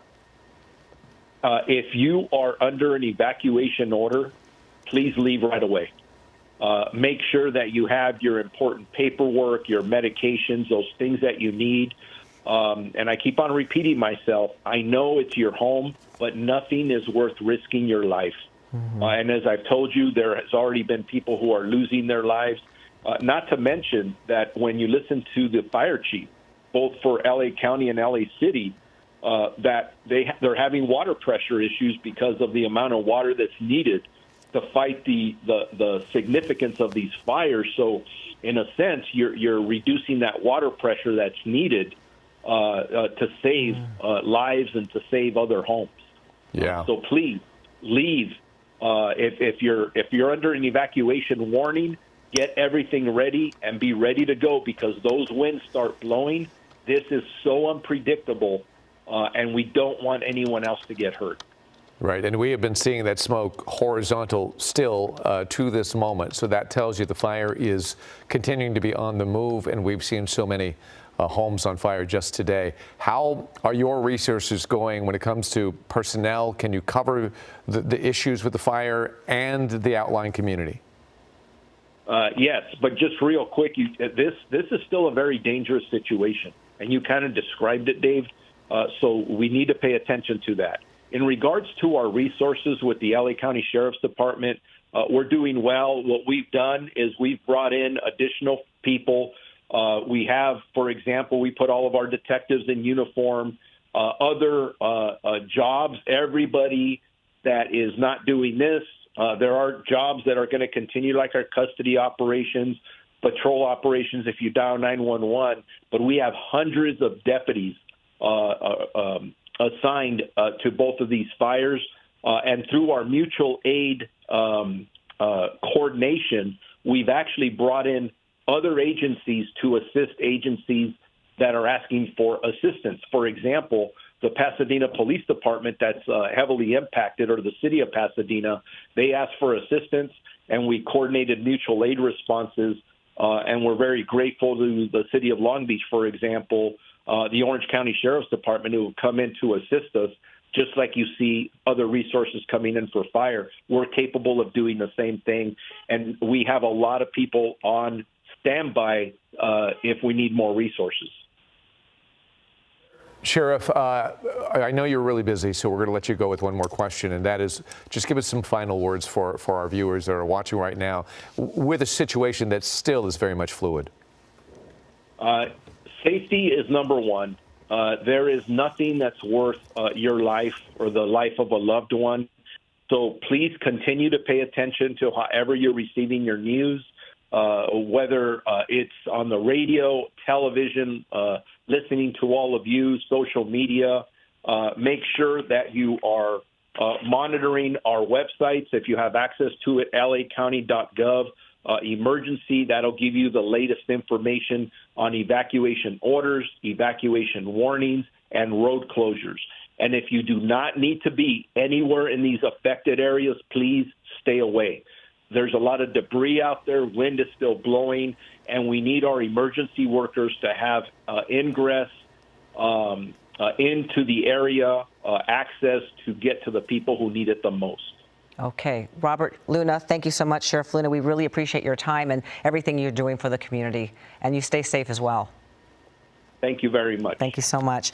Well, we're going to go to a fourth fire, actually. It is called the Lydia Fire in Acton. And we have Chris Christie in Air 7 overhead. And this is a sizable fire, Chris. Yeah, it is. It's quickly exploded from about 5 acres to upwards of 50 acres and growing. They are getting water on it. The super scoopers are up here. They are tackling with a number of tankers just off of Soledad Canyon Road. But in the last 2 minutes, we've seen at least one house, possibly two major structures there, it looks like, that have completely burned to the ground. We saw the walls close in and collapse just seconds ago before we came to you. But in the meantime, you can see they are dropping water on this fire. There is no containment here. It's going to be a while because the winds are pretty strong through Soledad Canyon here. We're just about 5 to 10 miles south of the 14 freeway. But you can see they have Soledad Canyon Road shut down. This fire now burning for the last 2 hours or so. But for the most part, there are not many structures in the area. There are some, and they are threatened. That includes the Cali Lake RV Park, which is now under an evacuation order. We can't see that from here, but the Cali Lake RV Park is now being evacuated, and other sparse structures, anything along Soledad Canyon Road, essentially is under threat from the Lydia fire. Again, this going on right now near the city of Acton. Reporting live from Air 7, I'm Chris Christie, ABC 7 Eyewitness News. Chris, I'm very curious. I know it's a lot of horse property out in Acton. Have you seen that? Is that the case? I'm sorry, say that again? Oh, a lot of horse properties in Acton. I wonder if you've seen any of that, any evacuations of big animals, I mean. Horse properties, yeah, there are a number of ranch-style properties on both sides of Soledad Canyon. In fact, you can see a little bit more further up the road here. We just pulled up in the last few minutes, I should say, but as we start to get a better look at the north side of Soledad Canyon, you can see some of those similar properties that are in the area, but in the direction that this fire is going in, I should say most of it is drifting and blowing towards the south. So there are some properties to the south of Soledad Canyon, but for the most part, this is national forest territory that is burning into the mountains. So if anything, a little bit of solace to take there, as there are not as many populated areas on the south side of Soledad Canyon. But you're right, there are some equestrian areas on the north side. Hopefully they can salvage those areas. Chris, thank you so much. We're going to check back with you. Let's go back to Ashley Mackey, who has been watching a firefight going on in the Pacific Palisades, Tramonto. How's it going now, Ashley? David, so I did actually take a walk down there. I didn't get too close, but even as far away as I was from the flames, I could feel the heat emanating from these flames down there. They're huge, and the property is definitely still engulfed. And I think at this point it might be too far gone, but firefighters are still working. While I was down there, I did see a couple of smaller fires popping up around the property structure that is engulfed in flames. And I think the concern now is the wind. If the wind carries some of those embers, it could spread to some of these properties that have not yet caught fire. And again, we still have residents down here evacuating, trying to gather belongings just next door to this property that is in flames. We can see some of the smoke is not as dark, so we know that they're getting water on it, or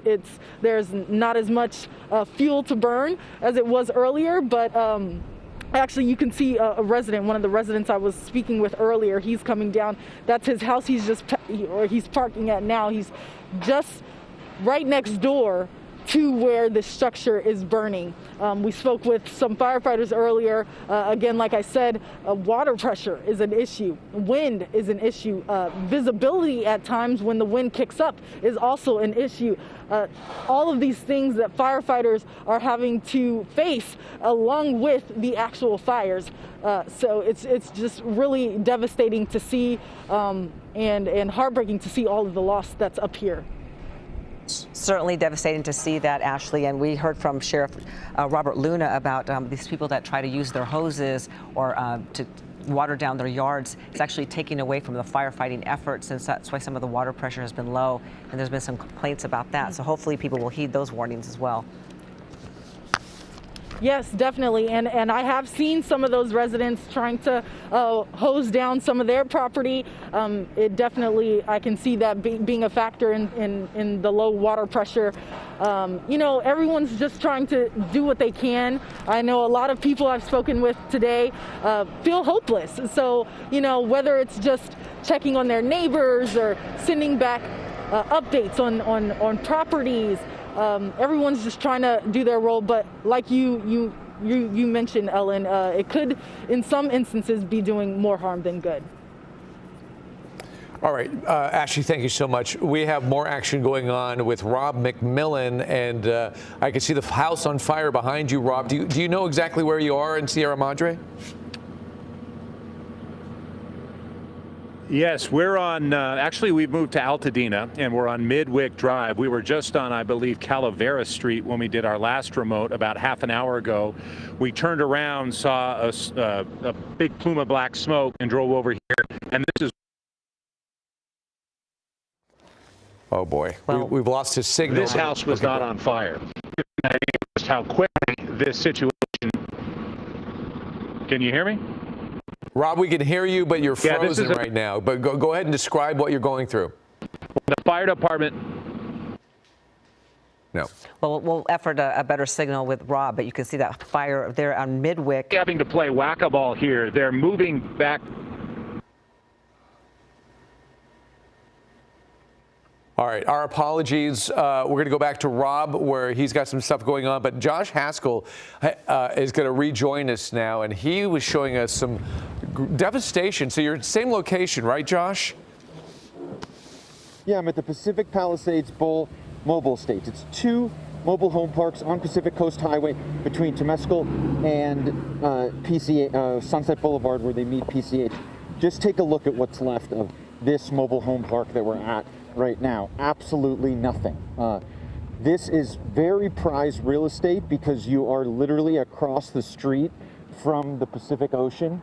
You can see the ocean in the distance there, and that fire sun is definitely something to be seen, an eerie, anonymous, excuse me, feeling here in Pacific Palisades. And what's so devastating about being here is that I keep meeting people that are coming by, and some of them are friends and some of them lived here, and it's like they know that it's probably gone, and they saw pictures of this mobile home park destroyed, but they're like, I just had to check on maybe there was a chance. And that is what so many people in Pacific Palisades are dealing with. They are literally hoping for the best, but knowing as these pictures come out throughout today that this fire went through so much of Pacific Palisades, and it's continuing to move towards Malibu and then towards Brentwood. If I could ask you a couple of questions just to better pinpoint your location. You said you're at 16,321 PCH, is that correct? Okay, so that's correct. We have the touch screen here, and I basically that's this area. Are you standing on PCH, or there's a Shore Drive, a Driftwood Drive, and a Seaview Lane? Which one are you on? I'm on Shore Drive and Driftwood Drive, kind of right in the middle. And is the ocean to your? See, this is what is left. Is the ocean to your left? Yeah, the ocean is. Okay. So this is where Josh is, right here. This is Shore Drive.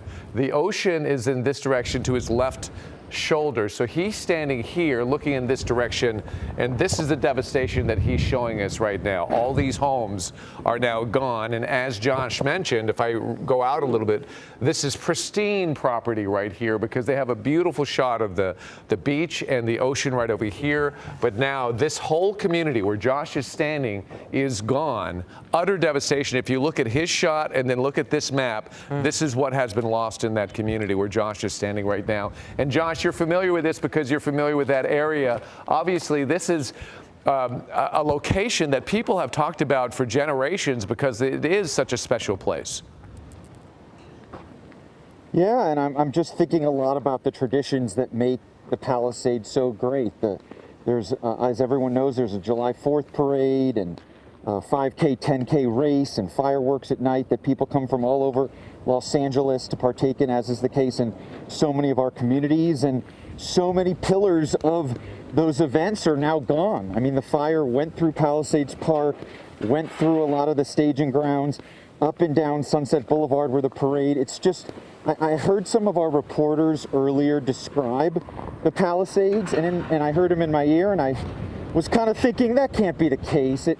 I can't, places that I never thought could burn, places that I just didn't think that a wildfire could reach. It just represents the wind event that is still hitting us right now, and it's windy in our live shot right now, and that is what is happening in the Palisades. And I'm just thinking about all the families that I know who still lived here, and I went by their homes today, and they're all gone. Josh. Every home. Yeah. And it's like, yeah, it's terrible. Incredible. David and Ellen? Yes. Yeah, go ahead, David. We're going to show you again. So Josh is standing here. He's looking in this direction. But look at all of this. Josh, I can't really see any structures left. So potentially all of this seems to be gone. All of these homes, even leading into these larger homes right over here in this community, I don't see anything standing as you look further and further down onto the horizon. Oh, we may have lost Josh. Okay, so let me give you an idea. When Josh was talking about the fire on the move, this is what we're talking about. I'm going to continue to expand out and show you where this fire began. Bear with me. Right up here. So all of this has burned all the way down, and he's in this tiny, tiny area right here that has been absolutely devastated. Just to give you some perspective overhead of what we're dealing with. It is just incredible when you see that map, sky view of that, David, just devastating exactly. Another place that has been devastated is Altadena, and we have our sister station reporter from KGO, Zach Fuentes. And Zach, thanks so much for joining us. You came all the way down from San Francisco to cover this fire. What are your first thoughts? It's just devastating, David and Ellen. It is devastating to see what this community is going through, to see the devastation. I was watching the coverage before we came down here this morning, just like so many other people, and there's just nothing like seeing this in person. I don't really think that the images that we're showing really can describe fully what we're seeing here and what people are going through. You see to my left, devastation, almost an entire neighborhood gone. This is a lot of what we've been seeing the entire way coming over here. But if you look over to the right, you see some homes that are still standing, and that is in large part due to these neighbors, these residents here thinking very fast. I have Kenneth Story here with me. Kenneth, you tell me that you have been living in this neighborhood for more than 50 years. Yeah. Never saw a fire like this. Never saw a fire like this. Never had winds this strong. You know, this devastating winds. And the story of what you were telling me, how you managed to save not just your home, but some of your neighbors' homes too, is incredible. Talk about how you managed that, because you were telling me you had almost no water pressure. None water pressure at all. Well, my mom, she collect water, when rainwater, she got a big old bucket. This whole fence was on fire. So we put this fire out here to save that house, of course save my mom's house, save this house, that one, and this one here. All 40 houses ready to go up. We save all 40 of these houses here. By collecting the rainwater that you collected, and then dirt too, right? Yeah, dirt with shovel. You had to put shovel because we had no water. So you had to shovel with the dirt and put it all there and just knock it all down. And then and we tried to save a couple other neighbors' houses, but we just couldn't do it. We just, it's sad. And you told me that, you know, we're not going to name any names right now or anything, but you told me you got just some horrific news from a friend earlier today. Yeah, her mother perished in the fire. A good friend of mine. Her mother perished in the fire. Yeah, she was caught in the fire. And you also had some friends. The thing I'm struck by most, we just saw it a moment ago before we went live, and how many people are coming, your neighbors checking on one another. You all know each other. It's not so common in many neighborhoods anymore where people know each other, but you know each other, you're checking on each other. And when I was talking with you earlier, you had a neighbor come and tell you that their home was gone. I mean, what is going through your mind when you hear of this destruction? You know, what I can do to help others. You know, this is a time of need. Everybody needs to help one another. You know, it's a very devastating thing that happened all here in Palisade. So we lost quite a bit. It's heartbreaking. Kind of describe what this looked like more than a day ago. More than a day ago, everything here was normal. Everything was normal just yesterday. And when I went to bed last night, I told my wife that there was going to be, our dinner was going to be on fire. I knew it because the wind was too strong.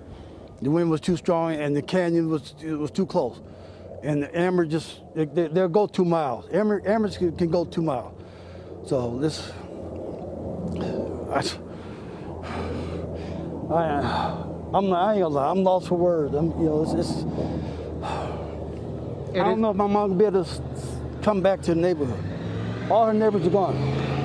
Everything, this whole block, man, every house down there burned down. Every house.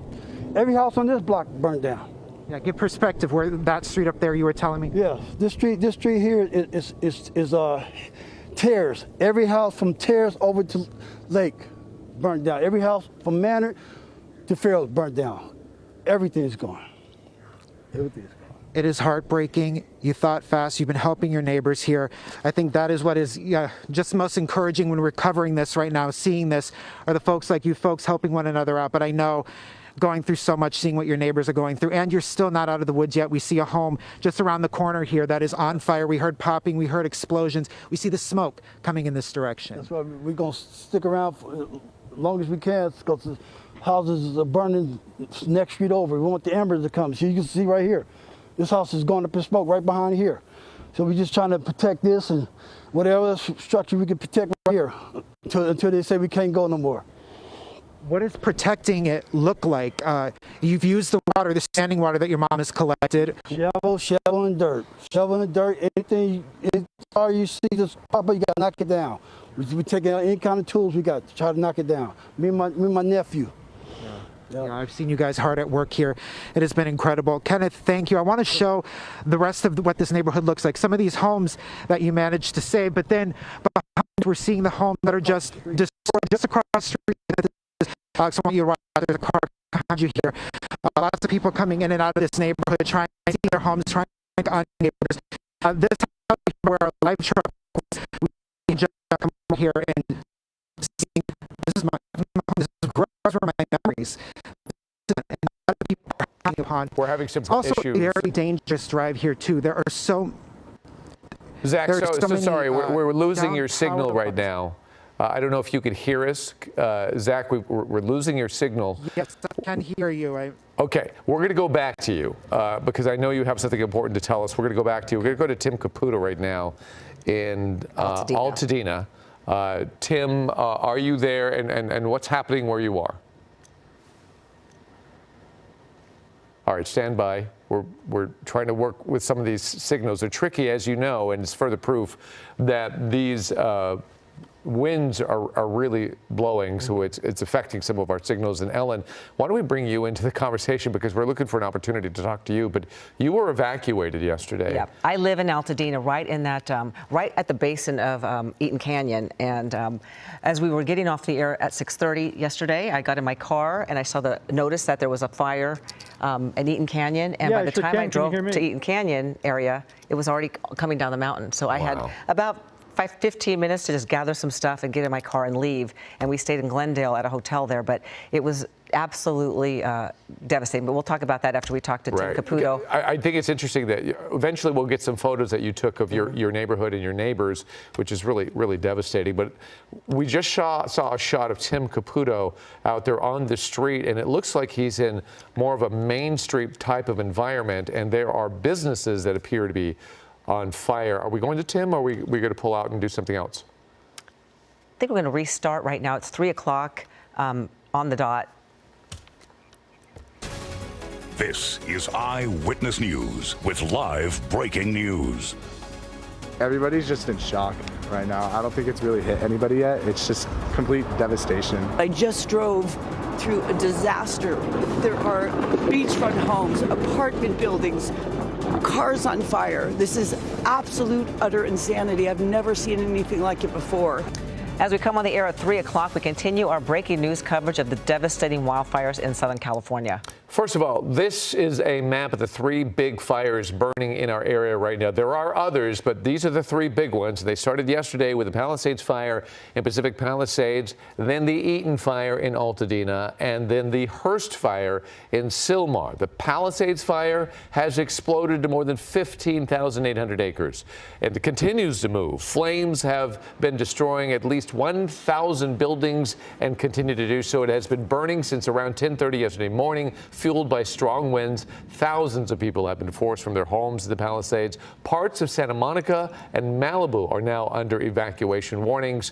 The Westwood Recreation Center on South Sepulveda Boulevard is being used as an evacuation center, and evacuees are also welcome at El Camino Real Charter High School and the Pasadena Convention Center. And at last check, the Eaton fire in Altadena is up to 10,600 acres. Began a little before 6:30 last night. And sadly, we hear that 5 people have died and several others have been injured. Thousands are under evacuation orders in the Altadena and the Pasadena areas.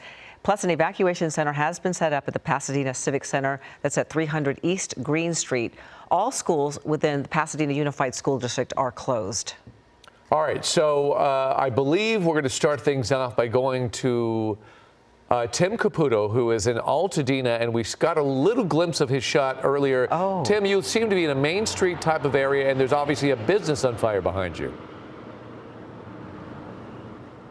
That's exactly right, David and Ellen. We're on North Lake, just north of Mariposa. This is a heavily business district area where you have businesses all along North Lake Street. And you see behind me, this one's been burning for easily the last 20, 25 minutes, and we haven't seen a firefighter in sight.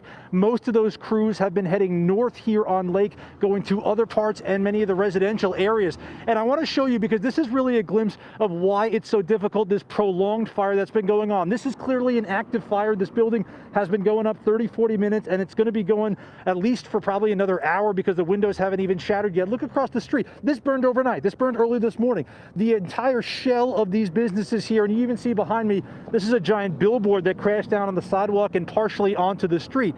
So these burned earlier. This is burning now. So there's a kind of prolonged effect here where you have some of these fires that hit some of these businesses early this morning overnight, and now you have continued fire. I want to point you down Lake Street in this direction because it's wild when you start to look down the business corridor of the street. There is smoke everywhere you look, and you see on the left side there is a business that is currently up in flames. On the right side you could see active flames of businesses as well, and all in between here and there, kind of scattered about, there are businesses that are practically untouched by this fire. Like across the street, not a dent on any of these buildings, but yet next door you have a building that completely burned down overnight, and this one that is, well on its way to being burned down. Here's the thing about this area. What we've seen is that there are a number of homes obviously off to the either side of Lake Street. So as we were driving up from the 210, we came through some of the neighborhoods, and in a lot of those places there are entire streets where every single house is gone, and that's partially what you're seeing behind me. That black smoke's from a business, but if you look over to the right here, over these businesses, kind of where the sun is, that smoke off in the distance where we've seen some of the water get dropped on it, those are neighborhoods. Those are homes that are still actually on fire. And to give you a sense too of just how far we are from the foothills, because this is not like this is an area or a neighborhood that's right next to the foothills where this fire began. You obviously see it off in the distance, the sun kind of showing the caps of the mountain there. We're about a good mile from the foothills where we're standing right now. We're south of Altadena Drive, just north of Mariposa Street here on North Lake, and there are a number of active fires of businesses here, as well as homes in the adjacent neighborhoods on either side. When it comes to the fire crews, when it comes to the crews trying to put out the fire, we've seen them in the neighborhoods, we've seen them trying to protect the properties in the homes. We've also, like these trucks here, seen them going up towards the foothills a little bit closer to where the Eden fire began. But obviously, places like this business, raging strong at the moment and essentially getting passed by everyone. This is the loss. They got to go to the next thing. They got to make sure it doesn't spread farther than this. And that's the current balance they have right now. You have places that have already burnt down. You have places that are currently burning down. And obviously the concern is making sure it doesn't spread further. But as you see, I'm going to show you one last time down North Lake Street here as we're facing south towards the 210. It is completely covered with smoke as you have these burning businesses on the left side, on the right side, and all the houses around it as well. We have seen a number of helicopters come through and drop water in some of the neighborhoods. It seems to be having a little effect, but it's tough because there's fire, guys, essentially every single direction you look. Tim, if I could ask you, your left shoulder, are you looking north or are you looking south?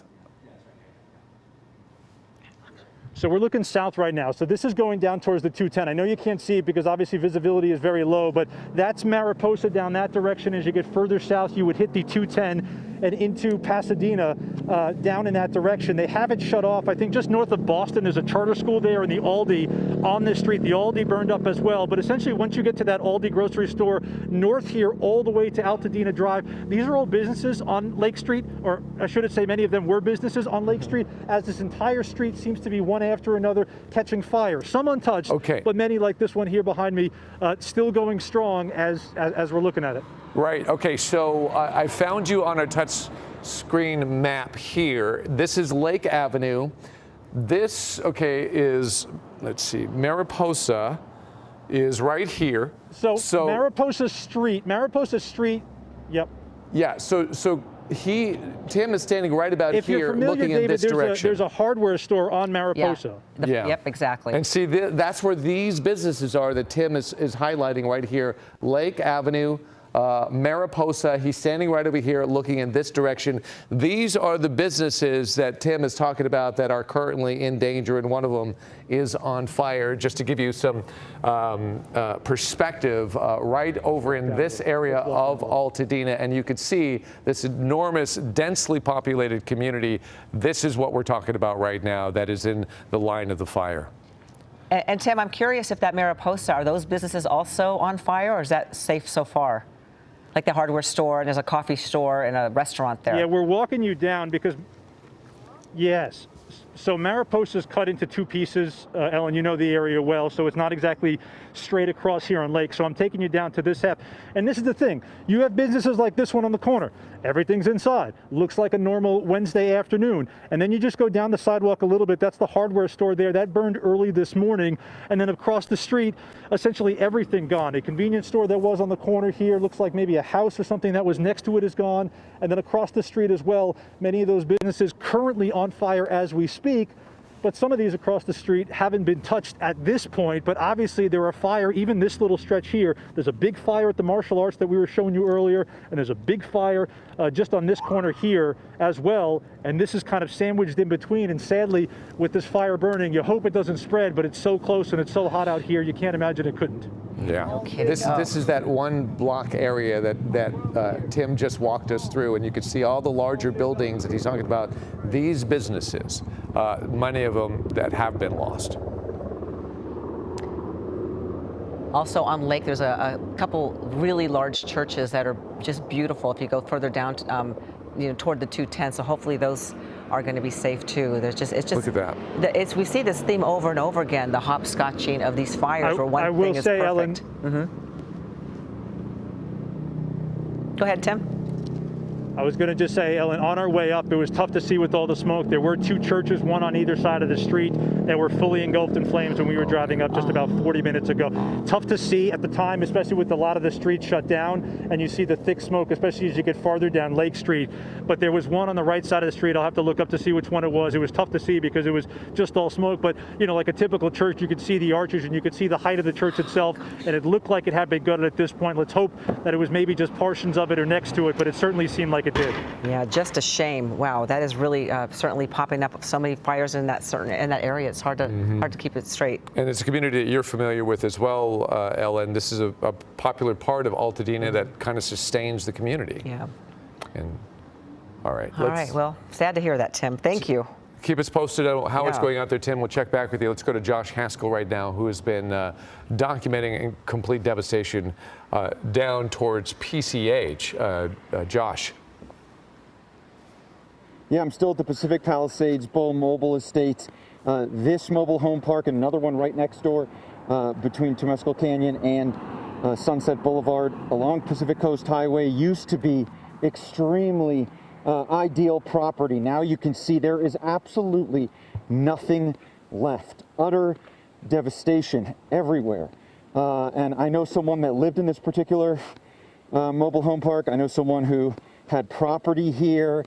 And not only is there not a single wherever we can look through the smoke home left here, but there is just very little to salvage. I mean, it is just ash and destruction, and it is heartbreaking. And I want to just pan up to the mountains really quick, because there were homes that lined those bluffs overlooking the Pacific Ocean on all of those lots, and every single one of them is gone. It may be a little difficult to see. You can see some chimneys in a couple different places. This is near where Ashley Mackey has been reporting, David and Ellen, and what used to be some of the most idyllic real estate in all of California and all of the United States. Not only is it completely gone, but it is just a disaster zone on every level. Again, as I reported earlier, driving through the Palisades Village is just absolutely heartbreaking. I'm thinking about all the people that live there, over 25,000 people, people who grew up there, like myself. You just never thought that you would see your town that destroyed. And I'm not over-exaggerating. It really feels like from driving through the town that 50 to 75% is gone or badly damaged. And I wish that wasn't true, and there might be a home on a block, but you might be the only home left on the block, and I don't know what that life would be like, and it's just indescribable, and the images have been coming out all day thanks to Air 7 and other reporters, but really seeing it on the ground, especially having, you know, I was there on Sunday. I had lunch there on Sunday at a restaurant with my parents. Like, none of it makes sense. Josh, we can really feel your heartache, and we thank you for sharing it, because you grew up there, you know family, your friends there, and we hear that what you're saying, you know, we can feel it, and I'm so sorry that what you're going through, because you've been doing a great job covering these fires, and you're covering it in your own community, and that's not easy. And we appreciate it. Yeah, and I appreciate that, and the hardest thing about this is that homes continue to burn. This isn't like the day after and the wind has stopped and we can get a handle on it. It is still 0% containment as far as I know, unless that's changed. And that's because there are homes burning now towards Malibu, now towards Brentwood, the Palisades Riviera. We encountered a bunch of homes there this morning, an intense firefight. The firefighters telling us there was just not enough water pressure coming out of those hydrants.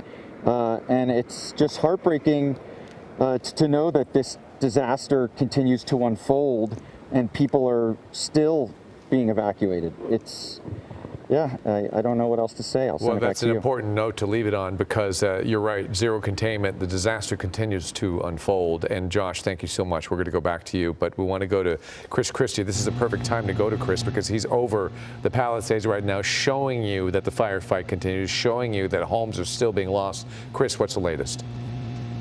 Yeah, right now we are over the summit section, David, of the Pacific Palisades, and the story is just as grim as Josh describes. I'm not even sure I was quite prepared, even though I thought I was, to see what we're seeing here. We're over a section of Avenida de la Herradura, and it's basically hit and miss. You have a couple of houses that are intact. You have several houses next door that are burnt to the ground, and right here in this shot you can see two large houses that are burning as we speak. There is a fire truck on that block, but they are probably most likely trying to protect the houses immediately next to that active fire that you see right there in the center of your screen. The same story is playing out in much of this particular section right now of the Pacific Palisades. Again, this is all the summit area along Palisades Drive, where the story continues. Let's go ahead and widen out, and we'll look over towards Palisades Drive to the right.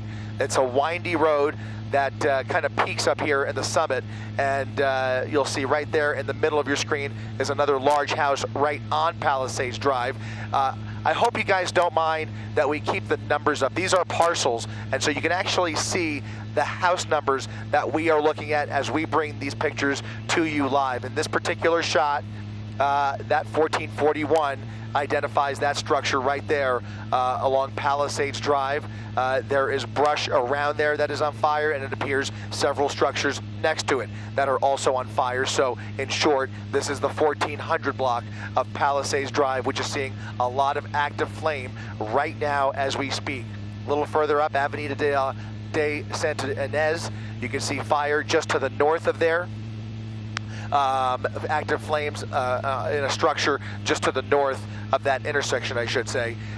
We widen out, and there are more pockets of flames over to the left here. We'll go ahead and keep scrolling over to the left here, and you can see, well, we saw some earlier. We just kind of, what we've been doing is kind of trying to find those active flames and then kind of move around to kind of give you a little tour of the neighborhood. Here's another one at Calle de Serra at Chastain Parkway. Active fire there. Again, more structures on that block that are still standing, others that were not so lucky. There is one large house that is going up in flames right now. These may not look large. That is because we are pretty far away. There is a temporary flight restriction that is keeping us somewhat at bay from giving you the really close-up shots, but from a distance, to see those large buildings on fire. These are large houses all up and down these neighborhoods here in the Summit section of Pacific Palisades. Chris, I think those numbers are actually very beneficial for our viewers because you can, everybody wants to see what's going on and perhaps check on their home. So it's actually a really good feature to have. On the air, so many people have said that they've confirmed whether or not their home is in existence because of our coverage and them able to kind of locate what we're showing. So yeah, the addresses, even though it could be heartbreaking for some people to actually see their homes on fire, at least it gives them some idea of what is happening in real time. And sometimes, go ahead. Yeah, no, you're right. You're both right. On so many occasions, we don't typically, put those addresses on the screen for different reasons. But in a case like this, I know it's a very hard way to find out about the destiny of your property. But it really seems to be a great tool in times like this because you can see right here, now we're along the 1800 block. That is a very large home at 1806 Palisades Drive. That is a new fire start that has quickly gone up just in the last few minutes that we've been here, and it is continuing to hopscotch through this section of the Pacific Palisades. Also, I should mention, as we continue to look at these pictures, just minutes ago, we were a little further north of here in Malibu. Here's another, by the way, another couple of structures along the 1900 block of Palisades Drive. That's 1946, it appears, that is going to burn to the ground there.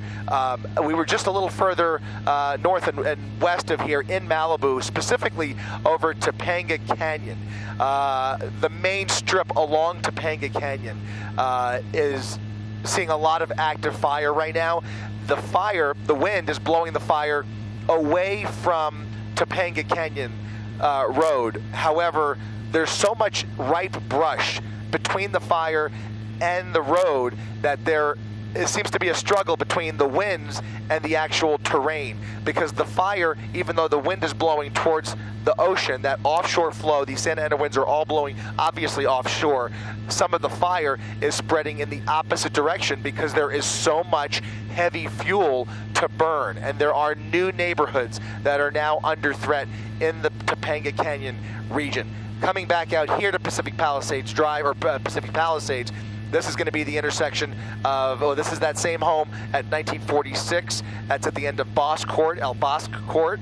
Let's go ahead and widen out and find another one because it really it's almost endless, guys. I know it sounds like a broken record, but it's the same story up and down Palisades Drive and many of these surrounding streets. This is going to be at the end of Calle de Catalina at Chastain Parkway. This is a new home along Chastain Parkway that is going up in flames. 16899 is now heavily on fire, with fire showing through the roof there. We'll go ahead and widen out and continue to give you a little tour. Again, you're looking at the Summit area of Pacific Palisades here. It's very difficult because of all of the smoke.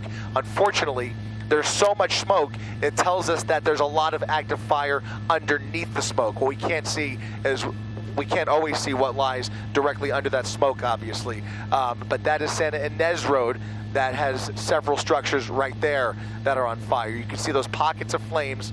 Sometimes it's brush, but there are certain giveaways that kind of tell you that it's a structure fire as we kind of peer through the smoke here, up and down these blocks here. It's just a game of hit and miss as these flames jump through the neighborhood.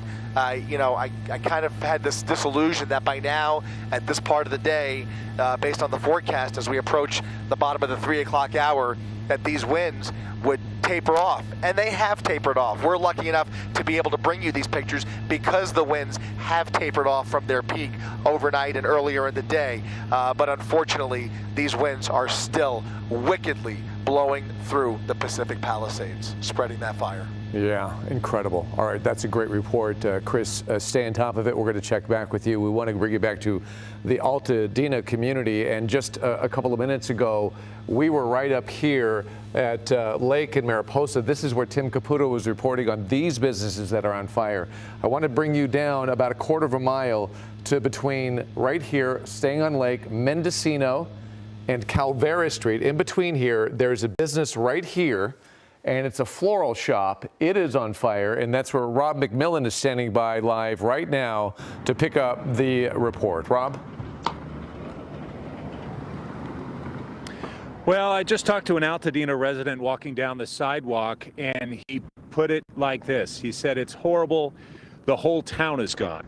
And I'm sure that's, obviously the whole town is not gone, but that's absolutely what it feels like. And then he was trying to make light of the situation, saying, well, at least I don't have anything to clean up because I don't have a home to go to. And he turned around and left. And I think that's some of what we're seeing, just shock at the level of devastation here. You mentioned the floral shop. There it is. That's what's left of it. When the fire started to pick up here about 5 minutes ago, a fire engine drove by and it stopped, and you could really tell they're doing a lot of triaging because they looked at it, almost like looked at each other and then left. I mean, that's what they're doing. They're looking at the businesses that are saved or that can be saved, and then they're looking at ones that are like, well, we have another one to get to. But again, it's not just the floral shop. If we go up the sidewalk here, it's the Boys Republic thrift shop. And then up this way, the Rhythms of the Village. And then Oh Happy Days Natural Food Grocery and Cafe. Watch your step, Dave. And then Altadena Pizza, it's gone. All the way up to the Jack in the Box. Now, it looks like the Jack in the Box is still standing. And then if you come across the street here, this grocery outlet is still standing. But then look at the Aldi right there on the corner. It is a complete loss. Popping from inside there. But really, the grocery outlet and the Jack in the Box are the only businesses on this block that are still standing. That gives you some sense as to the level of devastation. And then if you go farther east of here, you have beautiful neighborhoods back in there. We spent probably the past hour and a half there. I would say on some blocks, every other home is destroyed. On some, you have like 4 in a row that are destroyed. But on average, 1 out of every 3 homes in multiple neighborhoods are destroyed. And you have homes that just pop up, erupt in fire. Again, the fire department goes by, takes a look at it and says, well, we're going to have to move on to the next one. And off they go. We heard Sheriff Luna talking about the number of fatalities they've discovered. This would be one of the neighborhoods where you would really be worried about that, because the number of homes right there, all within a line. And if you've covered Santa Ana wind events like we have here, you know that when these blow through fast, homes that are destroyed in a line like that, those happen quickly. And from one of the, well, he actually lives in Azusa, but he came out here to help. He was saying that this all happened in the middle of the night. So you hope that as many people have evacuated as possible. But look at this street here. You see all of this vehicle traffic. Now, obviously, this is not as much vehicle traffic that you would see on a typical Wednesday. But that's one of the real problems they've had here in Altadena, is a lot of people just aren't leaving. And that's creating quite a mess for firefighters that are trying to get through some of these streets. As we were trying to get into the area, I noticed, and this is something in all my years reporting on fires that I haven't seen, that some of these streets, the sheriff's department had crime tape up so that people couldn't get past. I'd never seen that before. And then on other streets, smaller streets, they hired security guards to block those. So they're doing everything they can, because there's still one heck of a firefight going on out here. And you have a lot of people still moving around town like it's business as usual. I should say one more thing. We have come across so many people who have come here from other areas just to help. We came across a group of high school students in one of the neighborhoods just east here, helping out people with shovels, helping people dig for stuff that they might have lost. So we are seeing a lot of that too. But from what Tim Caputo was reporting on at the top of the hour, it's not just there. It's almost this whole street. Back to you. Yeah, Lake, wow. It's almost like Main Street Just in incredible. Altadena, and so many businesses are gone. Yeah, Rob. Thanks so much, Rob. Thank you very much. Well, obviously, we've been all anticipating the winds dying down, and hopefully that will be the case. And let's go with Danny Romero right now. And what can you tell us, Danny? Is some good news for us? Yeah, down the road, we are going to see the wind profiles start to come down somewhat. There are still a few areas where we're going to see some winds increasing too. Let's take a look at things right now. The areas we're most concerned about, Pacific Palisades, that fire there. Right now, we're seeing the winds in that that steady range, 15 miles per hour. So that's certainly good news. Those gusts, those dangerous gusts, still pushing that 35-mile-per-hour range. So we're going to keep an eye on that as well. The other fire of concern right now is that Hearst fire. Those winds now right around 20 miles per hour. Again, those gusts that come up could push that 40-mile-per-hour range. So that's still very much a major area of concern. And of course, just talking to Rob and everybody, the Eaton fire. This one, 25-mile-per-hour winds on that sustained level. Those gusts going 40 miles per hour. So we're still seeing conditions there also very, very concerning. Now, here's an idea of those winds right now. Again, you can see the areas in that purple. Those are your real intense winds. So right now, we're still seeing some pretty strong winds, 40-plus Santa Clarita, Malibu, right around there, too. We're seeing, again, more concern in the areas over Southern California. Widespread are these winds. So we're seeing, again, those areas in that red and the purple. Those are the real intense spots, tying right in with those fire zones as well. So we're going to see this still in place right now in the 3 o'clock hour. Those winds are still dangerously strong. Now, the other part of this picture are the very low humidities, how dry things are. Look at this, everything in that single digits, teens kind of range. 11% for Palmdale, Lancaster 12%. We're showing Santa Clarita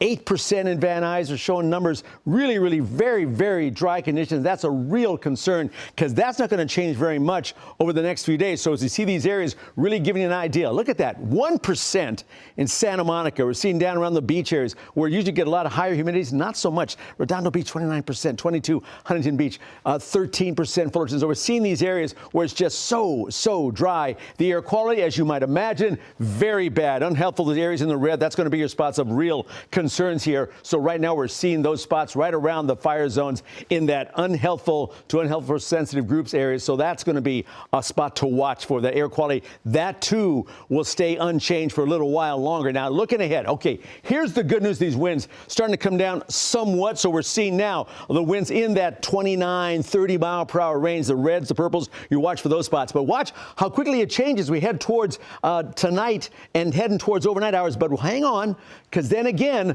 by tomorrow afternoon, winds go back up again. Not again quite as bad as it was over the last 24 hours, but still a concern that they will be ramping up once again. So certainly watch that. And those red flag warnings still in effect through tomorrow as well. So all those areas still an area of concern. More for you in a bit. David, Ellen, now it's yours. All right, Danny, thank you very much. As you can tell, we're getting to the bottom of the hour, so we are going to go to a live edition of World News Tonight with David Muir. Right now, he is live on the ground at the Pacific Palisades fire, and ABC News will have complete team coverage of these fires. And we here are going to continue our coverage on our streaming platforms. We'll also bring that live news conference with Mayor Bass here on TV. That's ahead at 4 o'clock, coming up in just a half an hour. So a lot more to talk about, but first up is World News Tonight with David Muir. And if you want to stay local, we'll see you on the other side, on the digital side of ABC 7 Eyewitness News. We hope you join us.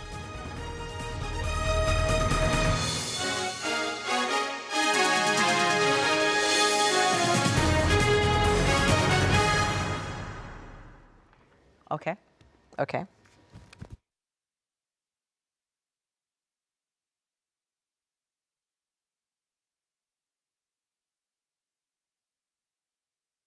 Okay. All right.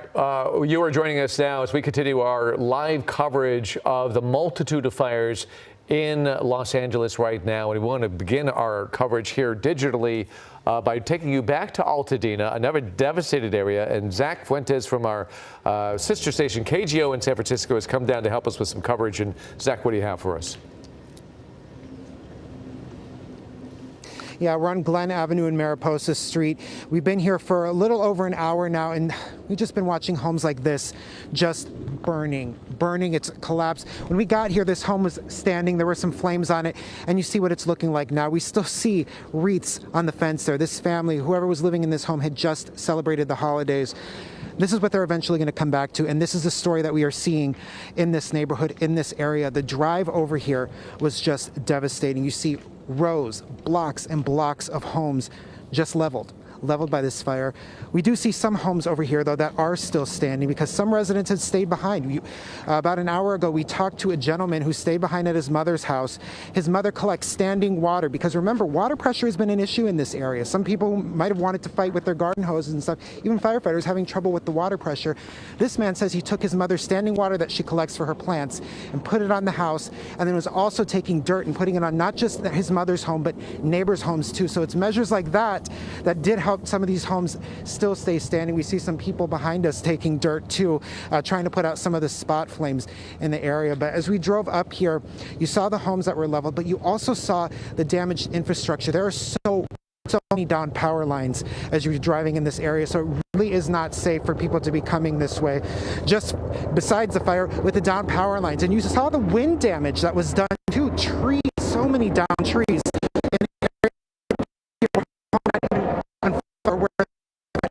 Close to you. Again, this is what we're seeing right here. We are seeing these homes just devastated one after the other. Now, we did a few moments ago finally see some fire crews coming in here, trying to, I don't even think it's saving this home, but just stopping the spread. Those crews we saw, by the way, were from Central Arizona Fire, I believe it was called. So that is what we're seeing now. We are seeing those fire crews coming in from out of state, coming here. As we were driving from San Francisco, from the Bay Area, we were sharing the road with some crews coming from Kern County.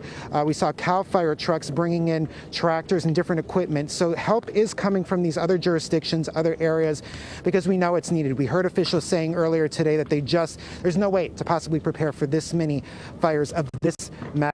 And so, again, I keep saying the word, it's devastating. There's no other way to put it. I was watching, just like so many viewers at home, as we were coming here.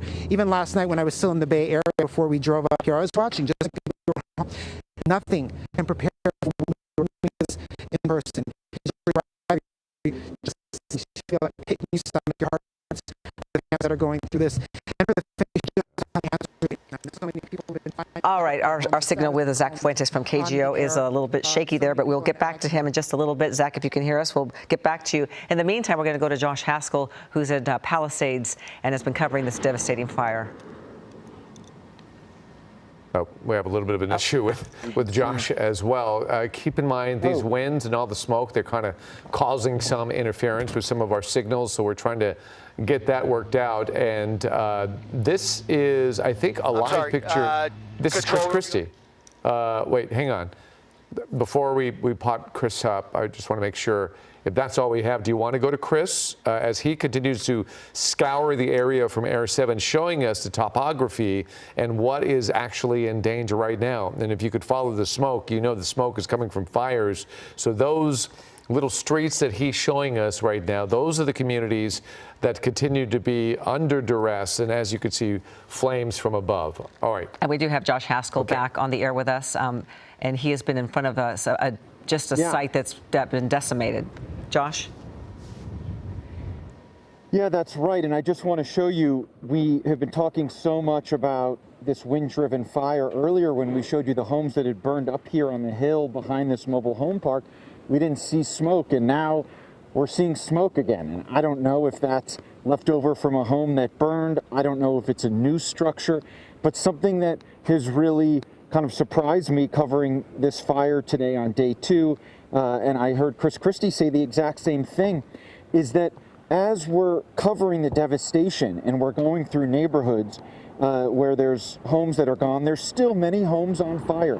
This is such an active firefight, 0% containment. I cannot stress how dangerous it is right now in Pacific Palisades. We were at a roadblock earlier. We spoke with District Attorney Nathan Hochman, and there were so many desperate people trying to get into the Palisades. And I know what that is like. I have family members trying to do the same thing, but I just can tell you the roads are not safe. There's power lines everywhere, rocks everywhere. It was even flooded in one particular part, debris all over the road. It is hairy driving on Sunset Boulevard, and I just would not recommend that to anyone, and we need to give this situation some time, sadly probably a lot of time, where it's even safe for people to come back here.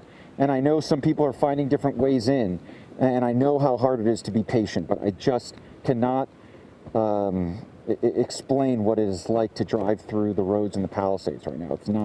not enjoyable. Yeah, that sounds, it's going to be tricky, and you make some great points, too, because so many people are going to want to get back into the neighborhood, check out their own property, but I got a feeling this is going to be shut down for quite a while. You bring up Maui quite often, Lahaina, and you make some good points when it comes to that as well. I don't know if people are aware, but the folks in Lahaina weren't able to get back to their homes, some of them for months. I profiled one family.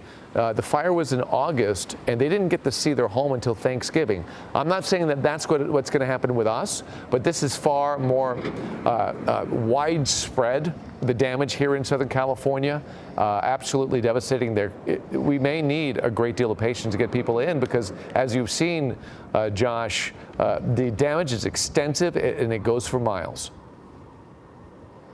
Yeah, and I've been thinking about Maui a lot, David. You and I both covered that. And I know you've been back a few times. And in my mind, I'm imagining, when will it be safe for people to come back? And how hard it will be for people to see what has happened to their beloved community. And it really does feel like a war zone in Palisades Village right now, in the streets. And I know that people want to dig through the ash and find what's left, and sadly there is very little in a lot of neighborhoods, not all the neighborhoods, but in a lot of them. I also just want to share, and David, I know you can relate to this too, covering fires in Ellen. Sometimes you leave a fire at night, like we reported all day yesterday for 13 hours, and there were buildings that were still standing, and I'm thinking in my mind, okay, they saved this building, they saved this part, they saved this neighborhood. And then I drove through that same area today, and they're all gone. In the Marquez community of the Palisades, between Temescal Canyon and where Sunset Boulevard meets PCH, it was just home after home after home. Evans Road, below the Riviera, where I know Arnold Schwarzenegger once had a home, and there's homes up in that canyon. Lots of homes gone. Revis Canyon, homes gone. I mean, you cannot travel Sunset Boulevard between the Palisades Riviera and Gladstone's, where Sunset meets PCH, and you're not going to find too many homes that are still standing. And it's just wild to me what last night was like, because driving today makes me think, whoa, this fire that I thought had burned through came very fierce last night. Yeah, ever evolving, and it's not sitting still, and it continues to devour property, even though it is more calm today, but it is not calm, and that's the key. And not to get too existential about this conversation, Josh, but another thing to think about, these communities are prone to fires. Insurance companies are starting to cut homeowners off and deny them fire coverage. We've seen that a couple of times throughout this disaster, where people saying they're not going to leave their homes because they no longer have fire insurance. And so the question comes, just like it in Lahaina, do you rebuild? Do you bring the businesses, do you bring the communities back, or do you move on to someplace else? That's a massive conversation, a thought process that's going to take place in the coming months. Yeah, I can't even begin to think about that, but because we're reporters, I have been thinking about some of the challenges that the Palisades will face, stories to do, not today, but down the road. And one other thing I just want to point out is that if your home was saved, for example, that shopping mall, Palisades Village, that Rick Caruso owns, not too similar to the Grove, it's different, but that same kind of style in the heart of the Palisades, if anyone's been there, that is standing. That whole structure was pretty much saved. But when almost everything around it is gone, when your home may be left on one street, but 10 homes may be gone, what kind of life is that to come home to? It is a tough question. The utilities, there's so much that is going to need to be figured out here. And it's hard to even have that conversation because we still have reporters and Chris Christie over homes that are burning. And Josh, I can relate to what you're saying, because last night my neighbors' homes were standing, and this morning the neighbors directly across from me, 4 houses gone. One of my good friends also lost her home. Some art class friends, I can count 3 of them have lost their homes. it's just 7 people that I know in Altadena have lost their homes, and it's incredible that mine is still standing, thankfully, and I'm very blessed. But I also have almost like a survivor's guilt, you know. You're a little bit guilty. You know, because my dear friends have lost their homes and nothing's left. Right, and those photos are incredible. We'll show those to our viewers eventually. Ellen, Josh, thank you so much. We want to get to Chris Christie right now. He's continuing to watch this fire from above, and it is continuing to move. Chris, what are you seeing? Yeah, David, so this is what I was starting to refer to a little bit earlier. I want to reiterate that there was a lot of active fire here in Topanga Canyon, right along Topanga Canyon Boulevard. Again, I want to stress, you're looking from north to south down Topanga Canyon Boulevard towards the ocean. And even though the wind is blowing in that direction and most of the smoke is blowing in that direction, there is a heavy body of flame that is continuing to creep in this direction towards Topanga Canyon Boulevard and towards some of these neighborhoods just off of the boulevard. In fact, you can see right here along Colina Drive and Green Bluff Drive.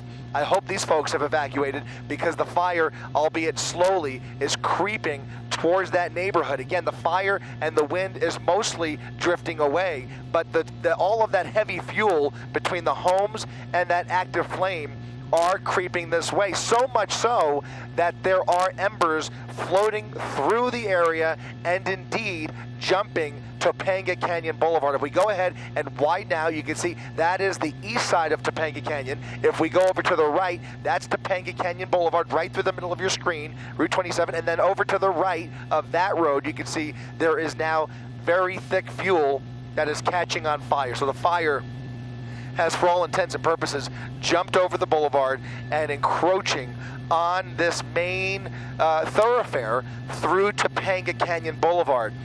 You know, there's very little of Topanga Canyon that has been spared, but we can see that there's a lot of still very active flame in this community. It's so devastating to see, but even more, I think, in the next couple of hours as this fire continues the erratic behavior. It is just not, it is obviously a wind-driven fire, but there is so much that did not burn during the Woolsey fire in this part of Malibu that it is just ripe for burning, and it is burning as we speak. What's concerning too is the in and out of there, the ingress. It's not easy to get into those places. It's not easy to get out. So you hopefully that everyone's gotten out already that has to be out of there, because those narrow roads, winding roads, and the topography makes it so difficult for those fire engines to get up there if they can at all. Yeah, as far as I can tell, Topanga Canyon Boulevard obviously is completely shut down, but right now it is still accessible for the fire crews. And we have already, even in the last couple of minutes, seen that they do recognize the threat here, and there have been a couple of water drops on that ridgeline that runs right through the center of your screen there where those active flames are. We just saw a helicopter drop a few minutes ago before you came to us, and it was actually a pretty effective drop, but you know, it's just the scale of this. I think the scale of what we're seeing here is what's most astonishing. You could almost have all the firefighters in the world out here, and it just wouldn't be enough. Chris, real quickly, because we're going to go to David Gonzalez next. He's at PCH near Topanga. Have you been able to make a run over the coastline where we saw a number of homes on beachfront property that were on fire last night? Have you been able to witness that just yet? Yeah, that's been the million-dollar question. We've been trying to get over there right now because of the flight restriction that remains over the firefight and the smoke. It's just too smoky to see where the sand, you know, hits the beach, and it's just impossible right now to get over on that side where all that beachfront property is. You could kind of see it from this angle here, but you can't make out the actual buildings just yet until we can get a little further up top over this fire. Right now, the fire and the smoke is just prohibiting us from getting to the south side of PCH, unfortunately. It's hard to believe that underneath that smoke is the Pacific and Pacific Coast Highway, and that's where we're going to go to David Gonzalez and leave you just for a moment, Chris, and go to David Gonzalez, who's in Malibu at PCH and Topanga. And what are you seeing there, David? Yeah, it's surprising hearing Chris Christie because from the ground we could actually see blue sky. I'm just down the street from Topanga Canyon Boulevard. We're just to the north of it. And I can tell you that there's destruction all up and down the street. I heard him say and heard you guys say earlier if there were any waterfront properties that were burning. And between our last hit, which was probably an hour ago, we did see smoke, heavy smoke coming from the road down PCH. So we made our way over there. And unfortunately, there was one big home that was going up in flames, and there was nothing that authorities could do.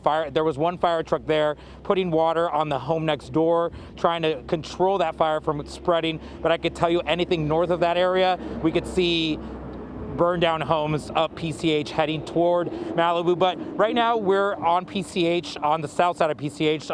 The ocean's right next to me. There's charred land on the ocean side as well, charred trees. But I want to point out this is a very iconic area here in Malibu. If you know this area, you might have visited some of these restaurants or been recommended. Right there, that burned rubble is unfortunately one of the most iconic restaurants in this area. It's called the Real Inn restaurant, and unfortunately it's been burned to the ground. We saw on their Instagram page that the owners have acknowledged that their business is gone. They said that they've been in this community for 36 years and that unfortunately it is just burned to the ground. There's nothing that they could do, and they're obviously heartbroken by what's taking place. But all along here, there's businesses on that side of PCH. We're talking about Rosenthal Wine Bar and Patio. We have Cholada Thai Cuisine Restaurant, which is also one of the most iconic and famous restaurants here. And we just learned from someone that we were talking to, there's a bait shop called Wiley's Bait and Tackle that's been here for 60 years. All these businesses burned completely to the ground, and unfortunately many homes as well. Fire crews out here trying to do what they can to protect to protect the public. We did get an alert about 30 minutes ago that Las Flores, east of Malibu, was under a mandatory evacuation, and we did start seeing more traffic on PCH. I don't know if that meant people were coming in our direction to get away from the blaze, but all the hillside that you see on your screen is charred right now. So hearing Chris Christie from the air saying that there's still a very, very active fire. I can tell you right now that we do not see any active flames, but the wind is blowing. Anytime we get an idea or even begin to think that the wind is dying down, it picks up once again. But once again, all these restaurants, all these iconic places that people love here in Malibu have just burned to the ground. I can tell you, making our way from where Josh Haskell is in our direction, charred land, charred homes, charred structures all along PCH. And we did talk to one individual out here. His name is Matt Donovan. He's grown up in this area. He lives in Carbon Beach right next to Malibu, and he was telling us about how fast this blaze moved. Here's what he had to say.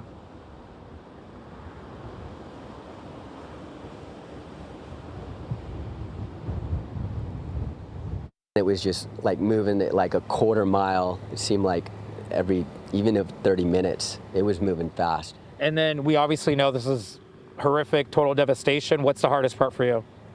Yeah, I mean, like you mentioned, these iconic places, like this is Wiley's Bait and Tackle, and it sounds funny, but this is like been here for 60 years.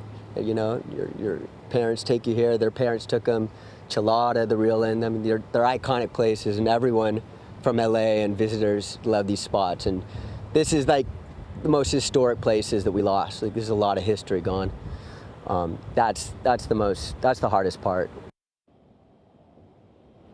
And back out here live, obviously, it's hard hearing from individuals who are looking at memories that have gone up in flames. He did say one thing that we're still trying to confirm. He said that from here all the way to Carbon Beach, there was a lot of destruction. We're talking about homes, multi-million-dollar homes that have burned to the ground. We are trying to make our way down that street, but it is very difficult because there are perimeters set in place. Like off into the distance, I don't know if you could point out, there's power lines that have fallen over, and traffic slowly makes their way around these power lines because we've seen snapped power poles, obviously still power lines on the ground, but there is no power obviously in this area, just devastation over and over again. So, but I can tell you, as Chris Christie was saying from the air, this place is still very active, still very dangerous. So heed all the warnings, stay home and stay away from this area if possible. David, real quickly, we do have footage from last night of all those beachfront properties that are on fire. Michelle Fisher got that. So we'll try to do some comparisons when you do get to that area and see if we could get some more decisive information. Also, what about Mastro's Ocean Club? Have you seen that? You're a few blocks away. Were you able to pass that, and are they doing okay? It's right behind us, actually, right around the bend. We did drive by it. From where we were standing and driving by, it looked to be intact, but obviously, assuming just by everything that's around us, I can't imagine it not having some sort of damage, but the structure itself looked like it was standing, but we're also kind of higher up, and I know that property sits a little lower, so we have not gotten a visual on that. But I can tell you the home that was up in flames, not too far from us, where we went to go check it out, that home was on the water pretty much. I could see a tennis court, I could see the garage was in flames, and it was just eating through that entire home. And what authorities or what fire crews were doing there, they were just putting water on the home that was next door, trying to protect it from any fire. But that we're seeing that all up and down PCH here near Topanga Canyon Boulevard. All right, David, thank you. Great report. We'll check back with you as you get further up PCH. And right now we want to just take a moment and put this into perspective, how significant these fires are. Our data journalism team compiled this analysis for you. So the Palisades fire, which is now approaching 16,000 acres, and then the Eaton fire, that's about 11,000 acres, are the largest wildfires on record in January in California. And the next largest was the Viejas fire. That was in 2001, and that burned just over 10,000 acres. So this is also the first year that 2 fires over 5,000 acres are burning concurrently in January in California. Right, and I don't know if you guys were watching yesterday as the Eaton fire or the Eaton Canyon fire broke out and was starting to go into Altadena, but Leanne Suter was right there in the thick of it, dealing with some incredibly powerful winds, and she was even commenting that this is some of the toughest winds that she's ever had to deal with in her 25 years dealing with fires. We're going to go to Leanne right now, who is now back in Altadena with more reports. We want to remind you, because of signal issues, Leanne is on an 8-second delay, so we hope for your patience, but let's throw it over to Leanne. Take it away.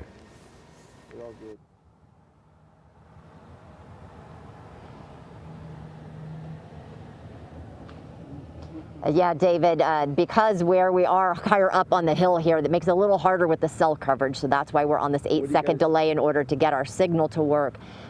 This is my first look in daylight at what has happened because of the Eaton fire, and I'm speechless. This is not what I expected. I knew that there was a chance that this fire could go that far, that it could spread into neighborhoods that you would never expect to burn.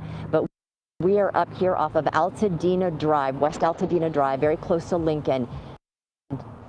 It's decimated. I mean, it is absolutely decimated. There are streets, the homes are gone or on at least one side of them. Here along Altadena Drive, there's 3 homes in a row, one of them belonging to Robert Aguirre and his family, his wife, Barbara. I know, Barbara, she has a smile, I don't know how. Robert, you were just saying you never expected this either. No, never would I ever expect a fire to come down slow. We've seen plenty of fires up here, the station fire, all the other fires. I was just discussing with my boss the other day. I was like, why did they raise my insurance? I'm not even near a fire zone, we just feel thankful and blessed that everybody's safe and out of here. This is surreal. We left about 4 o'clock in the morning, and never even expecting, and just because of a little bit of my wife's prodding, we took some little extra things that, like our pictures are all digital and stuff like that, so we were able to take all that stuff with us. Nothing great, nothing of a great loss, and all our documentation we took also. But yeah, so You said you left. Your houses were all standing. Yeah, no. You just came back in, and this is what you saw. Right. Yeah. I have a nonchalant feeling about the whole thing, because it's like I'm looking around, nothing's happened, and just as we're leaving out the driveway, my son looked up. We saw some smoke coming over the top, and inside that smoke, we saw some embers.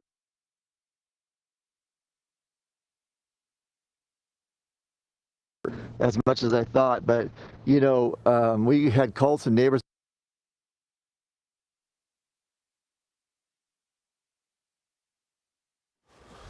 All right, we apologize about the signal with But Leanne. nobody would tell us what's going on with our house, right? All right, we're we going to found go. out that Adrian and Russell We're going to go across to the street, Danny they lost their Romero house. and get the latest on the weather conditions, and we'll get that signal fixed up, hopefully. Danny?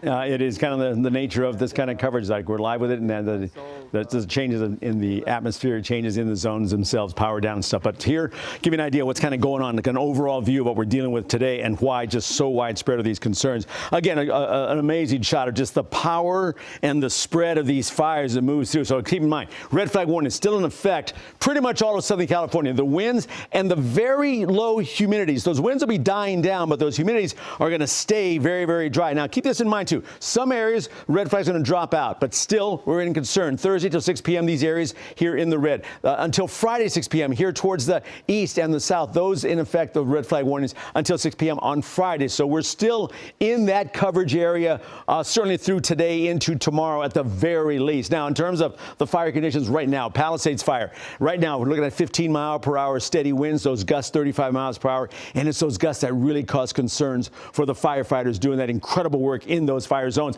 Hearst fire, also those winds in that 20-mile-per-hour range. Again, there too, those gusts go in that 30, 35, 40-mile-per-hour range. They could just kind of pop up at any time, certain to keep an eye on. Also, the Eden fire, there too, we're looking at 40-mile-per-hour gusts, those steady winds in that 25-mile-per-hour range. Now, here's a great view of how those fire zones are looking. We can see the areas in the red and the purple. Those are your real areas of concern. Those are the higher wind speeds, over 40 miles per hour up around the Santa Clarita area, down towards the Malibu Hills, pushing 40 miles per hour for those wind gusts as well. We can see one small pocket of no concern, but everywhere else, again, the strong winds. And notice, too, it's that Santa Ana profile, that northeast kind of winds, bringing that warm air along with those really strong winds. Still strong tonight into tomorrow, so you have to watch all the areas of Southern California. As I mentioned, some areas going down as far as red flag concerns. So here's kind of an overall view how they're kind of starting to subside. Some good news for us. So we're looking at 20-mile-per-hour winds around Pacific Palisades fire. We're going to stay right in that range till tonight, right about 11 p.m. And then tomorrow morning, look at this, thankfully, we start dropping down to single-digit wind readings for that Palisades area. In terms of the other spots, like the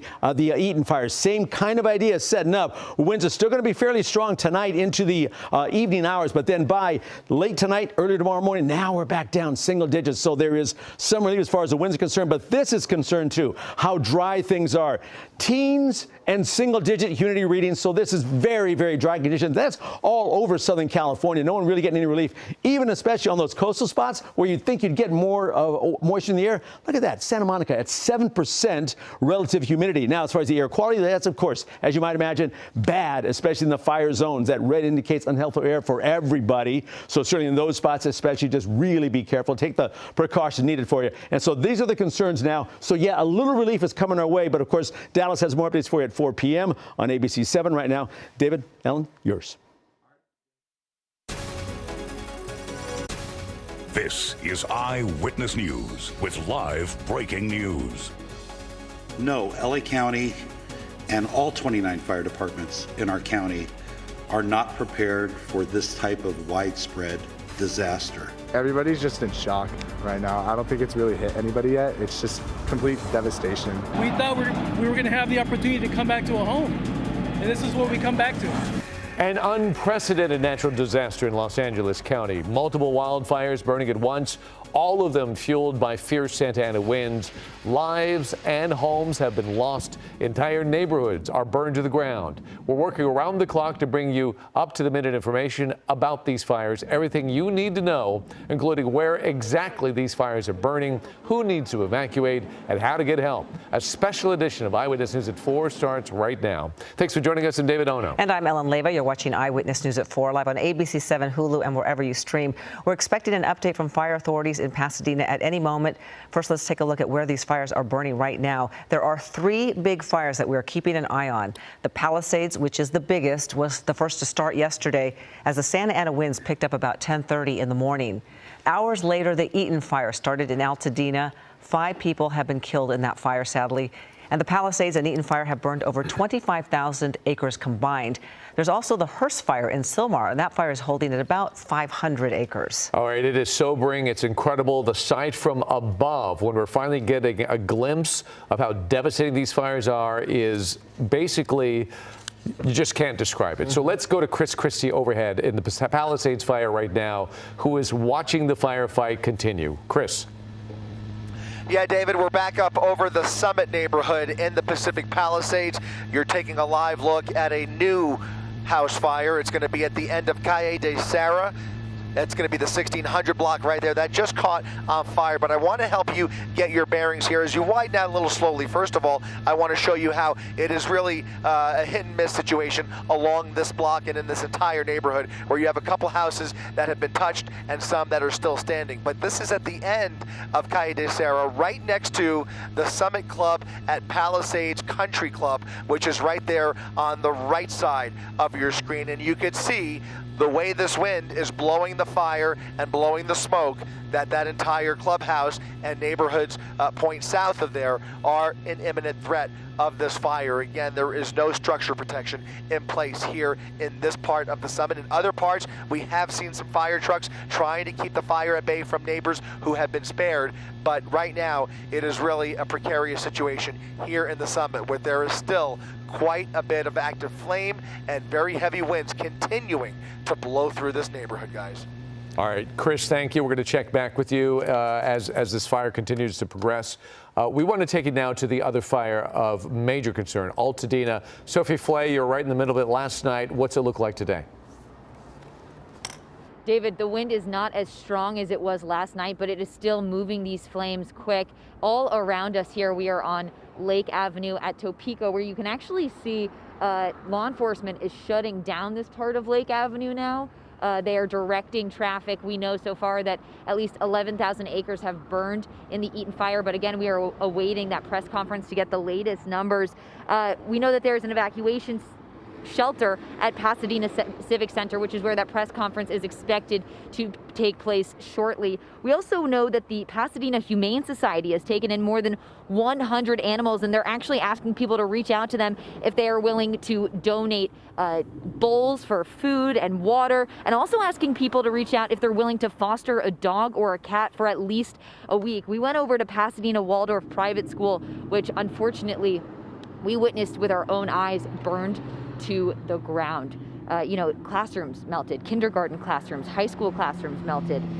So many young students will be impacted by this. We also went over to Coleman and Santa Rosa, over in the Altadena neighborhood. We saw flames ripping through multiple homes. Again, these winds are still holding strong. David, not as strong as they were last night. We are hoping to only continue to get more relief from those strong winds. But this neighborhood, this area, Altadena, is burning all around us.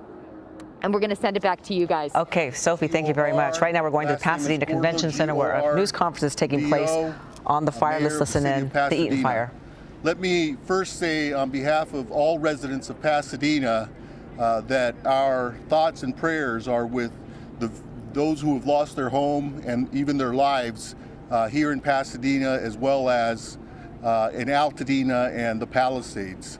On behalf of all residents of Pasadena and the leaders that you see behind me, we will certainly have all those individuals and their families and friends in our thoughts and prayers.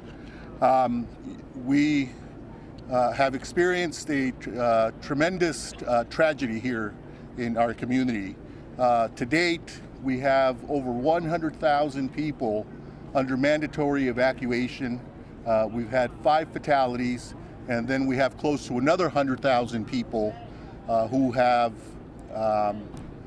been warned to evacuate because they are in a danger zone.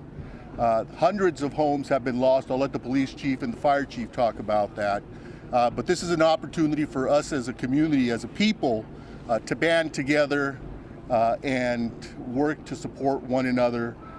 Whether you're affected or not, please take the opportunity to help a neighbor, help a friend, check in on friends and neighbors, and certainly check in on family members. Here with me today are Councilmember Jason Lyon, Councilmember Justin Jones, Councilmember Jessica Rivas, my colleagues on the Pasadena City Council.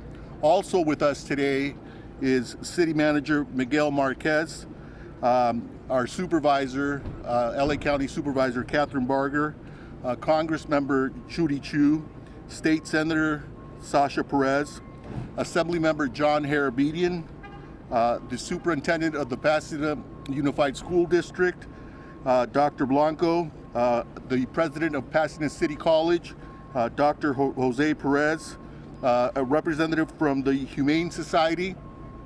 Also with us today are neighboring Assembly members, Assemblymember Coloza, Assemblymember Nick Schultz.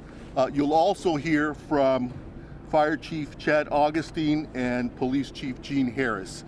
So again, I just want to assure people that Pasadena is working in conjunction with our neighboring jurisdictions, including the County of Los Angeles, particularly the County of Los Angeles. Supervisor Barger and I had the opportunity to sit down with the Governor of California this afternoon, not too long ago, maybe an hour ago, and the Governor has assured us that he will provide whatever assistance that we may request. And so on behalf of Supervisor Barger and I'd like to thank the Governor for coming, seeing for himself the devastation and committing the Guard and other resources to Pasadena. And so we will certainly be in touch. With that, let me, and I'll go over these points in Spanish at the end as well. Let me turn it over to City Manager Miguel Marquez. Good afternoon. My name is Miguel Marquez. Excuse me, Miguel spelled M-I-G-U-E-L, Marquez, M-A-R-Q-U-E-Z. I am the City Manager for the City of Pasadena. It's been a brutal 22 hours here in Pasadena. My heart aches for all who lost their homes, their memories, and their sense of security. About 22 hours ago, we first learned of a fire in Eaton Canyon. As they always do, and despite the dangers, our first responders rushed to the scene. They found darkness, they found fire, and they found 80-mile-per-hour winds. Air support was not possible under those conditions. Our first responders did all they could under those brutal conditions to put out the fire, putting their own lives at risk to save others. They battled through the night, with more and more joining the fight as the night wore on. Our police officers went door to door, ensuring as many residents as possible were evacuated to safety, including many seniors and those with mobility limitations. They saved many, many lives in the last 22 hours. Their efforts were heroic. Our first responders, our Public Works Department who cleared the streets, Pasadena Water and Power who kept the power on and the water flowing throughout the night. Public servants from so many different agencies came together in the last 22 hours to keep as many people safe as possible. Together, many, many lives were saved. The battle continues, as does our resolve. We will put out the fire, and then it will be time to rebuild. In this community, we may get knocked down, but we always pick ourselves up. Many thanks to our first responders, our city staff, our city council, our county, state, and federal partners, our education partners, our nonprofit partners, our business partners, our partners in the media, and most of all, our residents. Thanks to all for once again stepping up and doing what needed to be done to keep people as safe as possible in the face of danger. We will not relent. We will heal. We will rebuild. These last 22 hours didn't bring us down. They made us Pasadena strong. Thank you. Next, I'll invite LA County Supervisor and our Supervisor, Catherine Barger. As I was standing here, one of our Altadena residents came up to me who's very active in the Rotary, and he lost his home. I'm hearing this time and time again. And as the mayor told you, we went up and took a tour, and it is surreal. It is without words that I can even explain to you what is taking place, especially in my district in Altadena, but also in the bordering area of Pasadena. My heart is heavy, but I have to say, and the mayor is absolutely correct, we met with the governor, who also met with the president and resources, both financial but also resources for boots on the ground, are here, and we're going to continue to fight this fight. But I would ask people, please, please, please, if you don't need to be in the area, we don't need you in the area. Recognize that when we drove up there, these are fires that are actively taking place as we speak. And there were many people that don't live in the area that just wanted to go up and take a look. We have fire personnel that is fighting this blaze, not only in Altadena, but also in the Palisades area. We need you all to work with us. And to those people that want to go up and loot, the full weight of the county will come down on you. And that's going to start with the district attorney who's issuing a press release and is going to make sure the full extent of the law is played out if you are caught looting in any area impacted by this fire. But I want to thank our first responders, who many of which have been on the line for over 24 hours. And I think it's important for us to note that the chief of the LA County Fire has asked for resources outside the state, with the goal to let them go in and begin to fight the fires so that our firefighters can take a break and then start again. But again, I want to thank our first responders, but I also want to thank our state and federal partners, Congressmember Chu, Congressman Whitesides, who represents the Santa Clarita area. It's very reassuring to know that we have an all hands on deck, both at the state and at the federal level. And we will rebuild. And to my friends out there that have lost their homes, we are here for you as we look forward to what we are going to do to help you rebuild your life. So with that, thank you. Next, Congressmember Judy Chu. Hello, I'm Congressmember Judy Chu, and I just got off the plane from Washington, D.C. My heart goes out to those who've lost their homes and their businesses. I've had friends tell me that they've lost their homes, and I can't believe the destruction that this fire is causing. But I want to tell you that this morning I was on the phone with the White House and with FEMA, and President Biden has declared this a national disaster. So now the mechanics are set for people to get assistance for recovery from FEMA. And also, FEMA was asked last night by the state of California to declare this eligible for the fire management grants, and indeed it is. So all the expenses that we see for fighting this fire will be reimbursed by the federal government. And also, I've spoken to Supervisor Torres of the San Gabriel Mountains. He's asked for help from Washington, D.C. to close the forest area. So I do want to urge everybody, please stay away from the forest area. I just urge everybody to make sure that you obey the evacuation orders, and that also you take advantage of the shelters that are available at the Pasadena Civic Center as well as the Arcadia Community Center. Our office is going to be ready to assist you in the recovery from these fires. And we know that there will be assistance from the Small Business Administration, which has emergency loans, and there will be grants from FEMA. But right now, the most important thing is to be safe. So that's why I say to everybody, please stay out of these areas, please make sure you obey the evacuation orders, and please stay safe.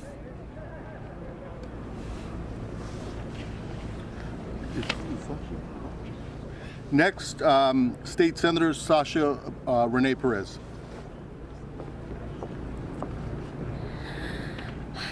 Good evening, everyone. I think this is a really difficult moment for many of us in the community, especially for those of us that have grown up in the San Gabriel Valley and who have come to know and love this community. As the supervisor said, we're receiving many calls from friends and community members letting us know that they've lost their homes, they've lost their businesses. This is a really devastating time. We just toured the site and there are still fires burning, and I want to emphasize to people, if you are told to evacuate, please evacuate. Please take these warnings seriously. I have family members that have evacuated, they have left their homes. I understand how difficult of a decision this is, but this is about safety and safety first. We want to make sure that you all are taken care of, that you're taking care of your families. This is what is most important right now. It is incredibly dangerous for individuals to be up there during the time when there's fires like this. This is a very, very dangerous time, so please evacuate, get somewhere safe, make sure that your family is safe. Also, if you receive an evacuation warning, please make sure, if you have elderly neighbors, pick up the phone and let them know. We've seen a lot of senior citizens just here at the senior center that have been evacuated, and someone taking a moment to knock on the door and make sure that they were informed so that they're getting out of their home is so critical and makes such a difference. We know right now that there's a lot of folks that are struggling to have cell service when they're up in the foothills right now. We know power lines are down, and these fires are continuing to rage on. So, the state's doing everything that it can right now to make sure that we're allocating resources. We're moving firefighters from Northern California, from Central California to come here to fight this fire. There's firefighters coming from out of state. And so resources are coming. We're going to get this thing contained, but it is going to take time. And so make sure that you're staying away, letting our public safety officers do what they need to do so that we can get this contained. Thank you. Next, Assemblymember John Harabedian. Thank you, Mayor Gordo. For anyone who is a believer of any faith, please, we need your prayers. We need your thoughts of healing and anything that you can do to help our community. Many of our neighbors, our loved ones, and members throughout our community lost their lives today. And we are with you. We see you, we feel you, and we are going to help you get through this. As part of the state of California, along with our governor, our federal and local officials, our main mission now is to keep people safe, minimize any further devastation, and for those of you who lost your homes, who lost your property, who lost your loved ones, we are going to help you rebuild. We're going to do everything we can to fight for you every day, now, this week, over the next couple months and years, to make sure you get your life back. And that is my promise. That is the promise of everyone behind us. But please, stay diligent. Heed the warnings of our public safety officers, and please stay out of harm's way. Thank you to our men and women on the front lines, our first responders. We are not out of this. It is all hands on deck, and it's going to be a long couple nights still. So thank you to everyone who's helping these efforts, and please pray for us. Next, Superintendent of the Pasadena Unified School District, Dr. Blanco. Good evening, and I want to echo the sentiments that our heart goes out to all of our families, our staff, our employees who have suffered losses during this devastating event. Behind me, you see the power of us, the city, the mayor, the city manager, our leader from the PCC, all came around the school district to help us provide for our families and our students. I saw many of my families here today who have lost their homes along with their staff. Thank you for being here with them, and thank you for supporting them. Our schools are going to remain closed for the rest of the week. We are continuing to assess the damages at our school. Our maintenance and operation team, along with our police department, the sheriffs, and our fire department have been assessing our buildings. Our preliminary assessment results show that the fire has substantially damaged 5 campuses. While most of them are in good condition, we have confirmed these 5 campuses in Altadena. Elliott's Arts Magnet School is damaged. Franklin Elementary, which was closed in 2020, has damage of about 80%. 3 campuses that house other schools have sustained damages: Edison, Loma Alta, and Noyes. Please note this information is preliminary. The fire is not contained, and some of our schools still remain in the path of the fire. We're working together with our city partners to do everything we can to preserve our schools. Our next steps are recovery. We're planning for recovery as we respond to the emergency, as we know our families are dependent on us. Public education is the bedrock of democracy. We learned that in COVID, and we will be here to help our families and our staff get through what is happening in our city. Thank you. We're deeply grateful for everything that you all have done to help and support us. Next, President of Pasadena City College, Dr. Jose Gomez. Hi, I'm Jose A. Gomez, Jose A. Gomez, Gomez. Over the last 24 hours, our hearts have been broken by what has transpired. We have lost our peace.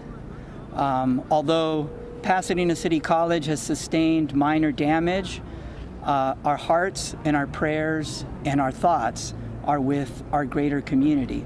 We are so grateful at Pasadena City College for the incredible leadership that the city of Pasadena and all of our legislators and all of our elected officials have provided, not just to our college, but also to our community.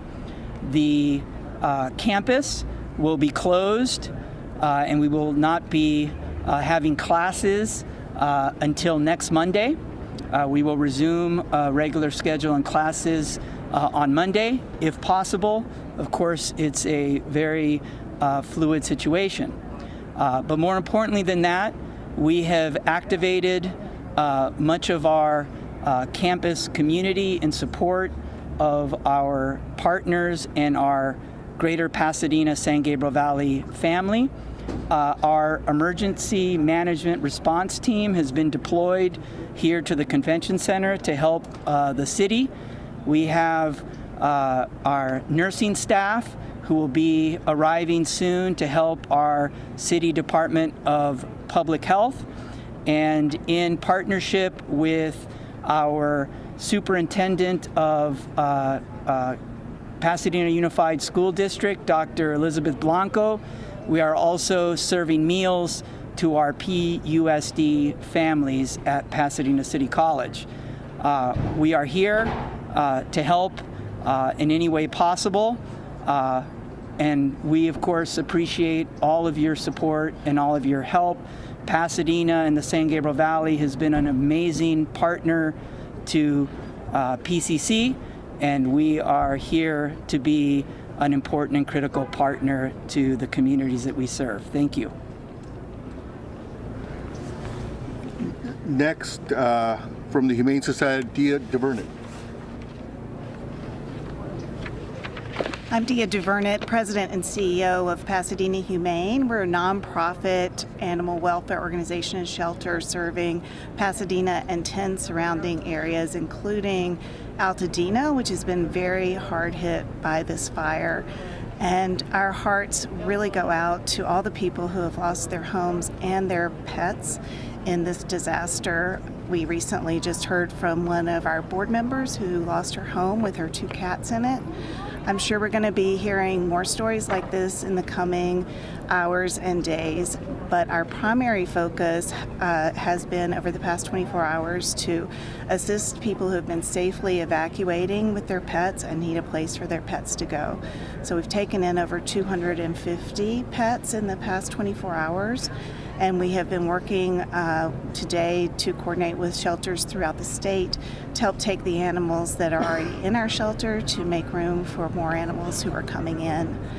I want to really thank everyone who has offered assistance, including the shelters around the state and people who we see in our community who are rescuing neighbors' pets and bringing them to us. It really has been heartwarming to see even our staff members who have been evacuated and are losing their homes coming to the shelter to shelter with their pets and take care of other people's pets. It's going to take a real community effort to recover from this. We've had lots of inquiries from people wanting to help. We're taking names of those who would be interested in fostering animals as we get more animals in. Right now, our primary need is monetary donations so that we can provide emergency services to pets that have been impacted by the fires. We are also providing food and other pet supplies if anyone is in need. And we really encourage you, if you are evacuating, please make sure your pet has identification. Take pet supplies with you. And if possible, please try to stay with family or friends who can accommodate you and your pet, as the shelters are really becoming quite stressed in this situation. I want to give a few concrete resources because they have been rapidly evolving.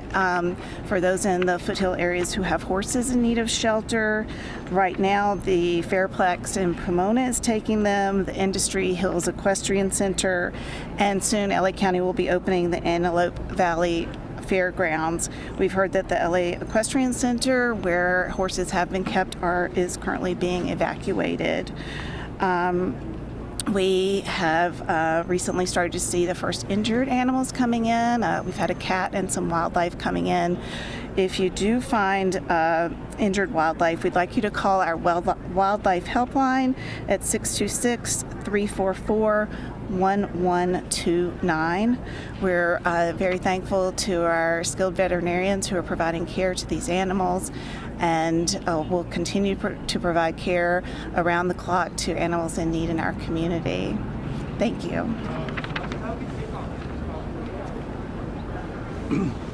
Next, because this is still an active fire with very little, if any, containment, I think it's important to hear from the fire chief, and our fire chief is here with us, Chief Chad Augustine. Good afternoon. My name is Chad Augustine, your Pasadena Fire Chief, CHADAUGUSTIN. I'd like to give you a current sit stat on our Eaton fire. We can confirm that the Eaton fire is now over 10,600 acres at 0% containment. I'd be remiss, though, if I didn't highlight some of the heroic actions last night by your public safety, police, and fire, who literally saved lives. Pulling people out from burning buildings, getting them out of streets and vehicles where they had no ways to evacuate. Our death count today would be significantly higher without their heroic actions. We currently have 60 strike teams requested and 750 firefighters working on this incident. We're in a unified command with multiple agencies to include Law, LA County Fire, LA County Sheriff, and Angeles National Forest, along with Pasadena Fire. We have strike teams committed from all over the state and as far as Arizona coming to assist us. Multiple structures have been damaged or destroyed as this wind-driven fire had wind gusts of 70+ miles per hour. We had spotting of embers 2 to 3 miles ahead of the fire. I can confirm tonight that we have somewhere between 200 and 500 structures damaged or lost. We really need, as it becomes safe to do so, and we get a better handle on this fire, we need to come in and be able to survey the damage to get an exact total of number of structures that have been damaged or completely lost. We continue to be in red flag conditions, and we expect that to be through Thursday, with variable and high wind speeds, thankfully not as strong as what we saw last night. We are encouraging people to stay updated as the weather can continue to change very rapidly. please, if we issue an evacuation order, heed our request. Be prepared, have your go bag, and immediately evacuate. Thankfully, the current forecasts allow us today to start getting aircraft in to fight this fire. Since around 10 a.m., we've had aircraft doing water drops. With the goal of limiting the fire spread, we will come behind those water drops with hand crews and fire engines to get a containment line around this fire. We expect, with favorable conditions over the next couple days, to start making good progress on this fire. And with that, I'll turn it over to the police chief. Chief, we take a question on the statistics and the current situation with you have your firefighters. How are they holding up over the past 22 hours? Yeah, they're exhausted. We need those reinforcements coming in, but they've done incredible work. Where they've, an example is crews that fought 15 house fires over a 28-hour period. They didn't save any of them, but they prevented 2 or 3 blocks away from burning down. So great work, not just from your Pasadena fire, but throughout this entire region. Yeah. Requested 60 strike teams. What's the status of that? How long before Yeah. Great question. So we have multiple strike teams have arrived. We're in the early 15-ish strike teams, and we expect over the next 24 hours we'll be close to 50. Even some of the Arizona strike teams should be here by this evening. Can you talk about resources being stretched? I know that this morning, I was looking at some of the fires. There were maybe 1 or 2 firefighters on scene only because it appeared not to have the resources. Everybody stretched to a minute. Can you talk about that? Yeah, sure. I would be kidding all of you if I said we didn't have resources stretched yesterday, right? It's a rarity that you have 2 major brush fires in LA County like we did yesterday with the Eden Fire and the Palisades, let alone the multiple other fires that we saw. So we had an extreme drawdown from with LA County Fire, and they are our biggest partner. Even with their drawdown, they sent us a lot of resources last night, which was really helpful. It's unfortunate with the wind gusts that we had, up to 70-mile-an-hour winds, they had to ground their aircraft last night. But we really relied on all of LA County to bring us resources, and then with the mutual aid requests from up and down the state. Did that answer your question? Thank you. One more. I wanted to ask about, you were inside the fire zone and multiple residents had talked about a lack of water pressure or a lack of water at all in trying to fight fires. There's a similar situation in the Palisades, and they said it was due to the amount of water usage at one time. Is this what you were seeing? What was the situation there? We saw it firsthand as well. Why was this the case? And is this going to be a problem for the future?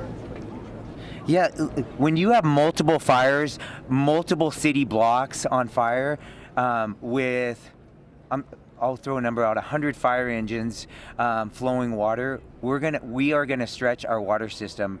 On top of that, we had a loss of power temporarily, which impacted our water system. But I'll be clear, we could have had much more water with those wind gusts. We were not stopping that fire last night. Those erratic wind gusts were throwing embers for multiple miles ahead of the fire, and that's really what caused the rapid spread of this fire. Sir, where specific the fire starts? The most specific, because it's a picture taken approximately 6:30 last night, like a transforming fire, and around 9 That's correct. The time that is correct, and around 6:30 was when the fire came in the Altadena area. It was actually in LA County, but right on the border. We had both Pasadena and LA County resources arriving almost simultaneously, and then of course the fire quickly moved into the Pasadena city limits. So 10,600 acres on fire, 0% containment, hundreds of homes destroyed. What can you say to the communities that Yeah. that you'll have a handle on this in the meantime? Yeah, what gives me hope is when I look at the trees and bushes around here. Last night was incredible, right? It was like something that most of you have probably never seen. Tonight we have very mild wind conditions where we can get aircraft and a ton of additional resources getting their hands around this fire. That's what gives me confidence that we're going to get a handle on this fire. Before, why don't we bring the police chief up, and then then you can ask questions of both chiefs. Can we talk about the cause of the fire, and if there are others? We know that there are several fires burning. Are any of these connected? Does it look like could they be arson? The cause, you're going to love my generic answer, but the cause is under investigation, right? We have multiple fire investigators as well as fire and arson investigators from LA County and local resources investigating that. We need to let them do their good work so that we can come up with an accurate cause and origin. We'll ask the chief to stay here for more questions, but in the meantime, because this also involves a public safety situation and neighborhoods that have been evacuated and homes, the message I want to reiterate is don't even think about it. Don't think about coming to loot any of these properties in Pasadena or Altadena, because the Pasadena Police Department, as well as the LA County Sheriff and resources from the state of California, will be out there patrolling and protecting these neighborhoods. With that, I'll turn it over to our police chief, Eugene Harris, to provide you more facts and details. My name is Gene Harris. I am the police chief for the city of Pasadena. Gene is G-E-N-E. Last name is Harris, H-A-R-R-I-S. Last night at the beginning of this incident, first responders from the city of Pasadena responded to the area of this event primarily on a safety mission. But when they got there, they rapidly found an escalating fire that was growing rapidly with the wind gusts, and it turned into a rescue evacuation scenario. Those first responders acted heroically by going in and either evacuating or rescuing numerous folks that are now housed in this building behind me. It was nothing short of heroic, and as they got there, it rapidly turned into that type of mission. So we had people from our police department, our fire department, certainly reached out into our Area C partners, local, state, and county folks that came to assist. And it took all night to get folks rescued or evacuated from their homes, and that effort was robust in that end. We also reached out beyond our county into other counties. We had some other agencies roll assets to us that could help us solve this problem, and they are still on scene at our command post as we speak. As you heard said, this is an active scenario from a law enforcement perspective. You've heard all of the fire circumstances and issues. I'm going to talk a little bit about what we in law enforcement are doing in this incident. As I said, it started out as an evacuation and rescue mission. It is now going to transition for law enforcement into a protection and community safety mission. And we will be staunch in protecting the community and protecting the homes of those folks who've had to be evacuated. We will have numerous folks in and around the area. Upwards of 150 officers at any one time in and around the city handling all of our regular patrol efforts, but certainly focusing on making sure that the homes and the property around the burn area is secure. We will be staunch in that effort. If you have, and this is a message to the community, if you have a righteous reason to be there, declare that reason to law enforcement personnel and we'll assist you. If you don't have a righteous or legal reason to be there, expect to be challenged and we will deal with you accordingly. The idea here is we want to make sure that we protect the people in this community, we protect the sanctity of these people's homes, and we will do that without fail. As you heard the mayor say, don't come here if that is the mission, if that's what you plan to do. You will run into somebody in one of these uniforms, and we will take care of that situation. So ensure that we are going to be staunch and very stern about the way that we're conducting this protection mission. I want to end it by simply saying the first responders in this city are second to none. Those partners that responded to help us really stood up, and you've got some really good elements that came out here to support this community and make it safe. So we will have ongoing and sustained operations. There will not be any lessening of operational capability for emergency services. We might find that some of the regular services will be out. We've put some information out on that for social media and on the media to make sure that people understand that we may not have the counters open and some of those things for regular services. But all emergency services will be dealt with without any lessening of services or impact. So with that, I'll turn it back over to the mayor. Now we can open it up to questions from any of our speakers that you may have. I can do Spanish now, or we can do one-on-one. guess the chief about the, Well, before you go, the looting situation, was those instances of looting, did that happen here at the Canyon Fire? I mean, what was the situation here that makes you speak so forcefully about any activities that might happen at the fire zone? Well, the forceful nature of my delivery is really designed to impact what our caring is for this community. It's a community caring mission. We haven't had any incidents of looting, and we don't want any. And so the message is, don't come here if that's what you plan to do. You're going to run into one of us, and we're going to be staunch in that effort. So we haven't had anything yet, but we're trying to expect the unexpected and get in front of these types of things.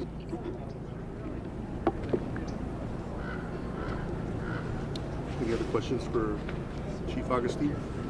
Chief, there were a number of significant spot fires that broke out not only in the hills but along Lake Avenue, for example. Several buildings caught fire at once. Do you anticipate any of that tomorrow? I do not. Right? We're still in a very active incident, right? And we have a dynamic fire that has 0% containment. But what caused a lot of last night's issues was the dynamic winds. Wind gusts of 70 miles an hour and very erratic winds. At 2 in the morning, they changed direction heading westward, and we ended up having evacuations all the way to Glendale. So do I expect a risk of fire spread tomorrow? Yes. Do I expect erratic fire weather like we saw last night? No. Chief, can you elaborate on how far those embers were going and how much that contributed to the spread of the fire? Yeah. We can confidently say those embers were spreading ember casts 2+ miles, right? And we were in red flag conditions, right? And just acknowledging that we're in red flag conditions in January, right, should make us all pause. And so the humidity was so low last night that a single spark could cause a fire. And then you add in the wind gusts. And when I was driving to the fire last night, there was dozens of fires starting just from the embers that were being thrown in blocks, and miles ahead of the fire.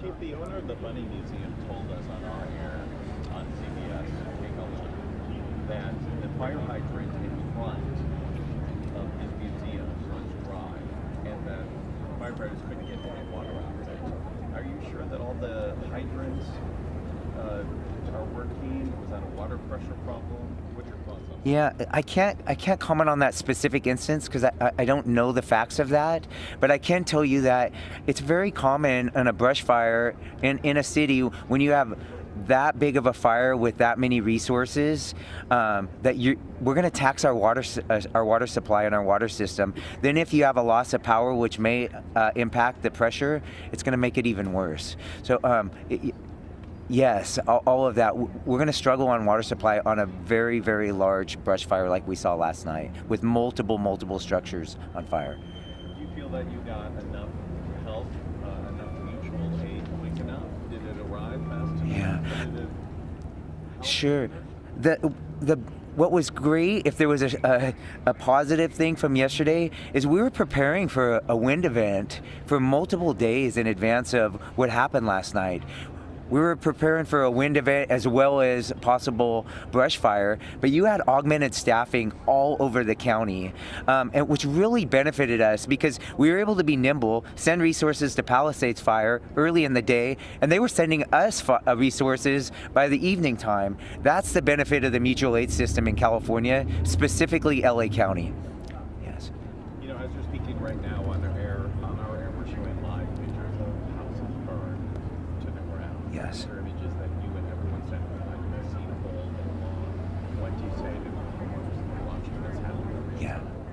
Yeah. We grieve for them, right? We are incredibly sorry that they have a loss of, for many of them, everything they own, right? And it's tough as your fire chief. That's my responsibility.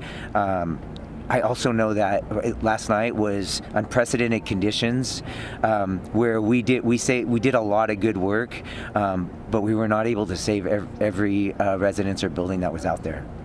Mayor Gordo, on that same note, how surreal is it? You've been inside this convention center many times before for many of different events, but to see it being utilized in this way, more than 1,000 people are now using this. And looking forward, how what are some of the biggest needs that you think in the days to come that will meet here for the folks here that will be back? Well, first and foremost, it's very sad to see families dislodged, particularly families that have lost their home and, as the chief says, have lost everything. I think one of the biggest challenges is going to be to transition people who have lost their home into permanent housing. We have hundreds of homes that have been destroyed, and moving people into permanent long-term housing is definitely going to be a challenge, and it's going to be a challenge that we're going to engage the county, the state, and the federal government in. Has there been any contact information, a website or phone number set up for missing persons? So if a family member, if someone in the area was evacuated, the family is out of state or out of county, how do you track down your loved one? Well, the standard 911 will be efficient enough to get us to the numbers that we need to get you. I would suggest that you make that call. To me, that stands to be an emergency, so let's do that. You can also contact our business line, and we can get you to the right people that can guide you in. If you think that your folks are at our evacuation center, which is right here behind us, we have plenty of staff that are here that can help you ID any family members or friends that might be here. Okay, what's the business line? I don't know that off the top of my head, unfortunately, but we can get that on our website.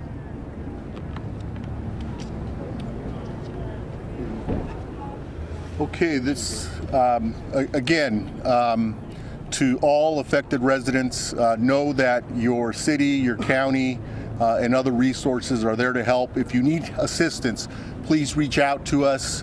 Pasadena and its residents and Altadena, it's a resilient community. And I'm sure that we'll bounce back. In the interim, this is an evolving situation, and so we're asking people to listen in carefully to what the police chief, the fire chief are saying. If you're asked to evacuate, evacuate. If you're thinking about coming to Pasadena or Altadena, for that matter, to cause problems, think twice, because the Pasadena Police Department and the LA County Sheriffs will be there to greet you, and you will be arrested if you're engaging in conduct that you should not be engaging in. With that, that will complete our, unless there are other questions. Thank you. Okay, for those of you just tuning in, we've been listening to an update on the Eaton fire that's burning in Altadena and Pasadena. First of all, we want to make a correction. An official mistakenly stated during this press conference that the Los Angeles Equestrian Center is under evacuations. That is not true. We wanted to clarify that. We just learned that 100,000 people are under evacuation orders. More than 10,600 acres have burned and 5 people have been killed. And as many as 500 structures have been lost or damaged. Again, now this is the Eaton fire that started in Altadena last night about 6:30, one of the 3 large fires burning in Los Angeles County. So a lot of concentration on the Eaton fire there, and things are still burning. We're going to take you back to that fire in a second. But first, let's move back to the Palisades fire. I asked David Gonzalez a little while ago if he had seen any extensive damage that matched the video of what we saw last night when Michelle Fisher drove down PCH and saw all these beachfront properties on fire. David joins us right now to talk more about what he is finding when it comes to that. David? Hey, yes, we're live here at Las Tunas Beach, directly across the street from Pena Road, which leads up to multiple homes on the hillside. From where we're standing, I could just see wide devastation on that hillside, multiple chimneys, and that's all we can see. You can tell that homes have been burned to the ground. But the question we've been talking about is getting a good vantage point of those homes on the beach. And I'm going to step aside to give you a good idea. We have a car that's burned, has been destroyed, and some bushes. And the first home that we can see that has been destroyed by the fire starts on the other side of that brush. And as Lawrence just pans all across the coastline, every single home on the water has been destroyed.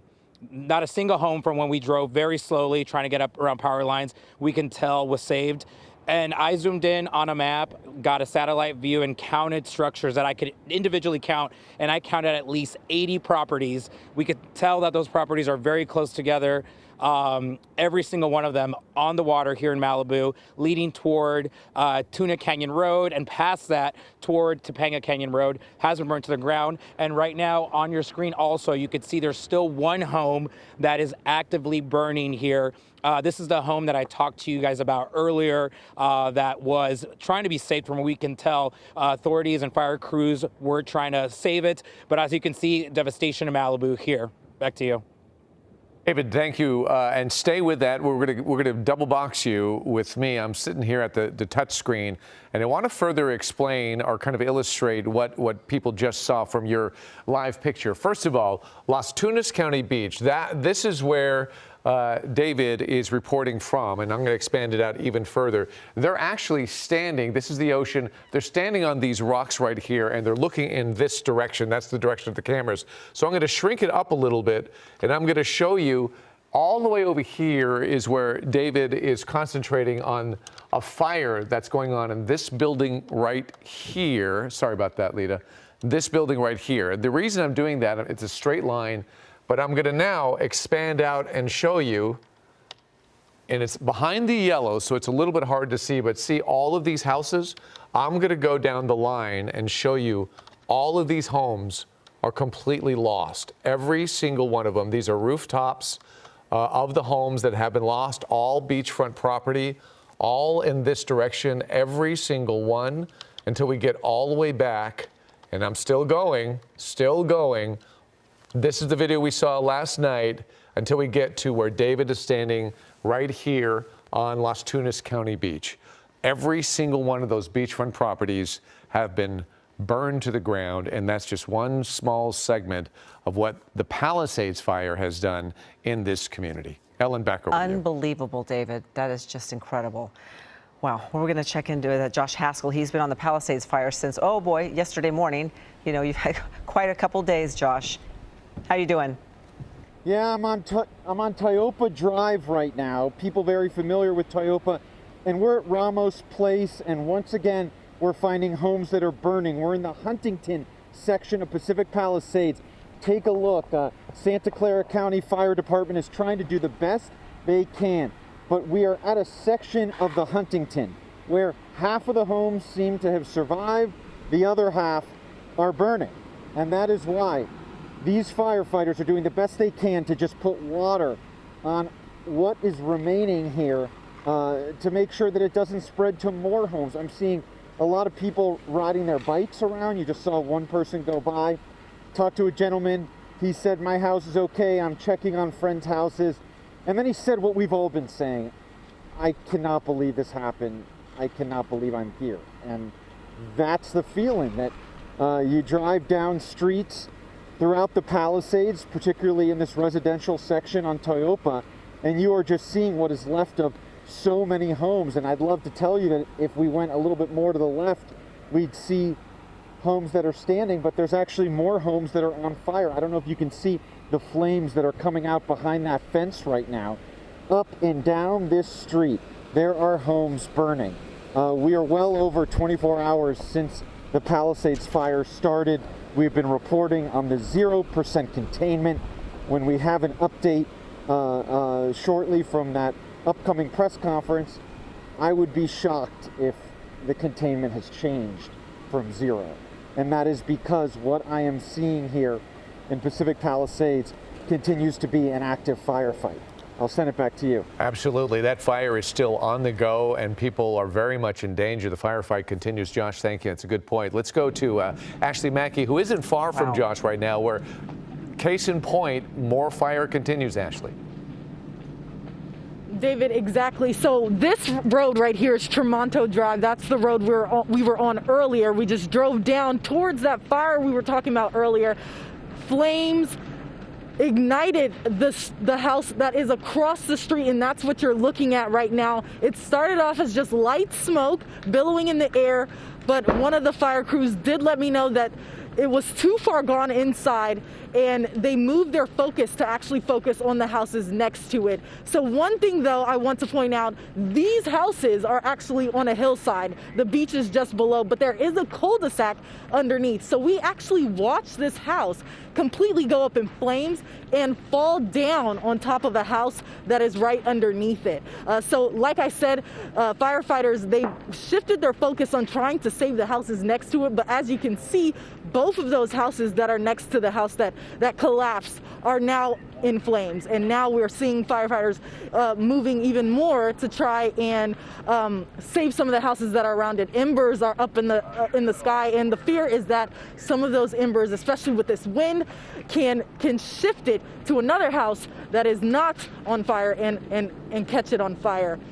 Again, a dynamic situation. Wind is still very much blowing and presents a strong challenge for these fire crews out here. They're working very hard. I think I've been listening to our broadcast and I've heard the analogy whack-a-mole, and that's exactly what it does feel like. They have to kind of determine whether or not they feel like a structure or property can be saved, and once they determine that it can't be saved, they have to move on to try and save the next surrounding houses, unfortunately. And it's just a story that I feel like I've been telling all day. Another house is caught on fire, another home lost, another family devastated, and that's what we're looking at here. Really quickly, because we need to move on, but have you seen any airdrops whatsoever? I've seen no airdrops, no planes in the sky. Again, the winds here are still not great, and visibility in the sky, it's also not great, especially with these new structures catching on fire. You can see the black smoke rising in the air. The firefighters are doing the best with what they can, but air support is not one of the resources that they have on hand right now. Okay, Ashley Mackey, thank you very much. We're going to check in with Leanne Suter. She's been at the Eaton Fire in Altadena. And keep in mind, there is an 8-second delay, so just be a little patient. We're watching an airdrop right now. Leanne? You can stay on that if you want. Yeah, that's right. We just saw the plane fly over. We did not get to see an actual airdrop just yet, but we did just see it fly over. I'm hoping that is great news that they've been able to make a couple of drops, at least in this area. We've moved a little farther to the east here along Altadena Drive, and unfortunately, the scene is just the same. We are closer to Olive Avenue now.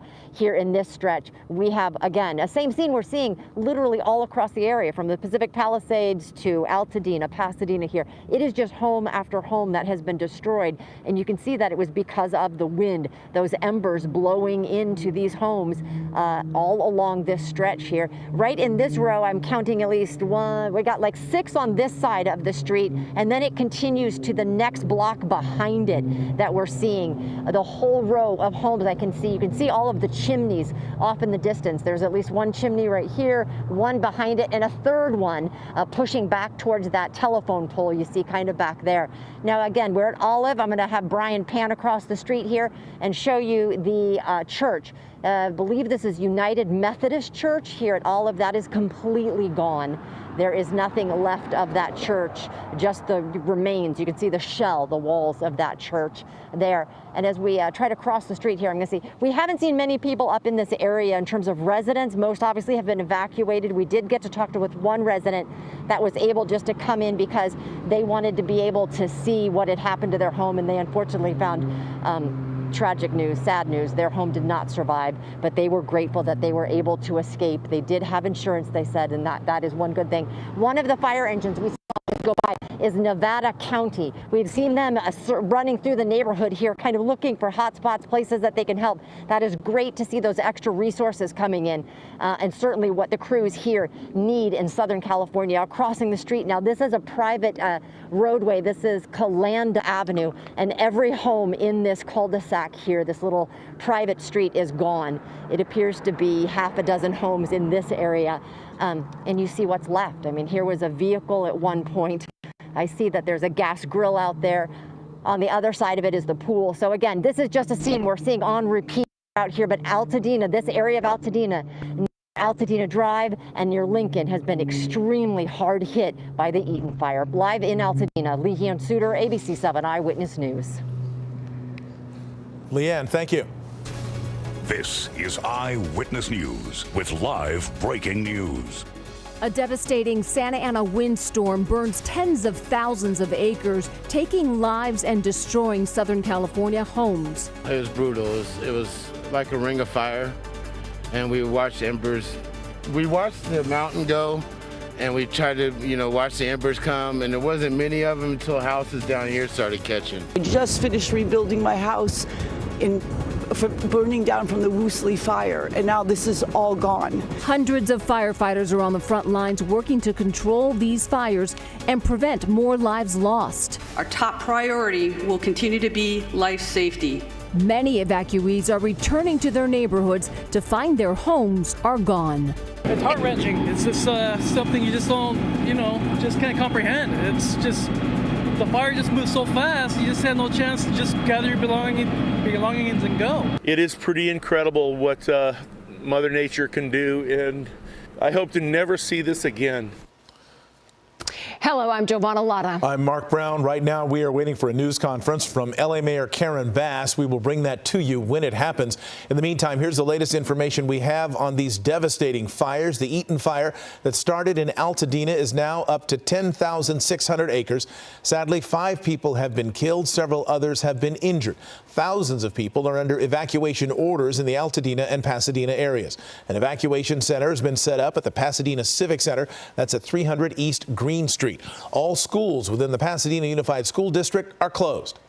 The Palisades fire has exploded to more than 15,800 acres. Flames have been destroying at least 1,000 buildings so far. It has been burning since around 10:30 yesterday morning, fueled by very strong winds. Thousands of people have been forced from their homes in the Palisades. Parts of Santa Monica and Malibu are under evacuation warnings. The Westwood Recreation Center on South Sepulveda Boulevard is being used as an evacuation center. Evacuees are also welcome at El Camino Real Charter High School and the Pasadena Convention Center.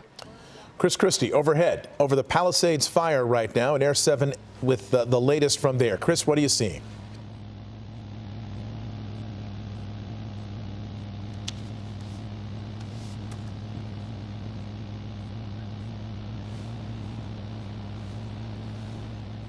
Up, guys, is my mic up? Is my mic up? Okay, guys, can you hear me? Can now, thank you.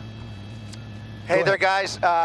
Just moments ago, they have just amended the flight restriction around this fire, and we have now, for the very first time, been able to fly around. We're actually over Santa Monica right now, getting our very first glimpse from the air of the southern perimeter of this fire. The fire essentially extends all the way to the border between Santa Monica and Pacific Palisades. You can see structures burning right now along Toyopa Drive. As we pan over to the left, that's going to be PCH right along the left-hand side of your screen. You'll excuse the smoke that we're trying to peer through here. But as we push up here, you can see the landscape all across Pacific Palisades, dotted with structures, houses mostly, that are burning at this hour. That's a home just off of Palisades Drive at the end of Dolce Inez Lane, a large house right there. If we pull back out and pan back over to the left, straight up PCH, it appears that there is more active flame either on PCH or just off of PCH. If you push in there, we might get an accurate reading from SkyMap here. Emergency services, the sirens going off on the cell phones up here.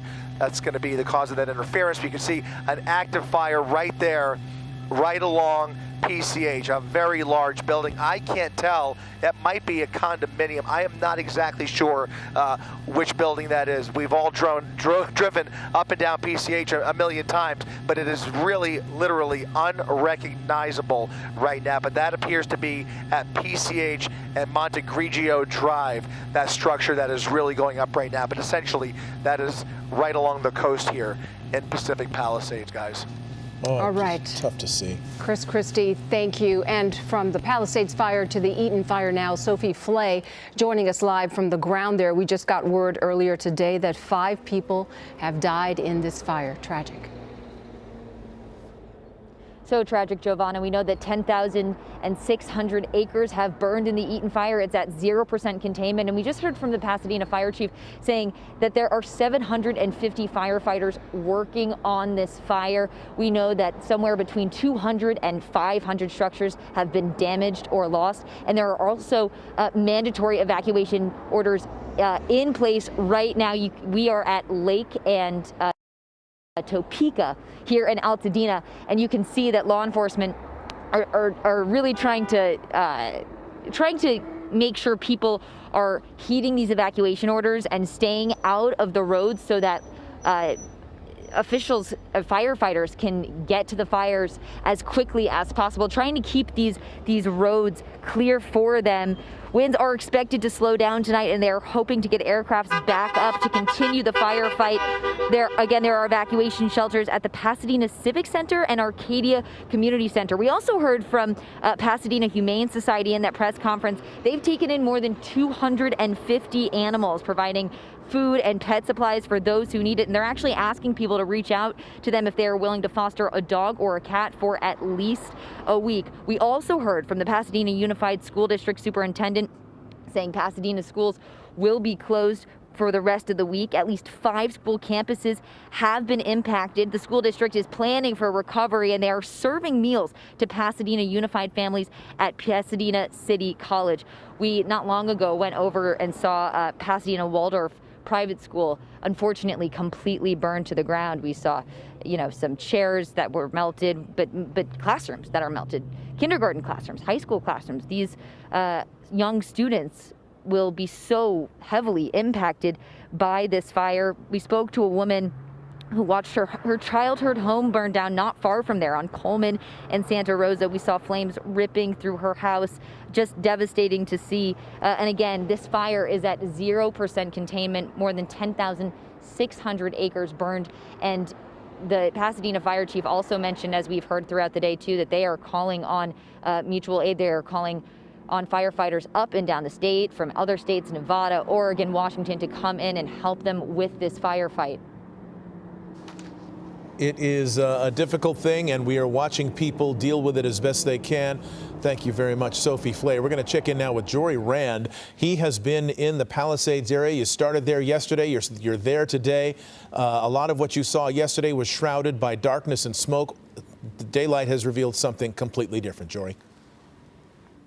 Yeah, we were actually a block away from this spot here on Chautauqua Boulevard about 4 o'clock yesterday, and we could see up in the hills here that things were turning really pretty scary, and so we booked it out of here, and daylight has revealed what has been left behind. This is row upon row of homes lost. This is basically an entire neighborhood burned to the ground. Street after street, we just see nothing left. There are just frames, foundations.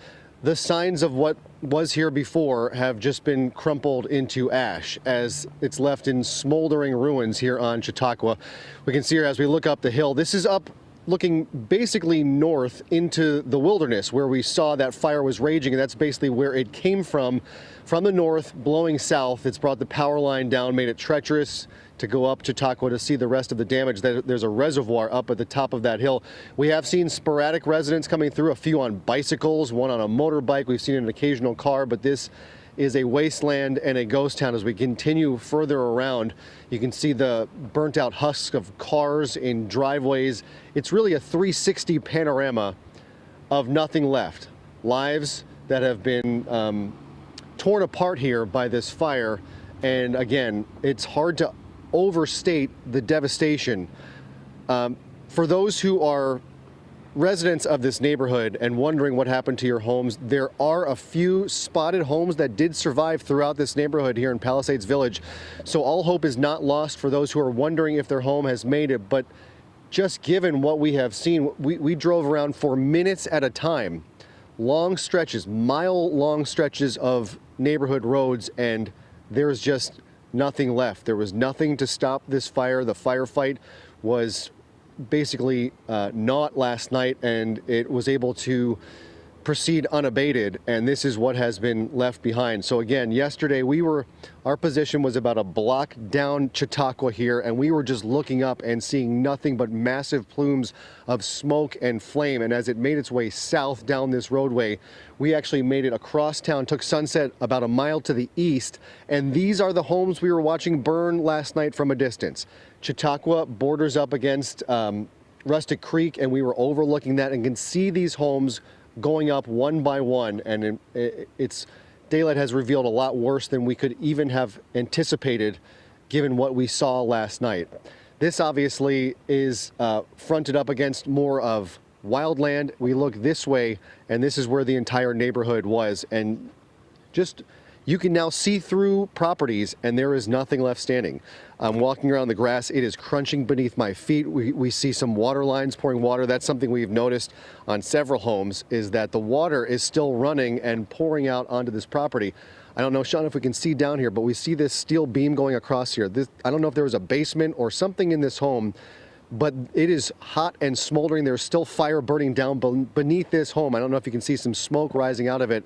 And if we look to the property through there, we can see a spiral staircase. It looks like it's about 2 or 3 stories high, leading to nothing. The house around it is now gone. And again, complete devastation here in Pacific Palisades. Much of this town is just gone, wiped out in less than 24 hours. It is a sad and heartbreaking scene, but there will be stories of rejuvenation and rebuilding, but that is still to come. Right now, families are just wondering whether their home survived, and given the percentages of what we have seen, the odds are that their home did not, because this is just so widespread. Where this fire reached, again, some homes survived. There are pockets of homes a little further south away from where this fire originated. And in fact, yeah, we can just turn around and see. It looks like there is a home right here that is in fairly good shape. This is up where the power lines are down, so we can't really get a closer look, but largely looks like it is intact. It likely suffered some kind of smoke damage or some heat damage, but it is still standing. And there might be one over to the left a little bit, but then you look up further on the hill, and again, another large frame just left smoldering and nothing left. In fact, just a little bit to the left of that, there is a home still burning. There was another home about a couple hundred feet away that is still intact, but again, there are still flames, there are still homes burning, and there is still risk, if your home did survive, that this is not over. The firefight, the fire's march continues in some pockets, but in some places, there's basically nothing left. Mark, Giovanna. All right, Jory Rand, thank you for that. We're going to break away from you and go to a news conference with Mayor Karen Bass. She is standing by to begin her remarks. I appreciate everybody coming for this important press conference regarding the emergencies facing our city. First, we're going to hear from Mayor Karen Bass. Following that, we'll hear from Chair of the Board of Supervisors, Catherine Barger. After that, we'll hear from County Board of Supervisors, Supervisor Lindsay Horvath. Following that, we'll hear from LA City Fire Chief Kristen Crowley. Following that, we'll hear from LA County Fire Chief Anthony Maroney. After that, we'll hear from LAPD Chief Jim McDonnell, then Sheriff Robert Luna. And following that, we'll hear from LADWP General Manager Janice Quinones, as well as Superintendent Alberto Carvalho. The mayor will come back to the podium and open it up for questions. I'll call on questions from the left. And with that, Mayor Bass. Thank you. Good evening, everyone. I stand here today with incredible sympathy and concern about the devastation and the tragedy that our city and county are facing. And I definitely want to send my condolences to the families who lost loved ones, to the families and neighborhoods who lost property. This firestorm is the big one in magnitude. Hurricane force winds are usually accompanied by rainstorms, but these are hurricane force winds that are combined with extremely dry drought conditions. To provide context, at 10:20 a.m. yesterday, the Palisades fire was at 10 acres. 12 minutes later, it was at 200 acres. To those who fled their homes, especially those who have lost your homes, our hearts are breaking for you, and we stand with you. I know the world is looking at images of our city's devastation. I have seen the front lines of the Palisades fire, and it is staggering. I've been in constant contact with our fire commanders, with county, state, and federal officials.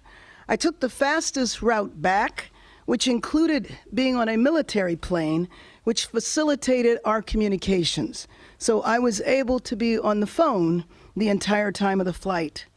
We are fighting for you and everyone in Los Angeles. Thank you to our first responders who waded into flames, pulled people from cars, and got them to safety no matter how dangerous. And thank you to everyone who heeded our warnings to evacuate. Tonight, more people may get evacuation orders, and if they do, please leave immediately. If you have an evacuation warning, get ready to go. Protect yourself and each other, and support our firefighters on the front lines. Our strategy included preparations and pre-deployment, and it now includes fire crews from around the state and from our federal partners. We are also adapting in real time. These winds continue to blow. So let me be clear. I am making sure that we leave no resource untapped. Firefighters are now on scene from across the state and across the country. I spoke with President Biden today and Governor Newsom earlier today, and they assured me of full federal and state support. As we head into tonight, we are still facing strong and erratic winds. In Palisades and in Sylmar, we are very much in an active firefight. I can report to you that the Woodley fire, however, in the Sepulveda Basin is under control. I can also report that finally air operations have resumed, and that is a big deal, but it is up to the winds as to how long the air support can continue. But these conditions are highly volatile. We've seen a devastating fire in the Pasadena area. Fires have sparked up in Simi Valley and on the LA and Ventura County line. And as our firefighters do battle on the front lines, all of us must be vigilant. So if you receive an evacuation order, please leave immediately. If you receive a warning, get ready, protect yourself and protect each other, and don't divert firefighters from our strategy. Signals are out and the roads have debris, so stay off the roads unless you are evacuating or have another emergency. Be prepared, food, water, medicine, a bag packed and ready. Again, this is an active situation. And conserve water to the extent that you can. We want to make sure that we are ready if we need more water. But make no mistake, Los Angeles will rebuild stronger than ever. Right now, if you need help, emergency information, resources, and shelter is available. All of this can be found at URL. Los Angeles, together is how we will get through this. Through the heroism of our firefighters, the vigilance of Angelenos, and the spirit of our city. This is a big moment. It is a big moment for all of us to come together, for Angelenos to be united, for Angelenos to be prepared to help each other. This is who we are. LA will rise, and make no mistake, I am confident that we will rebuild. And with that, I would like to introduce LA County Board of Supervisor Chair, Catherine Barger. Thank you, Mayor, and I want to thank you for your leadership. I know when this first hit, we were in constant contact, so thank you for being a true leader to this great city of Los Angeles. Obviously, as someone who represents the 5th District, we are prone to wildfires, but nothing like what I witnessed today.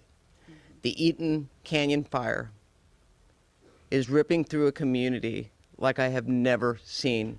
It is like a third world country out there. I would ask anyone listening, if you do not need to be in the area and you've been evacuated, please heed the evacuation warning. And if you don't live in the area, please stay away. I was shocked to see people walking around that don't live up there, that are just taking a look at what's going on. We have firefighter and first responders that are trying to do their job, and it's important for us to all support them and make sure that we provide space so that they can get it done. The county has lost many facilities. Our parks, our Eaton Canyon Nature Center, our senior center. I'm sure the sheriff will talk about the fact that we almost lost our sheriff's station, but it's been evacuated. We are going to rebuild. And when we met with the governor and the president, the resources and the promises have been made. And it's going to be our job to deliver. And I am confident, given the resiliency of this great county, working with all of our partners, we will rebuild. And to my friends out there that I have talked to today that have lost their homes up in Eaton Canyon, I am a phone call away, and you are not alone. And to those of you that have lost homes, please reach out for help. You are not alone. It's important for us to recognize that these people have lost everything. In many cases, their entire life savings. So as we move forward, we're going to make sure the Department of Mental Health has resources on the ground. But if you need someone to talk to, reach out. Reach out. Love thy neighbor. So with that, I would like to invite Supervisor Lindsay Horvath up, my colleague who represents the 3rd District, the Palisades Fire.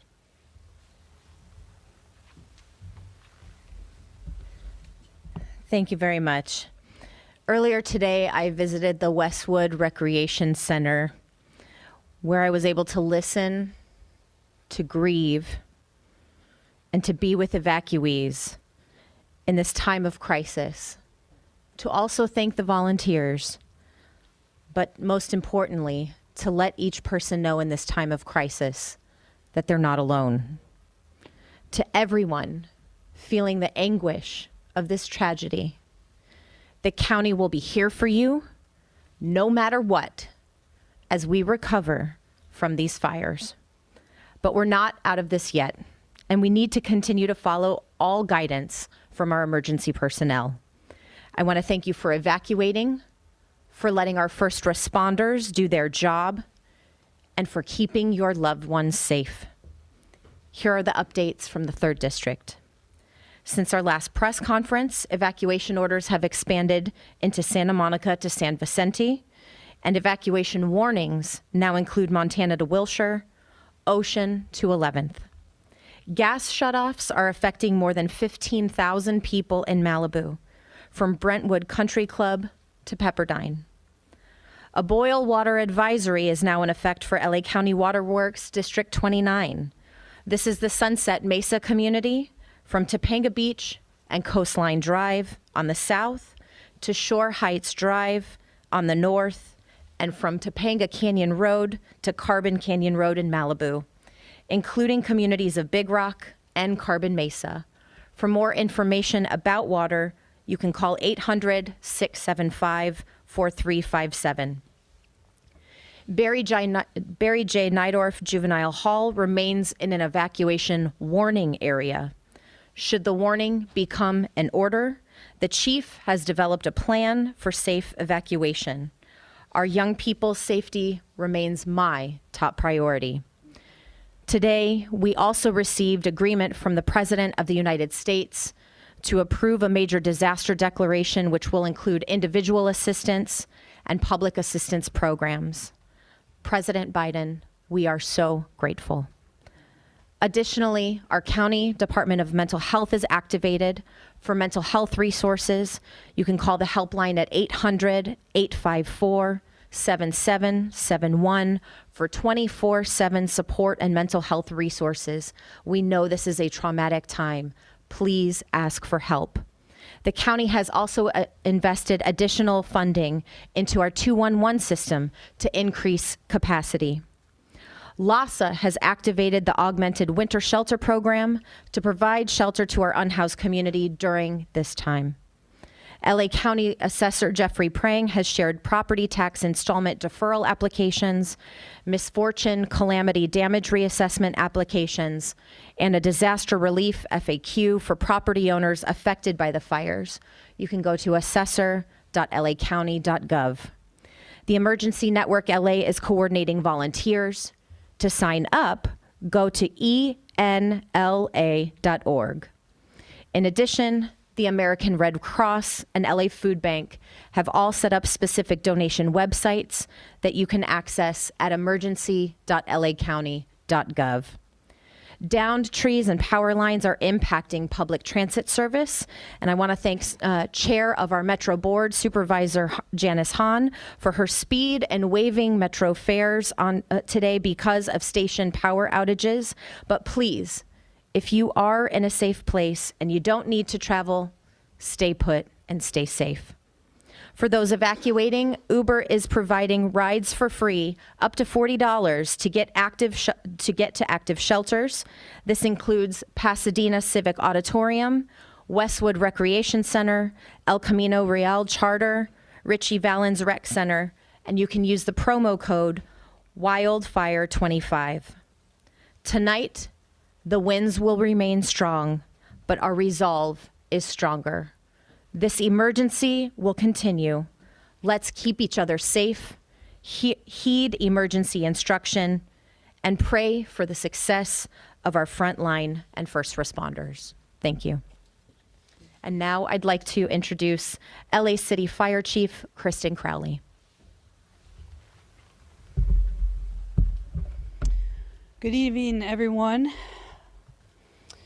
As Southern California is continuing to endure some of the most historic fire conditions on record, extreme fire weather driven by strong and erratic winds and low humidity have ignited multiple fires across our region.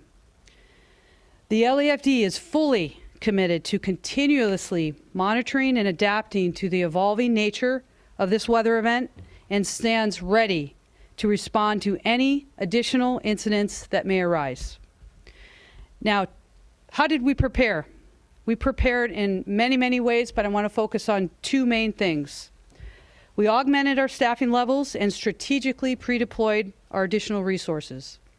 In addition, we have recalled off-duty LAFD firefighters to augment our response across the entire city. I'll be providing a brief on a few of the incidents within the city. As we know, the Palisades fire continues to demand significant local, regional, state, and federal resources. Currently, the fire is over 15,800 acres and is growing, with 1,792 personnel who are currently assigned. And as we know, I want to be very, very clear that this incident is very, very dynamic as we speak. The good news, the winds have subsided a bit, enough to allow our fixed wing and rotor wing aircraft to provide critical air support to this fire. Next up is the Hearst fire. The Hearst fire has grown to over 700 acres with 260 personnel assigned to this specific incident. There are evacuation orders in place with multiple structures that are threatened. We continue to focus on fire and life safety. The Woodley incident. It is controlled and approximately has burned 30 acres. I want to clarify a little something before Chief Maroney comes up. The Eaton fire, we are closely monitoring this specific fire. It is in the county, and we are absolutely paying very, very close attention to see how else we can assist. If it does come into the city, we are ready. Now, in addition to the large-scale brush fires, in the past 24 hours, the LAFD has responded to an additional 3,950 911 calls for service within the city. This also includes 10 structure fires. We have treated and transported an extensive number of medical emergencies throughout the city. Now, the LAFD also continues to assess and allocate resources to ensure timely and effective responses across the entire city. As the situation evolves, the LAFD remains steadfast in its mission, working closely with our local, state, and federal partners to mitigate the impacts of this unprecedented fire condition. Also, I want to talk about a few of the challenges and adaptations. Multiple incidents throughout this region. We are going to talk about all of these fires within Southern California. We're utilizing mutual aid partners from across the region, state, and adjoining states, and firefighters are surging into Southern California as we speak. Also, the challenges with water pressure in the Palisades. Standard firefighting adaptations for water. What we do when water is limited. We have the ability to pull water from ponds. We can pull water from pools. We're utilizing as many water tenders that we have, and we're working very, very closely with DWP on this. Next, we will continue to focus. I want to make very, very clear, saving lives first, evacuations, and rescues. We are not out of danger. You can see the active fires that are burning. With strong winds that are going to continue throughout the night, I can tell you and assure you that firefighters and first responders remain focused on protecting lives and property. We urge the public to help us by doing the following. Stay informed through trusted news and official updates. Be prepared to evacuate if you live near wildland areas. Follow all evacuation warnings and orders without delay. We also ask the public to stay off the roadways and away from any of the impacted areas. Now, the LAFD and other partners, we're working so closely together. We are absolutely united in our top priority, and that is saving lives. Ensuring that the safe evacuation and rescue of our residents in harm's way remains our absolute top priority and our focus during this wind-driven fire. Thank you, Mayor Bass, the elected leaders who are here, and for all and every single firefighter, first responder, boots on the ground that are doing the work. Together we can continue to protect our communities and keep everybody safe. Next, I'd like to go ahead and introduce the fire chief from Los Angeles County, which is Anthony Maroney. So good evening. Thank you for the comprehensive update, Chief Crowley. My name is Anthony Maroney. I'm the County of Los Angeles Fire Chief, and I'm going to give an LA County update in addition to a Region 1 update. For the Eaton Fire in Los Angeles County, Altadena, Pasadena, and Sierra Madre, the LA County Fire Department continues to be in unified command with the U.S. Forest Service and the Pasadena and Sierra Madre Fire Departments, in addition to our law enforcement partners. The fire has been mapped this afternoon at 10,600 acres, and it is still growing. We have 0% containment. We have over 750 firefighting personnel assigned on the line, and mutual aid resources from out of state, including Arizona, have arrived to assist us with this firefight. Unfortunately, we have 5 reported civilian fatalities, a number of injuries, and over 1,000 structures damaged or destroyed. The cause of the fire is unknown and under active investigation by both the Los Angeles County Fire Department, Los Angeles County Sheriff's Department, and the U.S. Forest Service arson investigators. And the moment we learn the cause of this fire, we will advise the media. We also have a new fire start in the Acton area of Los Angeles County, the Lydia Fire, estimated to be between 80 and 100 acres, 30% contained, and thankfully, forward progress has been stopped. As the Region 1 coordinator, I did request mutual aid from the 5 counties of Los Angeles, Orange County, Ventura, Santa Barbara, and San Luis Obispo counties yesterday. Additionally, last night, I contacted the State Office of Emergency Services and requested 250 additional engine companies from Northern California, staffed with over 1,000 personnel.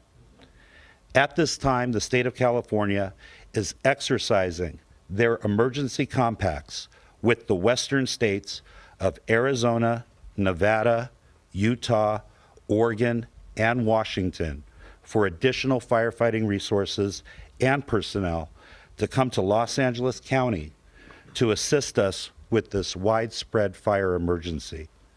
One data point is that we have 60 units responding from Oregon, 45 units responding from Washington, 10 units responding from New Mexico, 15 units responding from Utah, and numerous units responding from Arizona. Currently, the National Weather Service has predicted that this red flag warning will remain in effect for Los Angeles County and much of Ventura County through Friday. Thank you, and I would now like to invite up to the podium Los Angeles Police Chief Jim McDonald. Thank you very much, Chief. I just want to say a few things and not to repeat what's already been said any more than needs to be stressed, but a sincere thank you to everybody who's out there in the impacted area for your patience and your support, to our first responders and support departments who have been out there from the very beginning doing the very best they can to protect everybody. The word resilience was used, and that's what it's going to be. We're going to be an example of resilience in the very best sense of the word. We're going to bounce back from this, and it's going to be a challenging week ahead, but we're going to be able to get through it by working together. These have been unprecedented conditions, as you've heard over and over again, and the fire has been very unpredictable. That is why the need for vigilance is I can't stress enough how much we got to pay attention to our neighbors, to our own yards and property, and be able to catch something quickly if we get something sparking off. I think that is critical. This is not over, long from over. Our job primarily is to assist in a support capacity our fire partners with evacuation, with traffic control, and with crime suppression. And on the crime suppression front, you've heard also about the potential for looting, people going in and taking advantage of the worst possible circumstances to be able to enrich themselves. That will not be tolerated at all, and my ask is that everybody stay out of the impacted areas unless you live there, unless you have a real reason to be there. Our officers will be out there. They'll be watching for this, and we're taking this very, very seriously. So I want to thank you again for your work with us, to our media partners, for all that you've been able to do to get the message out there and keep people safe. It's now my honor to introduce Los Angeles County Sheriff Robert Luna. Thank you, Chief, and thank you all for covering this very important story. So as I stand here before you with my partners around me, please know that I have several hundred LA County deputy sheriffs along with other police officers who are working all the impacted areas out there. They're involved in evacuations. They're involved in traffic control, ingress and egress into the area. They're involved in security, which the chief talked about, and I talked about it earlier. We're up to 3 arrests with looting. That is 100% unacceptable. I'm going to repeat it. If you do not belong in these areas, do not go there. We have additional people that we've brought in just to make sure that people's property are left alone. These people have gone through so much. Don't put them through more than they have to go through. And then we're on humanitarian missions. I have deputies dropping off food, blankets, and other things to people who have either been evacuated or who just need somebody to talk to and frankly just give a hug to. Those are the kind of things that we're doing out there. I do want to talk about evacuations. Regarding the Eaton fire, we have over 70,000 of our community members who have been impacted by either evacuation orders and or warnings. The Palisades fire, approximately 60,000 who have been impacted by evacuation orders or warnings. As I said earlier, we have called in additional resources, not only for what's in front of us, but looking around the corner, what's next. Both fire chiefs have made it very clear we are not out of danger. There's a lot of work to be done. For me, and my other role as mutual aid coordinator, just to give you an example, as we are not only calling in our resources, we check with other departments, both in the county and outside the county. And we've provided Pasadena Police Department with additional resources, one from the Long Beach Police Department in a mutual aid capacity, and from the Orange County Sheriff's Department. So I'd like to thank those two departments. And that's something we do in law enforcement. Santa Monica's asked for help last night, and we also coordinate in helping with that as well. Chief Maroney mentioned it. Unfortunately, we do have 5 fatalities, and we're praying that that number doesn't increase, but there's a lot of work to do. And we'll see what happens there. We are up to 3 looting arrests as we speak.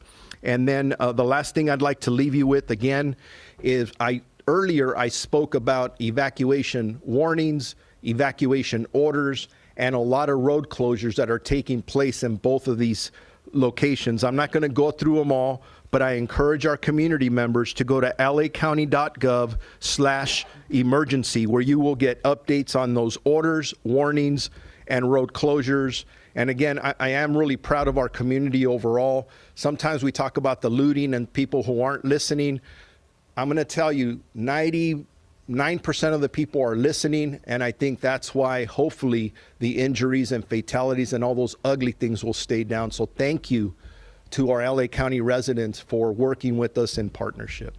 And now I'd like to introduce LADWP. All right, that was Sheriff Robert Luna. We have new video. That picture on your right is a new fire. This is the Hollywood Hills. This is the location that we were given, 2350 North Solar Drive. That's between Nichols Canyon and Runyon Canyon in the Hollywood Hills. There are a number of homes surrounding that. Chris Christie, are you available to give us some information about this?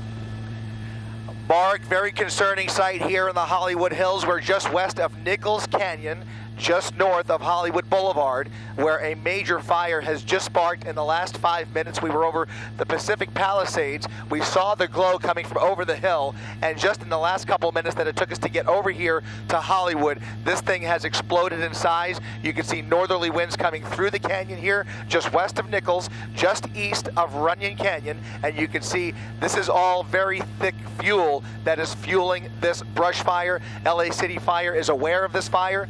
They have immediately called for the 20 closest trucks to respond out here. However, accessing this fire is going to require more than trucks. They're going to have to get a quick reaction force over here as soon as possible, or more likely LA City Fire choppers over here as soon as possible, depending on what resources are available. But this thing is blowing up before our eyes. It is a very sizable fire that is spreading rapidly. I'm going to try and get some more exact streets here. If you bear with me 1 second, Lucas. Pan over to the right. So that's Runyon Canyon Road to the right there. And if we pull out all the way, so we can just put this into a frame of reference. It's just south of Mulholland Drive. And if we come all the way out, you can see due north of Bonita Avenue and Vista Street off of Hollywood Boulevard. So we're talking about 1.5 miles north of Hollywood Boulevard that is now on fire. It appears to be all brush at this point. Do not see the closest structure just yet. However, I think there's a house or a group of homes on the north side, on the other side of this fire towards Mulholland. We can't see it through the smoke right now, but this appears to be majority brush that is fueling this right now. Chris, I've hiked Runyon Canyon so many times. I know Mark surely has as well. And you mentioned the streets, Bonita and Vista. Those are all the streets that, I take to get to Runyon Canyon. I'm concerned there's a lot of homes there, a lot of apartments, and our fire resources are already stretched so thin. Are you seeing any evidence of any response yet? I know it is dark, and I know we're just starting to follow it. This just broke out, but it doesn't look like it, does it? I got to tell you, we saw this fire, I think before LA City Fire got the call. They have been dispatched out here, and that's Fire 3, that helicopter flying right through the shot right there. That's Fire 3 that has just responded out here to get its first eyes on the fire. They're putting their eyes on this fire for the first time right now as we are doing so, at the same time trying to get a lay of the land here and trying to wrap their heads around this one, because as you mentioned, they have their resources are just stretched so thin. I think it goes without saying at this point, it is a dire situation in the city of Los Angeles right now. And to see a fire this size exploding the way it is, ripping through Nichols Canyon here, or at least adjacent to Nichols Canyon, is just the most ominous thing I could think of at this moment. But I fear that this thing is going to grow and head, at least if the way it's going with the terrain, I think it's going to head up towards Mulholland, but hopefully they can start dropping water in the next couple of minutes. Well, that's the question. If the wind drives it, Mulholland is north of there, right? But right. Hollywood is south. So if the wind drives it, it's going to push it south. But if it's terrain driven uphill, it would go north toward Mulholland. It's another one of these situations like we were talking about in Topanga Canyon earlier this afternoon, where the wind is blowing one way. All the smoke that you see in the foreground of this shot right here, that smoke is coming towards Air 7. It is coming in our direction, in the southerly direction. Those are Santa Ana winds blowing the smoke towards us. But if you push in on the flames, those flames are moving in the opposite direction, climbing uphill, up towards the ridge lines, and just ripping through the canyon. So you have fire basically spreading in multiple directions based on the wind and the terrain. It's a paradoxical kind of thing to wrap your head around, but it's just being fueled by a ton of thick brush and climbing up these hills. Can't remember the last time that area burned, and of course Dallas just came over to tell us that fires are terrain and vegetation driven, as you mentioned. We see these flames climbing uphill, and then we just saw moments ago there a drop from, we think, a water dropping helicopter. That is a good sight to see, but they're really going to need more resources to stop the forward movement of these flames before it gets out of control. There are homes in this area, and I'm wondering if whoever's at the controls of the sky map can perhaps give us the daylight sky mapping technology that can show us where those homes might be that are kind of adjacent to this area. We do have the roads there. You can see there's Runyon Canyon Road, of course, Nichols Canyon Road. There are homes dotting all along those roads with that canyon kind of in between. This is a very well-traveled area by hikers, as we have mentioned, going through Runyon Canyon. Go ahead. Look at this. It's already spotting. I'm sorry, Mark. Go ahead. This fire's already spotting as the wind is blowing the flames downhill. Take a look. Guys, we have to open up. Open up, Lucas. Open up, Lucas. Open up. Widen out. Open up to the left. If you live on Curson Avenue, Curson Place, Curson Terrace, it is time to evacuate right now. Stanley Avenue, Bonita Avenue, Vista Street, it is time to evacuate now. This fire is just about 100 feet from the end of Curson Avenue, and this entire area is going to be evacuated momentarily. You saw that fire helicopter fly through the shot. It gives you a little bit of the idea of scale, because that helicopter was a dot when it flew through the foreground of that fire. This is a large fire that is spreading exponentially here in the last couple of minutes. If we can widen out a little more, you can see it now taking more of a vertical position up the canyon from top to bottom. It's spreading in multiple directions. It's moving uphill with the terrain, and you have spot fires being blown towards Hollywood. This is a fire that is literally right in the smack dab in the middle of the Hollywood Hills, due north of Hollywood Boulevard, no more than a mile off of the boulevard, and it's already spotting. Look at that, a big spot fire right there in the middle of your screen. Go ahead and push out, push in right there. And that spot's big flames growing right there. That one spot is going to go up and grow exponentially here as we keep an eye on it, and it's going to continue to blow. These winds are going to continue to blow this fire towards the city of Hollywood. This is something we have to really watch closely here, because You've got Waddles Drive there. Go ahead. Let's start getting some more of the streets, Lucas. We need to get people out of this neighborhood. We need to get people out of this neighborhood. This is devastating to watch. We've already seen so much destruction. I just can't imagine. I can't process having another fire and another swath of homes in danger. But I just want to take a moment to announce that LA Unified Schools, all LA Unified Schools, will be closed tomorrow. So we want to get that information out there. All right. So can we get the satellite view? Is it possible for your camera person to give us that satellite daytime view just for a second, so we get a sense of the overlay, the overlay. Give them the overlay if you can. If not, no big deal. Yeah. All right. I'm sorry, Mark. It might not be available right now. I apologize. But just look at that spot fire. Look at that spot fire that sparked up 30 seconds ago, and look at the size of it now. It's over 200 feet right now. It started as a little speck.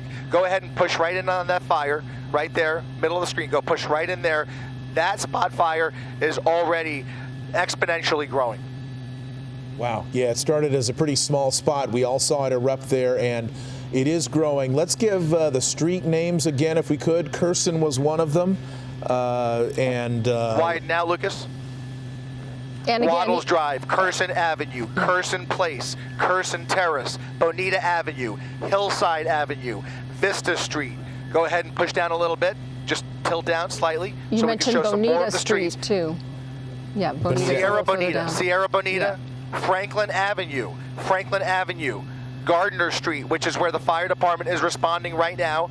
Almost certainly they'll have LAPD going door to door here to start evacuating this neighborhood. Stanley Avenue and Nichols Canyon Road. This whole section here between Vista Street and Nichols Canyon is under the gun right now. And so heavily populated, so many apartments and homes very close together. We are in the heart of Hollywood, guys. This thing is spotting and growing by the second. I can't emphasize it enough. There is no way to dramatize this. This is real and happening in real time, and it's happening fast, just in the last 10 minutes. Excuse myself so we can go ahead and start to strategize and move towards mitigating this additional major emergency in the city. Thank you. All right, that was Fire Chief Kristen Crowley, I think, excusing herself. It's what I believe is happening. Wow. So that she could address this fire that we're watching The here. reason she knows about it is because Chris Christie spotted the glow in the sky. He was over, right? You were over the Palisades fire. You saw the glow from this one, came over to investigate, and discovered the fire. That's exactly right. It started as a speck in the distance. We weren't even sure. I couldn't even believe what I was looking at, to be quite honest. And as we got closer, it became very apparent because it was growing and flaring up right before our eyes. And it only took us a couple of minutes to get over here. And just in the last few minutes that we've been on the air, I can tell you it has at least quadrupled in size. And with these winds, even though they have died down, and we've been hearing that they were scheduled to die down a little bit after 6 p.m., they are still blowing. They're still blowing. And even if it's 10, 15 miles an hour, the embers can fly and start new fires very easily, as we've already seen when you showed us that spot fire. Chris.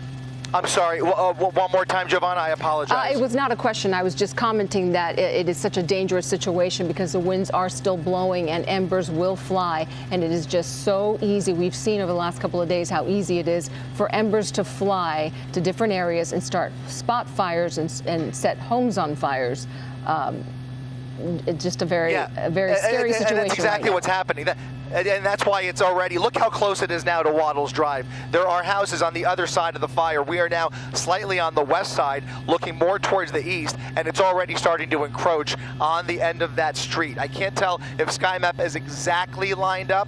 I'm trying to match those lines up with the lights in the neighborhood. I'm not sure if the power is out down there, but you can see there's a few house lights near the bottom left of the screen, but that neighborhood extends all the way up, and this fire is continuing to spot in the southerly direction towards Hollywood. Yeah, Chris, really quickly, we want to give people in the area who are facing this an idea of where this fire is so that they can then make a plan for what they're going to need to do, because they are going to need to leave this area. What we're looking at, basically, it's Waddles Garden Park kind of is where this area is. This is Curson Avenue that you were talking about. That's the bigger street, and then Curson Place here. Waters Drive off here to the left, Curson Place, and going down, and all down here, that's Hollywood. What we're seeing, essentially, from your position, I got to widen it out, I think I lost it, is that it is heading now or blowing in the direction of Hollywood. When you look due south of where those flames are, of course, that's Hollywood. You're talking about a lot of apartments, as we've been saying, a lot of residences, a lot of homes, and they are all kind of in the path of this fire right now. The chief of the fire department, Kristen Crowley, having had to excuse herself from that press conference she was dealing with in order to deal with this new fire. And we saw one drop, right? Are you seeing other resources that are arriving on scene? I can tell you they are now attaching a number of units from all over the city, as well as the San Fernando Valley, and LA County Fire is now dispatching a number of units to help out the city of LA. Resources are stretched so thin that they are requiring all hands on deck for this one. Anybody available is going to be heading to this fire as it's continuing. Just in the last few seconds while you were talking there, Mark, look at this thing blowing up. It is blowing up and spotting ahead of itself as the wind is literally shoving it south. I mean, these winds are still coming through here at a decent clip. I don't have an exact reading on the wind speeds up here, but it is blowing flame and smoke directly over Hollywood. I can tell you in the next couple of minutes, Hollywood Boulevard is about to be enveloped by that smoke. Look at that plume of smoke being blown from north to south, and the entire section of Hollywood that we're looking at here is about to be blanketed in thick smoke. All right, we're just getting word from Dallas that the wind right now is blowing at about 15 to 20 miles an hour, with gusts at 28 miles an hour, which is enough, certainly, to send embers, you know. Yeah, and we're still obviously under the red flag conditions, which we have been talking about. Those are going to stay up for at least another 24 hours. The view on the left is from our LAX camera, and the view on the right, of course, is from Air 7. Chris Christie in Air 7.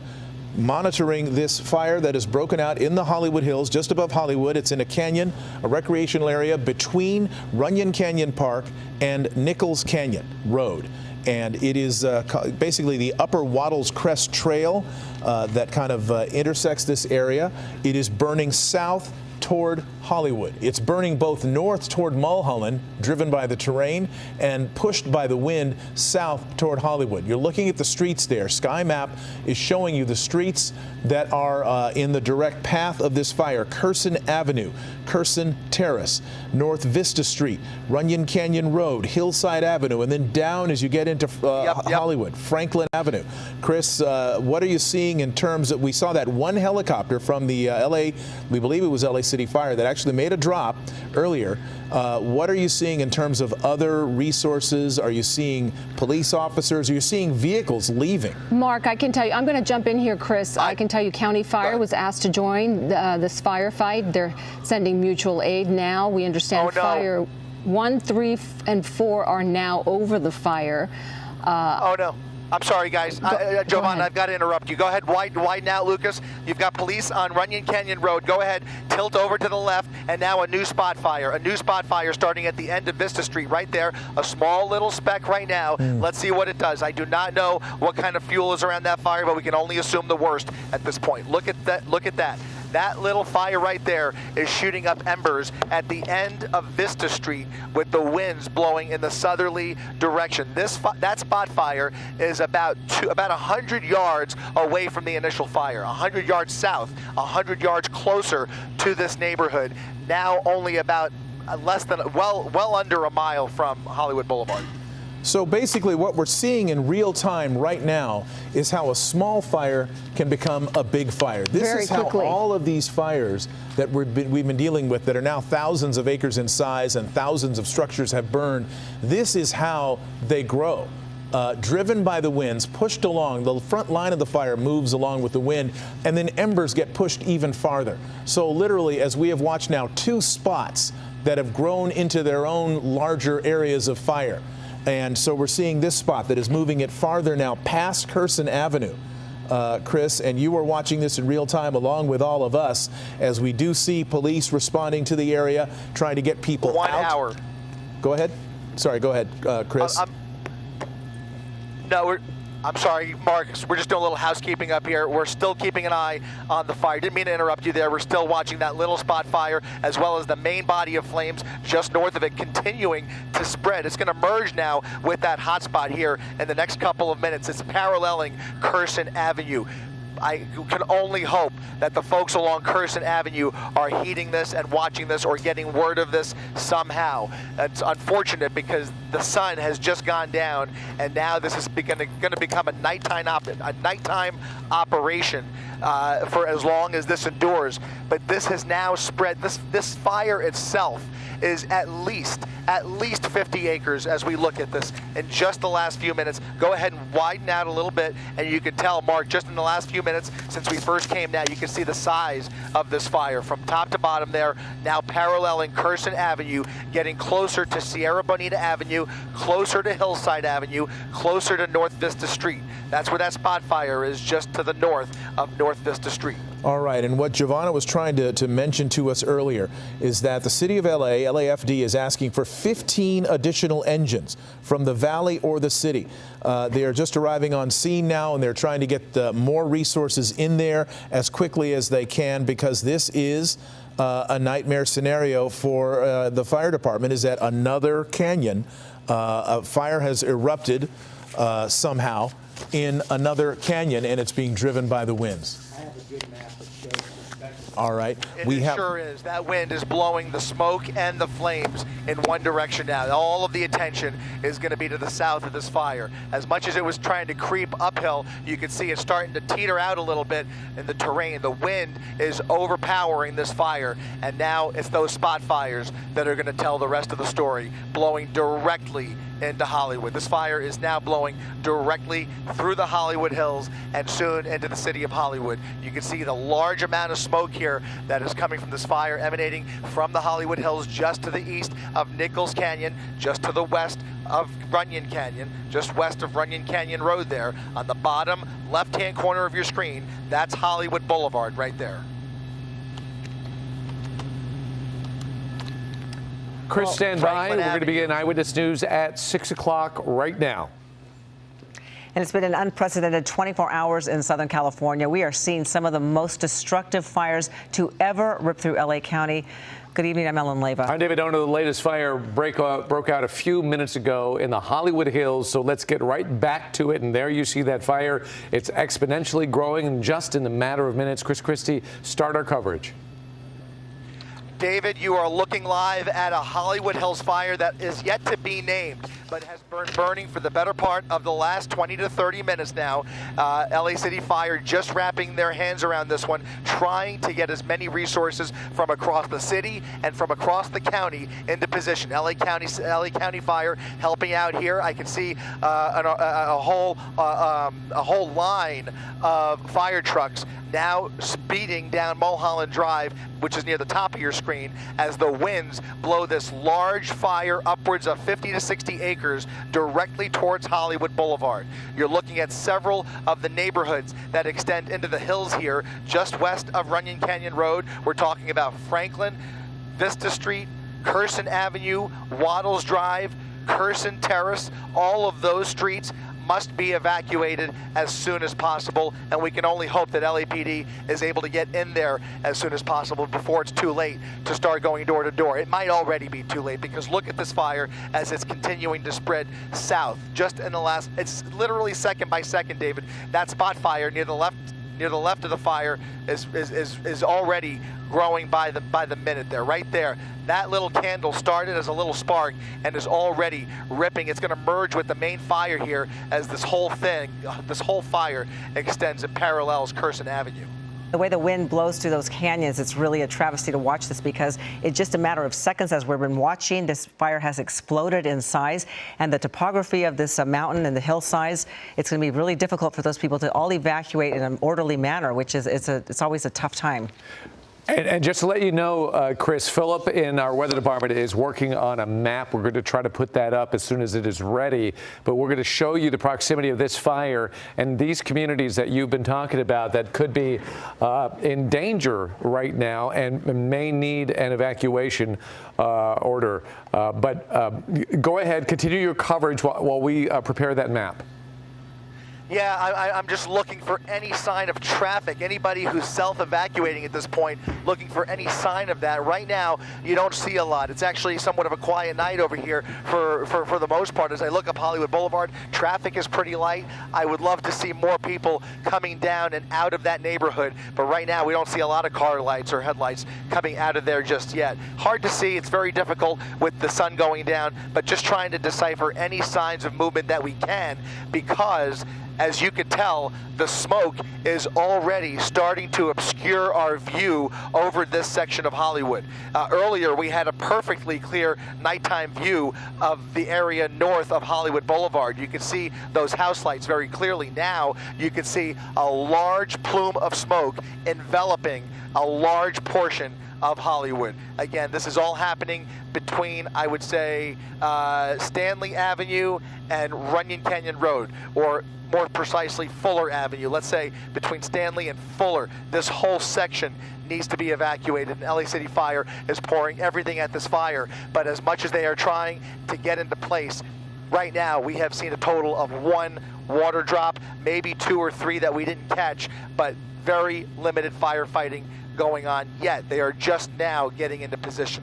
Just now getting a handle on this. We're going to set that map up now. It is ready, and we popped it up just a second ago, but let's explain it a little bit more. There it is on the left-hand side. That is a fire. You can see it burning. That is what Air 7 has been showing you, but it's burning down the hill, and look how enormous that community is. And we'll put this up on the touchscreen map as well eventually to show you the tremendous amount of property that we're talking about, all the homes and businesses. But Hollywood and Highland is there. If anybody has been through Hollywood and Highland, which is most of you, you know how congested and populous that area is. That's how close this fire is, and it's moving really quickly. So the concern is what's going to happen if this fire continues to burn down the hill and reach that very populated area of Hollywood. And this is exactly, Philip is kind of showing us the direction of the fire and who is in danger. And there are a number of different neighborhoods, homes, and streets that could be in harm's way right now. Chris? Yeah, it's continuing. It's continuing to spread south, but also there's a little bit of a flare-up now on the west side of the fire. You can push in right there, Lucas, and you can see a new head to this fire almost. So you've got the southern head right there. Over to the right, if you tilt over to the right, you can see another head to this fire as it creeps up this hillside here, which is just blanketed with very thick fuel and lots of trees just ripe for burning. Go ahead and widen out, and you're getting a better idea of just how close this is now to Curson. Curson Avenue was the closest street when we first arrived. Now Curson Avenue is in the thick of this. What I'd like to do, Johnny, if it's possible, can we get over to the west side to see how close it's getting over to these houses? I fear that there may already be houses that are within feet of the flames here, David. Chris, I have another map for you that we could pop up. We could even split screen it if you want inside the booth. But here's the touch screen, and this is what we're looking at. I'm going to expand out a little. This Waddles Garden Park, this is where the fire is right now. It is burning in this direction. If I expand out even further, this is Curson right here. And look at the homes that are along Curson. But let's say, hypothetically, if this fire continues to burn in this direction, which is where it's going, look at everything that's in its way from these big properties, but getting down to Curson, and then you start getting into this massive amount of a populated area. And for perspective, we talked to you about Hollywood and Highland. I'm going to move the map over. Right over here is, let me expand out a little bit more. There's Highland, and Hollywood Boulevard is right here. So the fire is here. It's burning in this direction, and all of this populated area, Hollywood Boulevard, Sunset Boulevard, Highland Avenue going up and down, all of this could be in danger. Chris, I'm going to throw it back to you. That's right. You can see Air Resources pouring in here, trying to get water on this fire. They're going to start with the leading edge here, but that might have been just a recon flight. Not sure if you made a drop or not. I didn't see it. Did you see it, Lucas? I can't tell. But go ahead. Now that we're on the west side of this fire, you can see the distance between Curson Avenue and the closest flames here. So fortunately, the neighborhood along Curson has not yet been touched. The wind is blowing parallel to Curson, more directly towards Franklin and towards Hollywood Boulevard. So that's the main body of fire there. Let's go ahead and widen out again, Lucas, and show the proximity to Hollywood Boulevard from this angle. You're going to get a better idea of the geography here as that fire is being blown downhill through the Hollywood Hills towards Hillside Avenue, towards Gardner Street, where LAFD is responding, towards Vista Street, Sierra Bonita, and ultimately Hollywood Boulevard is now no more than 3/4 of a mile, maybe only a half a mile away from the leading edge of this fire. But it's not spreading like a normal fire, it's spreading like a Santa Ana fire because it has been spotting for the last half hour steadily. Dry brush there, so much fuel there for it to burn. It's incredible, Chris. We're going to bring in Margaret Stewart from LA City Fire on the phone to let us know more information on this. Margaret, are you there? Hello? Hi there, Margaret. It's Ellen and David Ono. Yes, what can you tell us about this fire, this one that has broken out in just the last few minutes? Yeah, so we need to get the word out to all your viewers that we have an immediate evacuation order in place in the Runyon Canyon area. So the east border is the 101 freeway, the north border is Mulholland, the west border is Laurel Canyon, and the south border is Hollywood Boulevard. Can you say that one more time? I'm so sorry, but one more time. We're slowly writing it down, but yeah, thank you. Absolutely. And we are working on a map as we speak, and so we'll have that up shortly. So on the right, so the east side is the 101 freeway. Okay. To the north is Mulholland. Okay. To the west is Laurel Canyon. All right. And to the south is Hollywood Boulevard. Wow, and that is a lot of people in that vicinity. That is incredible. Iconic parts of the Los Angeles community that are now in danger. So that is the evacuation zone. We're going to start to isolate that. We'll make our own maps as well. But, okay, resources now. Obviously, this is of grave concern. We're watching this fire before our very eyes move very quickly. What are you putting on this fire to put it out? I'm sorry, you got cut off a little bit. Tell us about your manpower on this particular fight. What are you putting on it?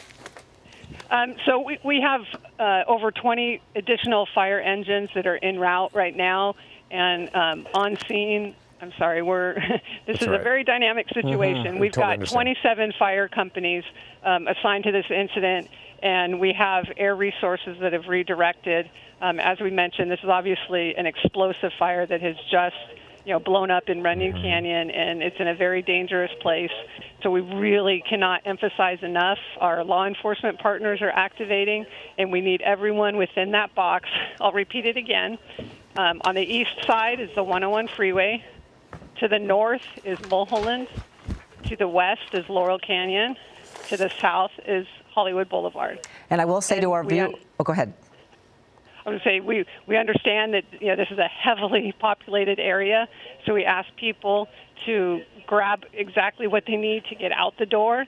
This is not a time to delay. This is not a time to try to use a garden hose to protect your home, as we've already seen what can happen in the Palisades. We need people to swiftly, calmly, and safely exit the area, and currently just head south. Okay, head south. That's good information. Okay, so I've got a map here. And we'll be happy to come back with more updates right now, okay? And we should tell our viewers at home that if you know people that are living in this area, perhaps they're not watching, they're unaware, give them a call, let them know to get out of that area as soon as possible. Yeah, communicate as much as you can. At lafd.org/news, we will very shortly have an interactive map that will depict the evacuation zone. lafd.org/news. Okay, Margaret Stewart, thank you so much from LA City Fire. Thank you. Wow, this is incredible. Now, I'm sorry, I might need a little help on our map over here, but I'm trying to decipher the evacuation zones, and I'll have that for you in just a second. In the meantime, Chris Christie is watching this fire as it continues to move. And Chris, have you seen homes go up yet? Right now, no homes have been touched, but I fear the first group of homes that are imminently in danger and will be touched in the next several minutes are going to be the Franklin Lakes area. The Franklin Street. Go ahead and tilt over there towards the neighborhood if you can. Yeah, there's the water drop. They're starting to put out some of those spot fires along the western edge, but go ahead towards the leading edge where the wind is blowing all that fire. Franklin Avenue is basically where this fire is heading, and you can see Vista Street and Hillside Avenue are going to be the first neighborhoods that are the first group of homes that are going to be affected here momentarily.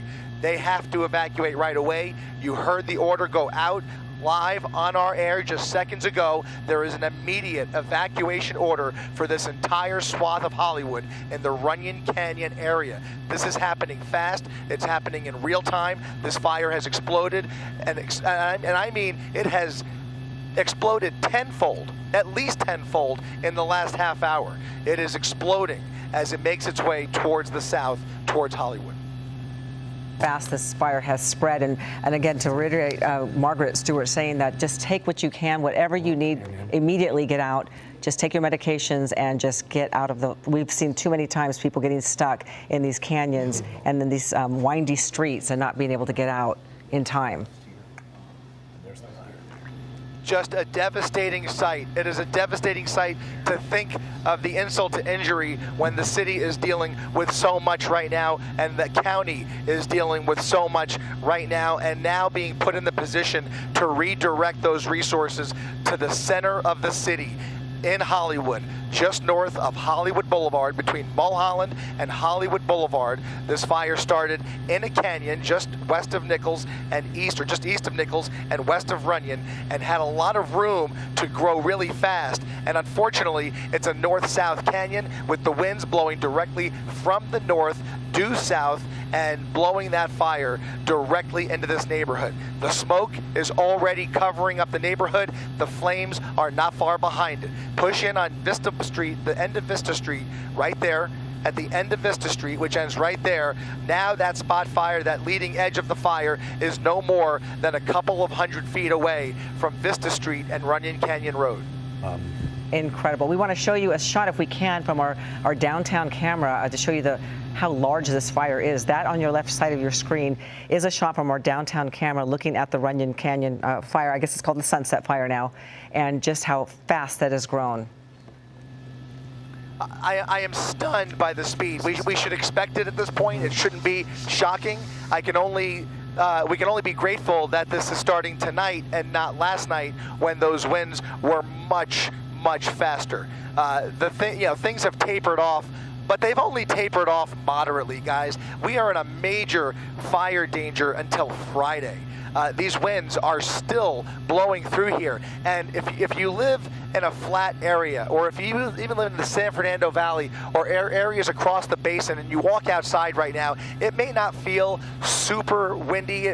You may feel the breeze, but in these canyon neighborhoods, in the Hollywood Hills, the hills alone have a tendency to create their own weather, and the speed of the wind here, the wind molecules are bouncing off those hillsides at a much faster rate and create a lot more wind than you feel if you're in other parts of the city. If you live in the hills, you know what we're talking about.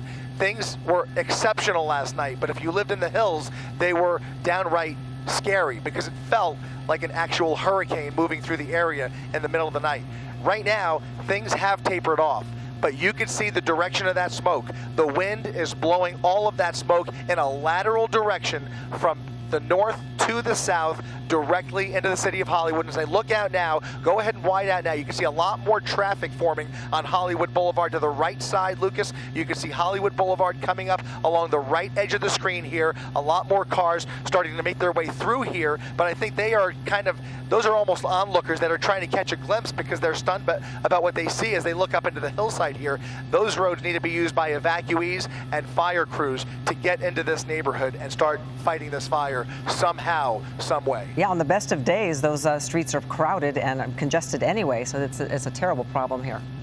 David, you have that map? So many businesses have proactively closed their doors today because of the situation that's going on across the city. Even restaurants and commercial businesses that aren't even near the fire have taken the advice of city leaders and closed, or at least closed early today, to allow for the movement of emergency workers to get through the city and respond to these fires. And this is exactly why, because now you have a brand new fire start that could be as serious as anything else we have seen in the last 24 hours if it does not get under control. And we can only hope and cross our fingers and pray that they can get as many air resources on this as soon as possible and continue to drop water on this fire. They've already done it. You've seen a couple of water drops already, but it is a fight against Mother Nature because the winds are ferocious and they are blowing through these canyons.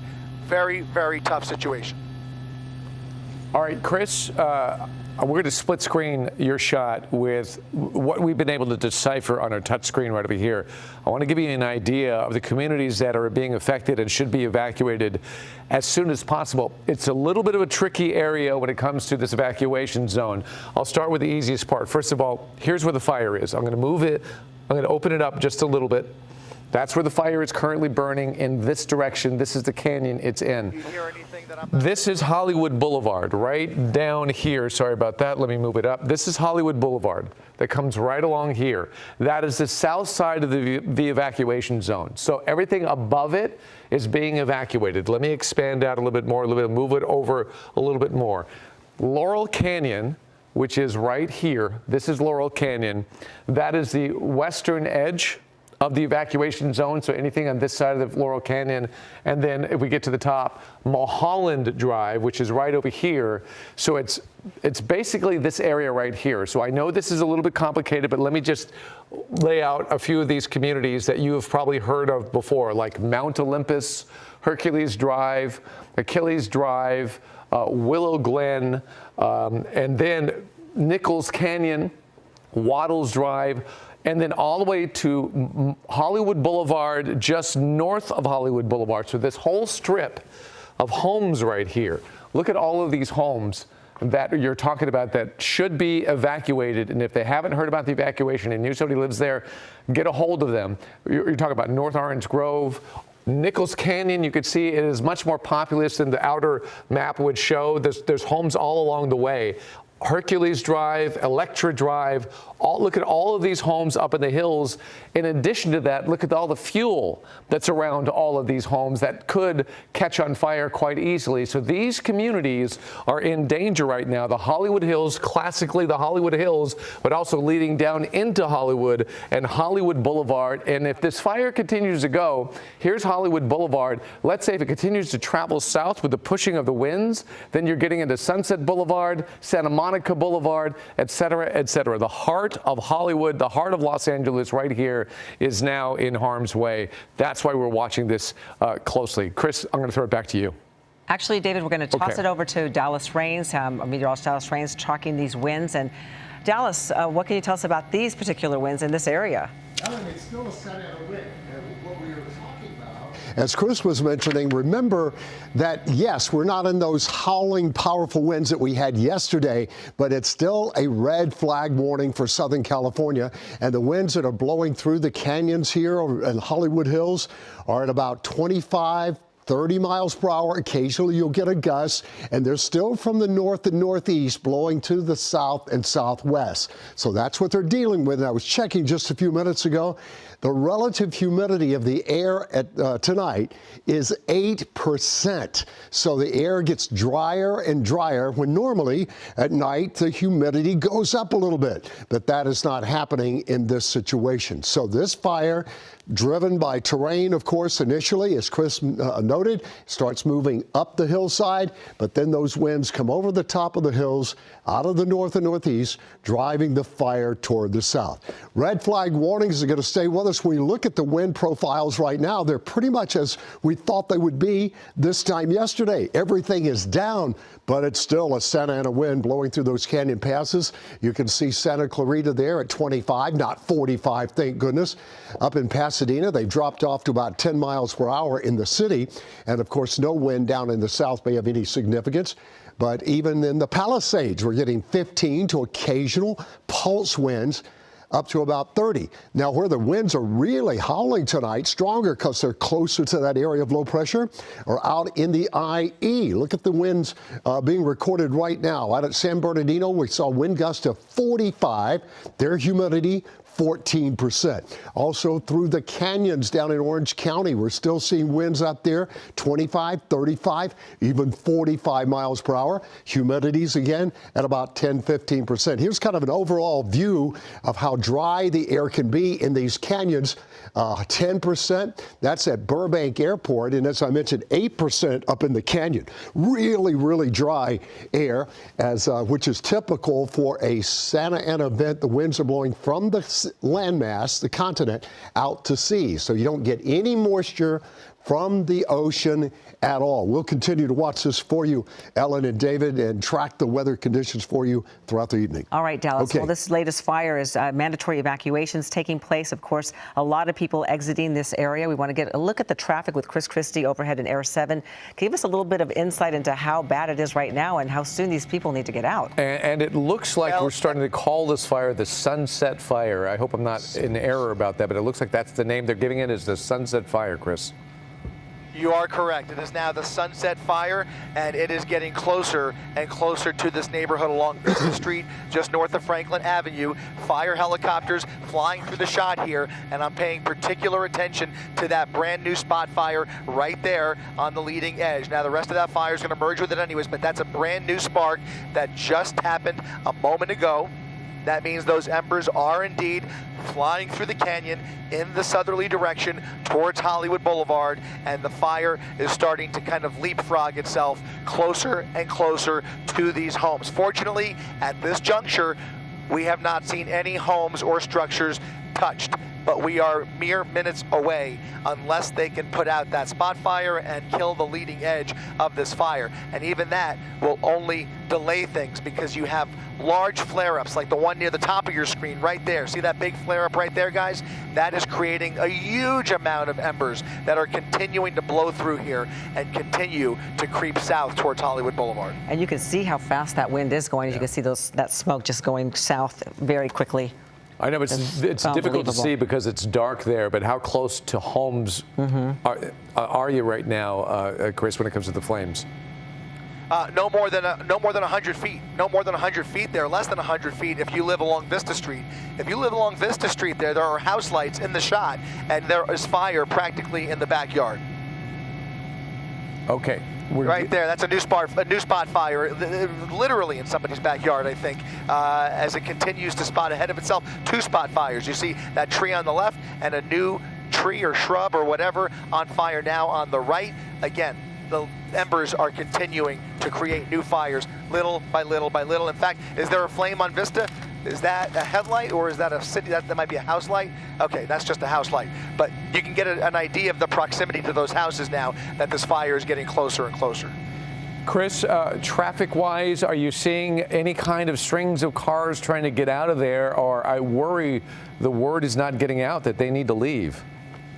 I worry about the same thing, David. I don't see any traffic coming from this neighborhood. Hollywood Boulevard is now suddenly coming to a standstill, and you can see why, because basically people are catching wind of what's going on here. They're driving through Hollywood, and all of a sudden they're in a cloud of smoke and catching a glimpse of the bright fire up on the hillside here. So that's Hollywood Boulevard on the right-hand side of your screen. Lots of brake lights, lots of headlights as fire crews try and make their way through here. The one good thing here is that we're seeing more helicopters arrive on scene, and we are seeing more water drops. But look at all those flashing lights. Those are all fire trucks making their way into the neighborhood and hopefully getting into position. I presume, even though it's dark and we can't see this very clearly, I presume they're already in the process of trying to set up for structure protection in the neighborhood just north of Hollywood Boulevard. Now, the evacuation order, as I understand it, extends to the south up to Hollywood Boulevard.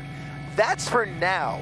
If this neighborhood catches on fire, expect that to grow. And I mean, if this becomes an urban fire in the middle of Hollywood, you know, God help us, but this evacuation area could grow and could grow in short order, like within the hour. So let's keep a close eye on this and see how they do protecting these homes right here. But once these embers start flying into that neighborhood right there between Sierra Bonita Avenue, Hillside Avenue, and Vista Street along Franklin Avenue, just north of Hollywood Boulevard, then we have real problems. We'll see. It's getting closer by the minute. Showing on the left side of the screen the traffic on Hollywood Boulevard, and you can see the palm trees there really blowing there. So we could give you just an indication of those winds are still very strong. We do have a point of origin that CAL FIRE is talking about. It's a 2300 block of Solar Drive in Hollywood Hills, and that acreage right now, they're saying 19.8. Of course, it's been growing as we watch, so it's more than that, of course. And Ellen, I have actually... A new spot fire right there in the middle of your screen. A new spot fire getting closer to Runyon Canyon, where fire crews are now manning Runyon Canyon Road. There's a new fire right there that's grown pretty quickly and is now getting closer to Runyon Canyon. What I'm looking for, guys, is for that fire to jump Runyon Canyon Road based on the direction of the winds here. The winds are blowing that smoke and fire in this direction towards our shot here, and we will see if they can keep this fire from jumping Runyon Canyon Road. But it's going to be very difficult with those embers flying through the air. Right. Okay, so we know where this fire at least was reported. This is Solar Drive right here. This one street, I'm going to expand it out a little bit further. And the reason why I'm showing you that, the point of origin, 2300 Solar Drive, that could have been where somebody spotted it and reported it, or it could have been where it started. But this is Solar Drive, okay? So now I'm going to kind of push out a little bit and give you a better idea. So this is the point of origin. And then we're showing this fire went all the way down this canyon, and now all of this is on fire. As Chris was just saying, Runyon Canyon is in trouble right over here. All of this is now on fire, and this is a matter of minutes we're talking about as it continues to go in this direction south. So for some reason, it started right there. Ellen, I'm going to throw it back to you. All right, we got to tell everybody that we're going to stay on the air here on KABC 7 or ABC 7 and not go to World News tonight with David Muir because of the nature of this breaking news. So you can stick around and we'll find out more about this fire that is rapidly growing. And so we want to keep a close eye on this, of course. All right, Ellen, thanks. And we're going to stay on top of our coverage digitally. On the air until 7. On the air until 7 o'clock as we continue. And let's throw it back over to Chris Christie with more as this fire continues to spread towards Runyon Canyon Drive. Yeah, and unfortunately, the further the fire continues to spread southward, so does that smoke, and you can already see it more and more by the minute. A lot of that thick black smoke now drifting right over the Hollywood area. This entire area is now being blanketed by really thick and unhealthy smoke. Obviously, it is time to get out if you live anywhere in this area. You can take a look at Hollywood Boulevard along the left side of your screen here. Lots of traffic starting to build up there, and even on Franklin Avenue, as those are more than likely evacuees. Those are probably folks already trying to get out of here. Some of it is pass-through traffic. Some people use Franklin Avenue as a shortcut through Hollywood to get around Hollywood and Highland, but you can see traffic up and down Franklin Avenue is now bumper to bumper as folks try and flee away from this fire. Camino Palmero Street and Franklin Avenue is the closest major intersection to this fire. Vista Street is the closest known residential street to this fire, and I actually see a little bit of a flare-up on the other side as well. Go ahead and widen out for me, Lucas. Widen out and push into the top right-hand corner now of the fire. That's going to be the end of Carson Avenue, where I want to focus just for a second to see if there's any structures that are being threatened here. We're going to come around here. You can see some of the houses at the end of the neighborhood we've been talking about here. We're going to get a better glimpse as we come around the north side. So now we're on the north side of the fire, on the San Fernando Valley side, over Mulholland Drive, looking south with the fire and wind blowing away from Air 7. And right along the right side, as we come around this ridgeline, you're going to see Carson Avenue, and we'll see if there's any sign whatsoever. It looks like the wind is actually helping these folks. It's reaching the top of the ridgeline right there, and then it would have to go downhill, which is not convenient for the fire, right? Everything's blowing in the other direction, and fire likes to go uphill. So the folks along Carson Avenue have the luxury of being below the fire instead of above the fire. So Carson Avenue on the right there is down the hill from that flare-up right there. So we're going to continue to watch this section right here as more flare-ups develop, more spot fires develop, and we'll keep a closer eye now. Look at it, another flare-up right there and a spot fire in somebody's almost feet away from somebody's backyard. Go ahead and widen out a little bit. You can see a home right there. Let's go ahead and throw up go ahead and throw me the parcel. Show me the parcel, Lucas. We want to get some addresses out there. It's going to be right behind Kersen Avenue here along the 2000 block of Kersen. You can see the home, 1984 Kersen Avenue, with fire just feet away from the rear of that home. Okay, so I've been able to isolate Kersen Avenue here on our touch screen as well. You can see where the fire is burning in this canyon here. This is Kersen. This is the street that Chris is talking about, and you can see all the sizable homes that are along Kersen Avenue as the fire continues to creep towards these homes right here. These are the ones in imminent danger right now, but as that fire rolls in different directions, of course, there are other communities in danger as well. As you can see, highly populated. The further the fire goes down the canyon, the more homes that are going to be in trouble. Chris, I'm going to throw it back to you as you watch this fires progress. Yeah, we're going to continue to kind of wrap ourselves around this, watching it spot not only to the south now, but also spotting a little bit over towards the west. So we're going to keep an eye on Kersen Avenue, but I think the focus here still remains on Hillside Avenue, Vista Street, and Franklin Avenue right there. That neighborhood on the right is now under threat by that fire on the left because the wind is blowing directly towards Franklin Avenue right along Vista Street. Thankfully, up until now, we have not seen any structures on fire, and even if it is imminent, at least they have the luxury of getting more water on it sooner rather than later, and hopefully do something to impede the forward progress of this fire. But it is continuing to grow, continuing to spread, and continuing to spot ahead of itself based on these winds. And there's another water drop right there. LA City Fire, again, smothering this area with as many resources as possible. This is now the priority at the moment. Of course, they can multitask and they can address multiple emergencies at the same time, but it is a good time to pray for our city. Yeah.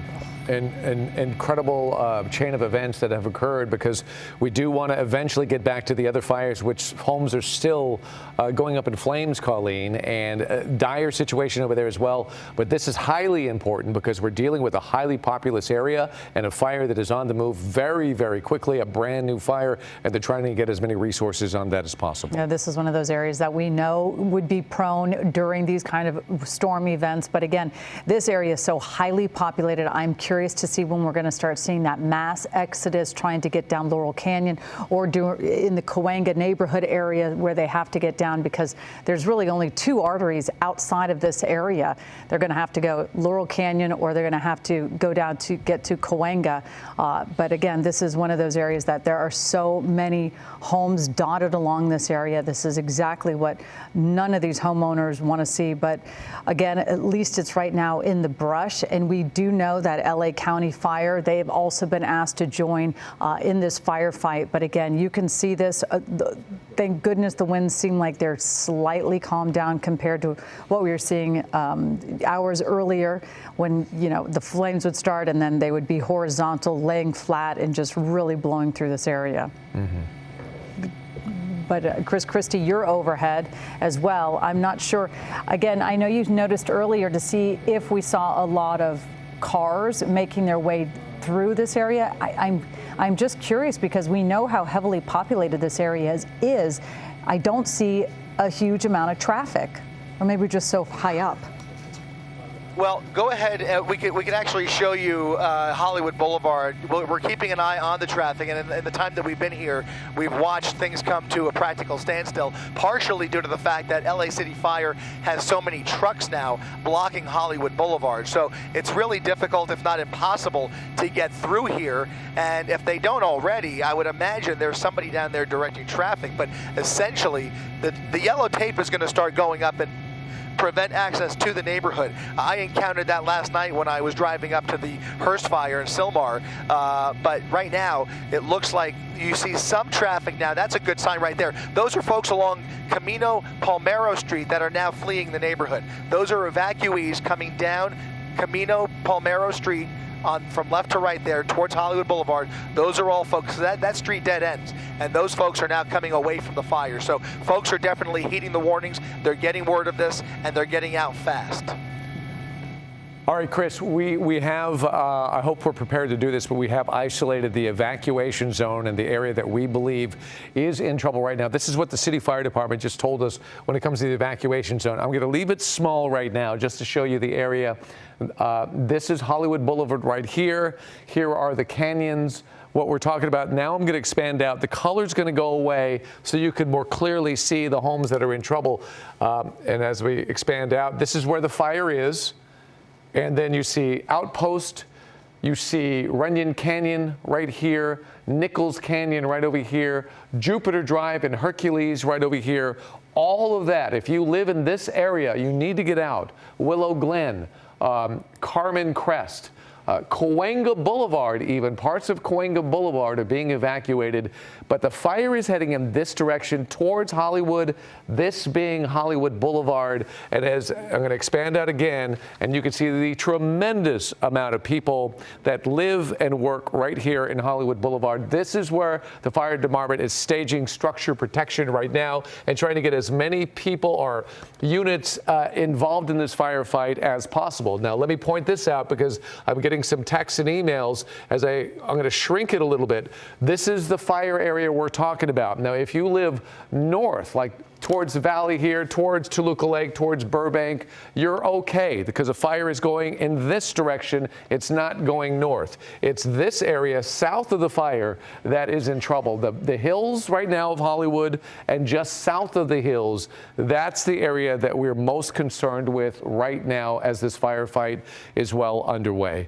Colleen, I'll throw it back over to you. Yeah, David, we're taking a very good look at that map. Is really, really helpful to kind of give an idea of where this fire is located, because we know the Hollywood Hills, they are very, very congested, and that's the luxury and the wonderful thing about living in the Hollywood Hills. You can see Hollywood Boulevard right there. You can see all those cars.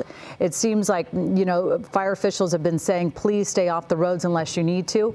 Be on the roads, and this is one of the reasons why. You never know where a fire could pop up, and then you have evacuees trying to get out as quickly as possible. I'm not sure how many people in this area decided to be proactive and get their ready, set, go plan in place. But again, this is one of those areas where I'm always concerned about. I know many of us have lived in these areas. A lot of us currently live in this area. It's very close to everything, and that's why this area is very congested with a lot of homes. But again, Runyon Canyon, we all enjoy Runyon Canyon, and you can see Runyon Canyon right there is on fire, and it's wonderful to see the air support allowed to help in this firefight this evening, because we were not so fortunate last night to have air support.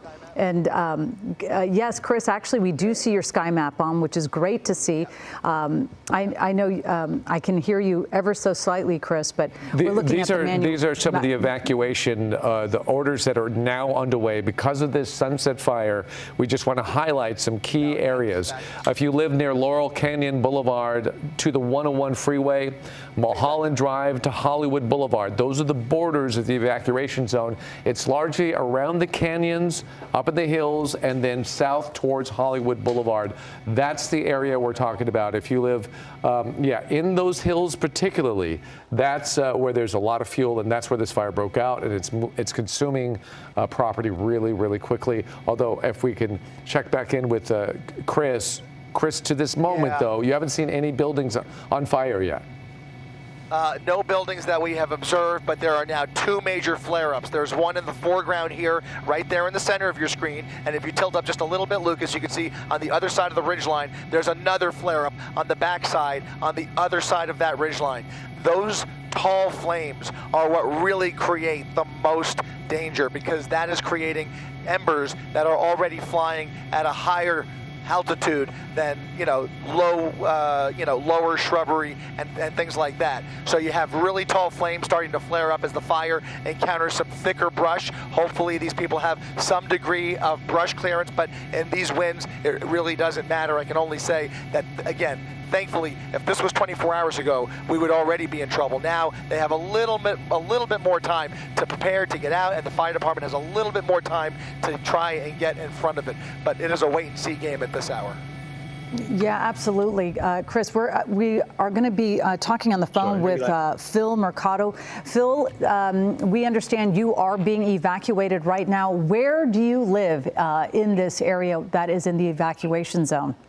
We are just off of Curson Avenue, north of Hollywood Boulevard. How did you find out about this and how quickly did you have to react? Well, the crazy thing is my husband and I have 3 kids, and I was out with 2 of them, and we were on our way home, and a friend over in Nichols Canyon called us and asked if we got the warning to evacuate because she saw a fire on the hill across. And so I called my husband and our son, who they heard some helicopters, but they thought it was LA. They didn't think anything of it. And I told them that they had to evacuate. Yeah. And were you at all, when you saw the Santa Ana wind event about to happen over the last few days of monitoring it, did you at all put together a ready, set, go plan or have any bag or anything? Or is this one of those things where, you know, many of us live in this community and then you kind of just hope that nothing happens?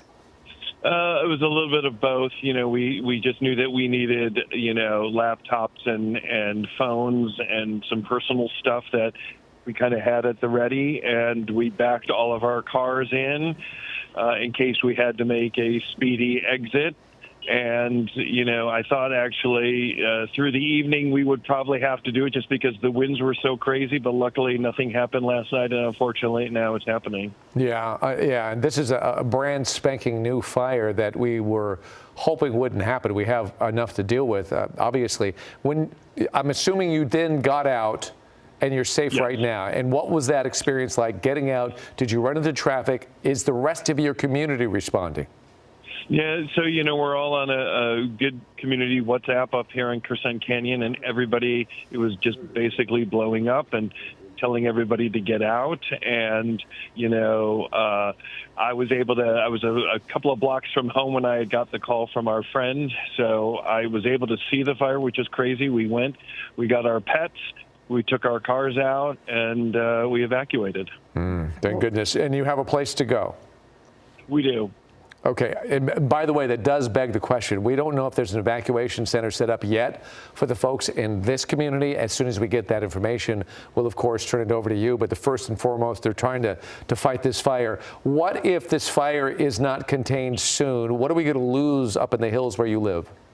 Well, you know, sadly, it's fairly concentrated. And, you know, we are perched down here at Ogden and Sunset right now. So we actually have a pretty good view. And you can see the planes dropping the water, and it seems to mitigate it for a little while, and then all of a sudden you'll see some other areas that, you know, spark up again. So sadly, our street, which is right off of North Curson, they were dropping water on our neighbor's house, so I'm sure our house is affected by this. And you can basically see all of Runyon Canyon just glowing right now. Yeah. No kidding. That's so eerie to see. What about the weather where in your area? Are you feeling the winds kicking up in this area? We know how sometimes night comes, the winds kick up, and you know these areas, they take on their own weather as well.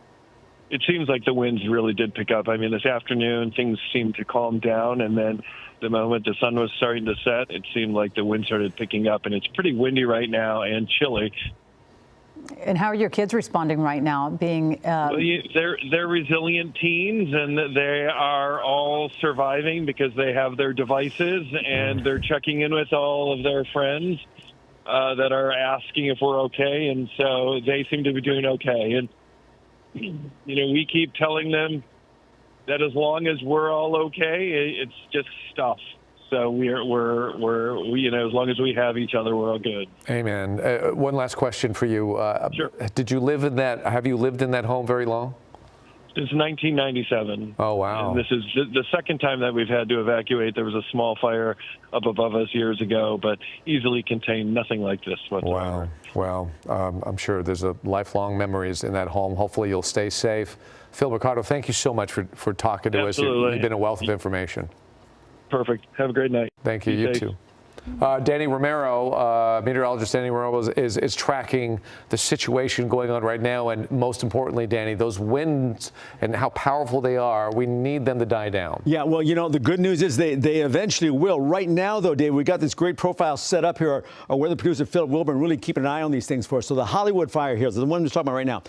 At the moment, we're seeing the wind still in that double-digit range, although in the lower end of that 11, 10 miles per hour through the next few hours tonight.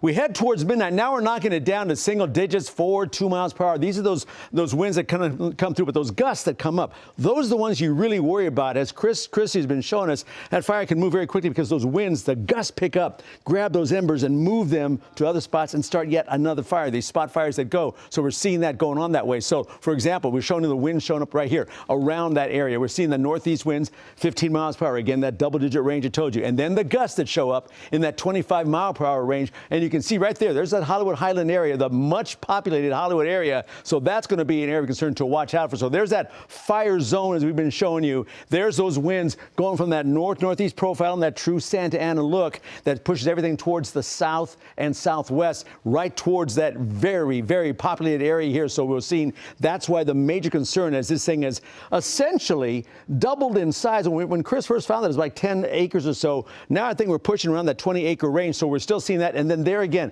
the Palisades fire. Same kind of idea. Again, those winds come out of the northeast, blowing towards the south. There, too, the winds are quite strong. The Hearst fire also 20-mile-per-hour winds with those heavier gusts as well. So we're seeing those fires all still very active and still very concerned. Hence, that red flag warning in effect now until Friday in most spots. So, David, Colleen, we're seeing more of this, and we're tracking it continuously throughout the nighttime, of course. Absolutely. Thank you very much, Danny. Let's talk about our team of eyewitness news reporters. They are fanning out following these fires. Let's go to Tim Caputo. Tim, you are in Hollywood. Where exactly are you located? And obviously, we see a lot of cars behind you. By the way, there is an 8-second delay for Tim, so bear with us while we throw to him, and he'll kick it in just a few seconds. Go ahead, Tim.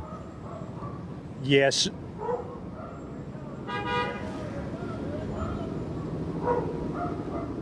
Yeah, cell phone service has been spotty, especially in the hardest hit areas. We're on Franklin Avenue. If you know this area, you know this street gets particularly busy, but nothing quite like this. Because of the evacuations, this road is absolutely smacked with cars practically in every direction. As we were coming in from the Glendale area, you could barely get up the street here, and now you have all these cars heading out. And you could see why over my shoulder there. We're obviously on the ground level and looking up into Runyon Canyon. You could see the smoke, obviously, and the fire glow in the night sky right now. And obviously from this vantage point, a whole lot of people are seeing that and figuring out where to go from here. We actually spoke with a young man just maybe 2 minutes ago coming down the stairs of this apartment building here on Franklin with 2 suitcases and a couple backpacks, and he said, I got the evacuation and I just had to get out of here. He didn't even really have a plan from this point. He just figured he needed to get away from here. Obviously, folks who've been watching for the last 2 days or so, seeing the Palisades, seeing Altadena, Pasadena, not really thinking, oh, we're in harm's way. Everything changed in an instant in the last 20, 30 minutes, hour or so. As you see behind me, that seems to be coming down the canyon. Now, the wind is obviously blowing it away from where we are right now. We're at Outpost, kind of near Sycamore. Outpost goes all the way up to Mulholland, and you can get to kind of where that fire is, but it seems to be moving in a more kind of west direction. So this particular area might not be specifically at risk, but I'll tell you, for the folks who are grabbing their luggage, for the folks who are getting in their cars, they don't care if it's a little bit that way, because if this is even remotely at risk, they are getting out of this area. And you see behind me all this traffic coming up and down the street. A lot of these folks, and there are hotels over here as well. We've seen a handful of people grabbing all their luggage. One guy told me he was checking out early because he just needed to get out of here, and rightfully so. We'll look to the left here in front of the hotel. You have a number of people who are kind of grabbing their luggage, grabbing their things, and leaving here. As we look down Franklin towards Highland, it is completely packed with cars trying to get out of here. That's why you're even seeing cars essentially take every single route they can out of here, because if you're trying to get to Highland to get out of Dodge that way, it is packed, it is slow moving. So we have all these people essentially trying to get out of here because of the fire. And even if you're not looking right at the fire, you could actually see the glow coming off the smoke as you look up into Runyon Canyon. And if you know the area as well, it's not just homes here. While there are a lot of homes as you get up into the hills, these are a lot of apartments, meaning it's an awful lot of people. So Once they get in their cars and they start moving out of here, you have this big influx of people getting into their vehicles and trying to leave. And that's why you have all these traffic jams here in Hollywood of people trying to get essentially any direction away from Runyon Canyon. It is slow moving, but certainly people grabbing their things and going. They're heeding those warnings. They're doing it early, but it's obviously going to take a long time for those folks. All right, Tim, thank you. Monitor the situation. A lot is going on, and we want to check back with you because that is tremendous, that traffic to get out of there. I'm worried about the gridlock and folks eventually panicking. We don't know. We don't want to happen today what happened yesterday when folks just decided to leave their cars. That would be a disaster, especially in Hollywood. Monitor the situation. We'll get back to you. One quick note. We might have said this before, but LAUSD is canceling all classes tomorrow, January 9th. Because of the fire danger throughout Southern California, throughout Los Angeles, no. So if you have a child in LAUSD, you will not go to school tomorrow, and they are waiting. They will determine tomorrow on whether or not you are going to go to class on Friday. In the meantime, we do have a phone interview for you. Yeah, with Hervé Levy, the general manager of Magic Castle. And thank you so much for joining us, Mr. Levy. Let's talk about it. You're really right in the area where the evacuation zone is happening, and you are right on Franklin. What are you seeing from your vantage point? So it is a very scary situation here. We have been prepared to evacuate, for the last hour or two. And we also have a couple of people to try to water down the roof of the castle. The fire is definitely a fast-moving fire, and we are very worried that it's going all direction. We can tell that it's very close, maybe like a mile or so, if I believe what I see right here. Were you having any shows taking place tonight? This is a really beloved landmark of Los Angeles. Everybody wants to go and see all the magicians there. Did you have a show and a dinner scheduled for this evening? Well, luckily, because of the fires on the west side and in Altadena, we decided to close the castle earlier today. Make sure everyone, the staff specifically, to be safe So we closed down and we left the castle sometime this afternoon, and we found out later on that we had a new fire popping by. So it was definitely unfortunate, but it was definitely fortunate that the castle was already closed. I'm amazed that you guys already closed it. So you have people there right now trying to put some water on the castle. What's the status of that situation right now from people who who are at the castle? So we had a few security officers and a director of facility that is on site right now. I know it's trying to give a few directions to the security guards and make sure that we get enough moisture on the roof, but also on the greenery around the castle. Obviously, with the evacuation process, we don't want to stay too long, and I'm going to be asking the staff to move very soon, but we wanted to make sure that at least, we try to do something to save the castle if the fire goes this way. Yeah, absolutely. And David Ono, you have the Magic Castle right there on that touchscreen to give people an idea of exactly where this iconic LA landmark is. Yeah, if we have 2 seconds, I did isolate the Magic Castle. It is right here on Franklin Boulevard. And well, let's first go to Chris Christie. Oh, here we go. So here's the Magic Castle right here, Franklin Boulevard. This is what he's talking about. And if I expand out a little bit, then you can see this is right in the center of the evacuation zone. Here's where the fire is right over here. So as he said, it's very, very close. This is the spot of Magic Castle. This is where the fire is burning down the canyon right now. So yeah, very much this iconic landmark is in danger right now. And let's go over to Chris Christie, who is continuing to watch the progress of this fire. Chris? Yeah, you're a firefighter. Yeah, David, we're just, I'm sorry, we're doing a couple things at once here. You got a whole bunch of fire trucks now making their way up Kerson Avenue, a welcome sight for the residents who live in this neighborhood. Hopefully they have evacuated or were not home, but now these firefighters can start protecting those structures if this fire continues to spread to the west. In the meantime, we're more focused at the moment to the south as the fire, the leading edge of this fire, is continuing to create spot fires, albeit not at the same same pace as it was about an hour ago. I'm losing track of time, but you can see that the forward progress is slowing. It has not stopped. There are new fires starting as we speak. In fact, that patch of trees right there near the bottom of your screen, that's a brand new fire, and it is even closer to Vista Street and closer to Franklin Avenue. However, if you look at this shot, the winds have slowed down ever so slightly. You can see the smoke blowing, but not exactly at the same clip as a little bit earlier. And maybe that is helping out the situation quite a bit. But in the meantime, it is still spotting, it is still blowing. They are still dropping water on this fire, trying to cut it off at the pass, essentially. But this entire neighborhood still should be leaving right now. The reassuring thing is when on your past shots just a few minutes ago, they are hitting this thing from the air, which is something we didn't have access to yesterday. So hopefully that is making a dent, as well as all the ground crews that are moving into place. So what is your assessment, Chris, before we lose you? What is your assessment on how this fire is suddenly going? Because there was grave concern during the 5 o'clock hour when this first broke out. I think the concern is very much alive. However, the forward progress is slowing. They have dropped a lot of water on the fire, but that leading edge, that group of flames right there, is very unpredictable and is still at risk of spreading throughout this neighborhood, potentially. But don't take any chances. Definitely heed the warnings. Absolutely, and there's so much fuel. As you can see, tremendous amount of trees, and if you're familiar at all with the canyons, you know what the potential is if that catches on fire, which is it absolutely is. I want to go back to the general manager, Mr. Levy from the Magic Castle. Has the Magic Castle been ever threatened by fire like this before that you know of? And give us a little bit about the history.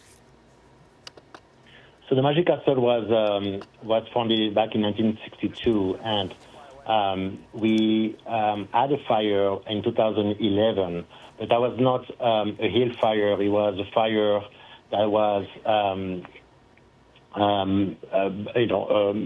an accident, roof accident, and some of the building burned down, but we were able to save a lot of the art thanks to the firefighter at the time. They were able to secure a lot of the artwork and the pieces, valuable pieces that Magic Castle is famous for. But we never had any kind of other fires such as this one. This one is really scary. Yeah, it's frightening. We get it, and so many other people are under duress as well. Thank you for heeding the warning, letting us know that you're taking this seriously. Any final words before we let you go as this fire approaches the whole Hollywood area? Just stay safe. Don't try to be a hero. Really try to evacuate when the city asks you to evacuate.